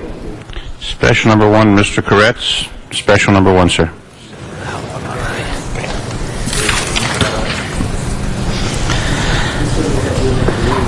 Well, the baseline mansionization ordinance has been the bedrock of our community's protections when it comes to development and overdevelopment. And in the past 2 years, our communities have come to rely on this important piece of legislation. And having taken 3 years of city time and tens of thousands of community and staff hours to create and implement this ordinance, having it expire would be devastating to our city and the communities that have benefited from its protections.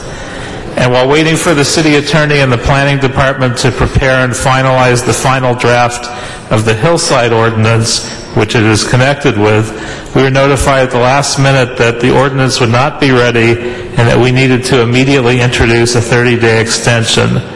We're currently faced with a need to take immediate action to prevent this ordinance from lapsing, which would happen on Monday the 27th. Additionally, because of clerical and administrative errors, this item was not placed on the agenda today. This critical fact came to our attention after the posting of today's council agenda. And so for that reason, we would like to use Rule 23 for this item. All right, there's 3 votes on this special one. First, we'll vote on the findings. On the findings, open the roll, close the roll, tabulate the vote. 12 ayes.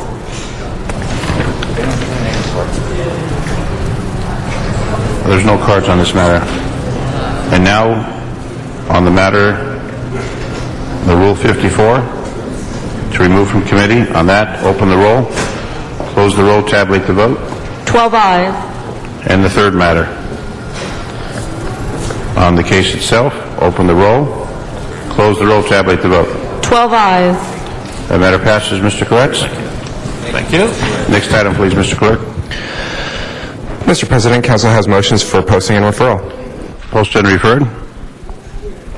The desk is clear. Announcements, colleagues. Announcements. Mr. LaBonge. The LAPD has CPAB tomorrow at police headquarters, 9 a.m. Public is invited. Mr. Cardenas? Thank you very much, ladies and gentlemen. It was wonderful to see all of the honorees, and thank you, council members, for participating in honoring people from within your own community of Los Angeles who are either deaf of hard of hearing or actually incredible mentors and providers of service to the community as well. But tomorrow, Saturday, September 25th, at Woodley Park, right there in the San Fernando Valley off of Victory Boulevard on Woodley Park, we're having our annual Deaf Awareness Month Festival, and it is free. This festival is free. It's at a public place, and it is very free to everybody. What I mean by very free, not only do you get in for free, they're going to have a lot of products. They're going to have free advice. We're going to have people from the county there, from the state, from the city of Los Angeles, various entities to help individuals and families learn more about how they can work with their family members and loved ones who are deaf and hard of hearing. And we're going to have incredible talent there. Last year's honoree, Ashley Folick, who is she rides a motorcycle. She won the BMX Women's Championship again. Last year she did it when she was 16. She's getting older. She's now 17 years old, and she's the best woman motorcycle rider in the world, and she is deaf, and she was our honoree last year. She will be here this year. Our chief of police, he got lucky. We were going to put a temporary track, and he was going to race her. He was going to lose. He loves to ride, Chief Beck loves to ride motorcycles. My prediction was that he was going to lose to this incredible young lady, but fortunately for him, we weren't able to get the track built. But he will be there, and he's going to honor her and a few other folks from the community. I just want to give you a couple of examples of what's going to be there. We're going to have talented models, as you saw earlier today. We're going to have people performing on stage in various levels, face painting for the kids. And just so people understand, it has now become the biggest free deaf festival in the country, and we are attracting close to 5,000 people. And once again, it's free, ladies and gentlemen, and it's tomorrow, September 25th, from noon to 6 p.m. There'll be activities for free from noon to 6 p.m. right there at Woodley Park, 6350 Woodley Avenue, free parking, free everything. Thank you very much. Mr. Cardenas, it's free, but you're collecting dollars to make it happen. Yes, we got a lot of sponsors, thank you, to go ahead and pay for the event, yes. But the people who show up, it's free. What time are the ceremonies? The ceremonies are going to take place, I think, approximately 1 o'clock. Okay.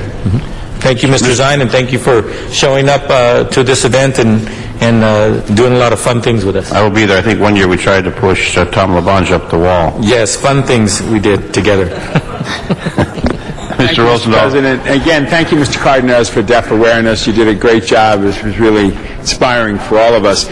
Tonight, we have the kickoff of the Delray Cup at 7 p.m. at Mar Vista Gardens. This is part of a series of recreational activities that are being initiated in the public housing project. The two-day soccer tournament will feature 4 teams and will pit a team from Mar Vista Gardens against a championship squad from Fresno in the inaugural game Friday night. That's tonight. The first 25 families that attend the opening day ceremonies will receive school supplies donated by the Delray Neighborhood Council. I'll be there to kick the ball into the beginning.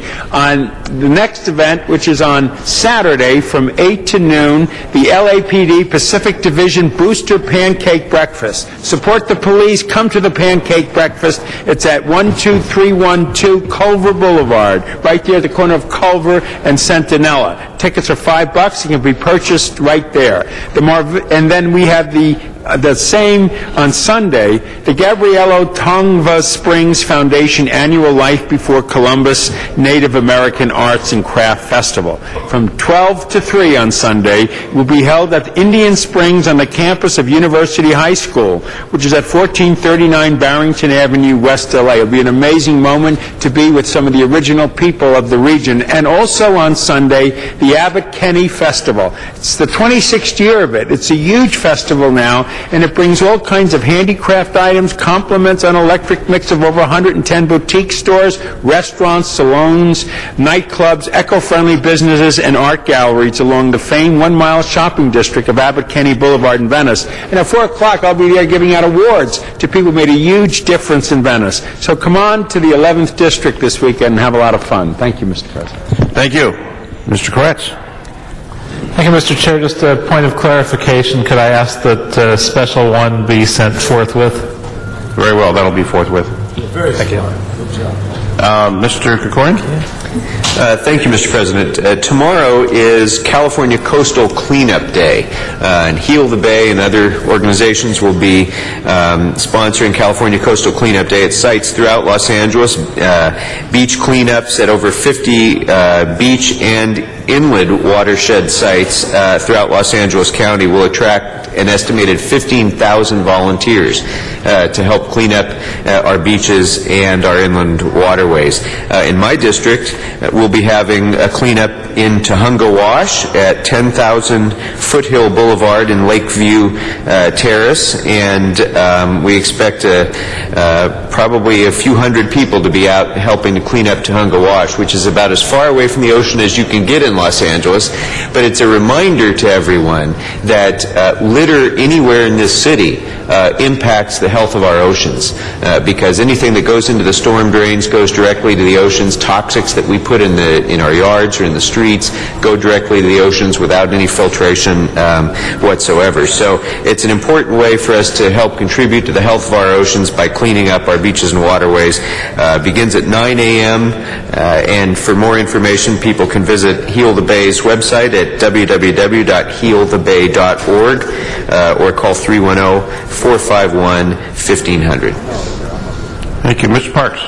Thank you, Mr. President. I have several events that are coming up. I have Manhattan Place Elementary School at 1850 West 96th Street has started this month a Monday through Friday free memory seminar that goes 3:30 to 5:30 at the school facility. Also, St. Andrew's Rec Center has scheduled for the next several months a free fun and fitness activity. It's going to be on Mondays 10 to 11 and Fridays 10 to 11, and at St. Andrews in Manchester is the facility. Also, 2 locations in the community. The LA Coliseum is going to have the outdoor cinema event. They're going to be showing the Wedding Crashers on Saturday, September the 25th from 5:30. Movie starts at 8, and that will be at the Peristyle Inn. and also on October the 31st, they'll have the movie The Shining. Also, there's a major mental health event going on in the 8th District. It's going to be held at the View Park Preparatory Charter School, 5701 Crenshaw, and that's 8 a.m. to 10 a.m., and it's going to be hosted by KGLH on their radio talk show and their community affairs, but the subject is mental health in the African American community. Thank you, Mr. Parks. Mr. Cardenas, an announcement?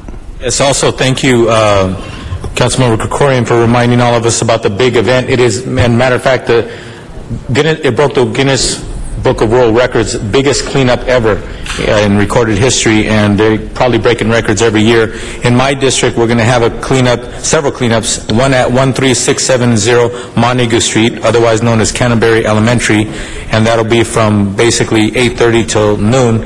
In addition to that, in North Hollywood at 6926 Morella Avenue in North Hollywood, and then also at Lake Balboa, 3600 Balboa Boulevard, and a couple other sites in my district as well. So the point is, there's a lot of opportunities for us to get out there and clean up and do well for our communities and the environment as a whole. And another thing as well, I just wanted to announce to all of our Native American friends, congratulations. Today is Native American Day today, and it's being celebrated by Native Americans all over the country. So I just wanted to give a shout out to all of our Native American brothers and sisters. In addition to that, to my announcement earlier of the Deaf Festival, I'd like to personally thank, on behalf of the community, Councilmember Weezer, Councilmember Parks, Councilmember Smith, Councilmember Zine, Councilmember Alarcon, Assemblyman Fuentes, and Senator Padilla. They all contributed with time and materials and money to make this Deaf Festival successful. So once again, I'd like to thank all of my colleagues for that as well. And everybody have a nice weekend. Thank you. It's a great event. People are encouraged to go out there. Tonight is the Fernando Awards. Fernando Awards, they will recognize the recipient in the San Fernando Valley 52nd Annual Fernando Awards. Also, we want to congratulate Louisville High School, 50 years teaching our wonderful students in the Valley. And tomorrow, Romance of the Ranchos wine tasting at Leona's Adobe, which is adjacent to the Sagebrush Cantina. And Saturday night, Mr. Tom LaBonge is going to be honored at Sister City. City of Beirut is going to honor Mr. Tom LaBonge as the man of the Sister City program. With that, adjourning motions, colleagues. Adjourning motions. Mr. Parks. Yes. Thank you very much, Mr. President. I have two adjourning motions. One for Amy Henley Buckman. She passed away on September 7, 2010. She was the youngest of 9 children. She primarily lived in both L.A. and Santa Monica. She was married over 60 years upon her passing away. Again, she worked for well over 3 decades with RCA and retired from a position of lead electronic inspector, being the first African American to hold that position.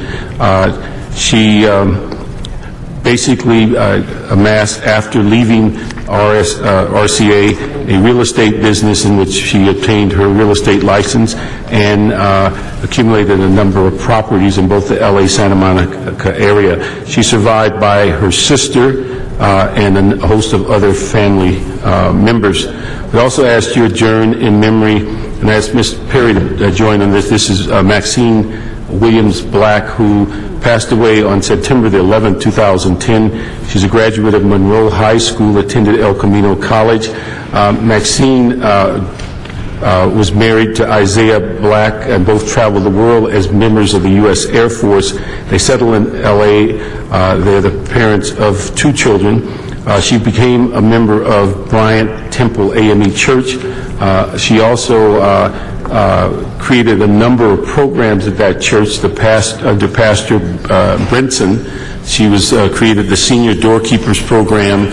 She instituted the Tina Mitchell Hug Award and a variety of other things. She also became an ombudsman in the California Department of Aging. She also is a member of the U.S. Air Force Family Service Department and the ultimate Toastmistress of Southern California. Ms. Perry and I work with Maxine each year on the Ward Villas Thanksgiving program, where she was the resident manager of Ward's Villa Senior Establishment at 1700 block of Adams Boulevard. Maxine is survived by her son, James, and her daughter, Angela, and a host of other family members, and her services were today at 11 o'clock at Bryant Temple. Thank you. Thank you. Thank you for letting me second that, Mr. Parks. Thank you. That's seconded by Ms. Perry. Mr. Rosenbaum? Yes, Mr. President. Fern Waddell was a fun-loving aquatic acrobatic queen and a 60-year resident of Westchester. Fern Waddell was born July 26, 1923 in Philadelphia. She came to Los Angeles at the age of 2 and has resided in the West Side since. She attended Laurel Elementary, Bancroft Junior High, and Fairfax High. Waddell married her husband, Bud, when they moved to the bean fields of Westchester after World War II. She lived in the same house they bought in 1947 until her passing and witnessed the dramatic changes in the area. Fern gave back to her community. She spent 15 years volunteering at the Culver City Adult School and was recognized for her service. One of Fern's favorite activities was aquatic acrobatics at the Spectrum Club. She was known as the acrobatics queen because she was the eldest of the acrobuddies. Everyone wanted to be like Fern if they grew up. Fern Waddell is survived by her daughter Marilyn Mikos, who told me about the sudden death of her mother yesterday, and Joanne Waddell, her sister Alberta Gazin, brother-in-law Dr. Clarence Gazin, 2 grandchildren, a panoply of nieces and nephews, and a pool of aquatic buddies. A memorial for Fern Waddell will be held this Sunday, September 26th at 12 noon at Hillside Memorial Park and Mortuary. May she rest in peace. Mr. LaBonge? Join with Councilman Kukorian and all members of council. Fire Battalion Chief Gary Clark, off duty, tragically succumbed to illness, and as he left work, he didn't feel well, but he went and checked himself out. They diagnosed it as pneumonia, but in taking of tests, he collapsed and died. He was a 30-year veteran of the Los Angeles Fire Department, a father of 7 children. I remember him when he made captain at Engine 56 many years ago. He was always interested in improving the fire department's service in the community, both from a fire standpoint and a community relations standpoint. At Battalion 14, just recently, he was involved with the 9/11 ceremony in North Hollywood Park, where he spoke eloquently about the challenges of firefighters and public safety officers. So I ask we all adjourn in memory of Battalion Chief Gary Clark, who died off duty in the Los Angeles City Fire Department. Thank you, Mr. LaBonge. I have one of my former sergeants, Ray Tetzlaff, passed away on September 11th. Ray was born in Chicago, February 24th, 1939. Raised in Chicago, moved to Los Angeles in 1960 to pursue his dream career with the Los Angeles Police Department. Joined the LAPD in 1960 after a 21-year career. Retired from West Los Angeles Station. Hobbies included fishing, hunting, horseback riding. Suffered an off-duty injury in November 1981, right after retirement. Left him a quadriplegic. He lived that way for 30 years. After his injury, pursued a career as a general attorney in Fallbrook, California. Passed away Saturday, September 11th, from complicated health issues, surrounded by his family. Survived by his brother, Gary Tetzlaff, a retired LAPD sergeant, 2 nephews, David, Michael, 1 niece, and his sister-in-law, Judy. May he rest in peace. Raymond Tetzlaff, Sergeant, LAPD, my supervisor when I was assigned to West Los Angeles Division. A good friend of ours' father passed away. Mohammed Akirata, born and lived his life in Jordan. Served World War II. After World War II, briefly served internal civil war in Jordan. Successful businessman, involved in real estate, retail sales, building management. Passion was first and foremost his family and his farming. 4 sons and 2 daughters. His son Hassan is the current executive director of the Southern California Association of Governments, SCAG, and we are a member of that organization. Passed away September 16th unexpectedly in his sleep, survived by 4 sons, 2 daughters, 33 grandchildren. May he rest in peace. Muhammad Akirata. Noah Severns, born March 5th, 1998 in San Diego. Lived in Del Mar for 12 years. Hobbies included skateboarding, fishing with Dad, target shooting, and riding in the back of his grandpa's Harley Davidson. Noah's 2 favorite places to visit were the beach and Disneyland. Noah graduated this past June from the 6th grade at Del Mar Hills School, and that same month the City of San Diego honored him with the Optimist Award. This was an award that his teachers had nominated him for because he always had a positive attitude and motivated everyone around him to be positive. He passed away after a 6-year battle with bone cancer. In a special celebration of his life, he was honored on September 23rd at Powerhouse Park in Del Mar, California. Part of his celebration, his dad, Rob, and sister, Megan, paddled out into the ocean and placed a ceremonial lei in his memory. Survived by his parents, Rob and Jill Severns, sister Megan, grandparents, Ted and Joy Severns, retired from LAPD, grandparents, Rosalia, Shirley, Jim, 2 great-grandmothers. May he rest in peace, Noah Severns. And I have one final adjourning motion. Lillian Katz passed away September 18th, born in New York. August 10th, 1918, came to California as a young child, worked alongside her husband Jess in the retail clothing business all her married life. Lillian and her husband were heavily involved in their temple in San Gabriel Valley. Lillian and Jess were married for over 40 years. Her passion was her friends and family, enjoyed playing Pan and Mahjong games on a daily basis. Spent her last 3 years living at the Village in Sherman Oaks, a retirement community. Passed away Saturday, September 18th. He was 92 years of age, survived by 2 children, Carol and Richard. And Richard Irwin Katz is a member of the Jewish Home of the Aging Board of Directors, where I serve as a director. 4 grandchildren, Michael, Janelle, Jordan, Austin, other family relatives. May she rest in peace, Lillian Katz. Any other adjourning motions, colleagues? Mr. Clerk, this concludes our meeting. Please call the roll.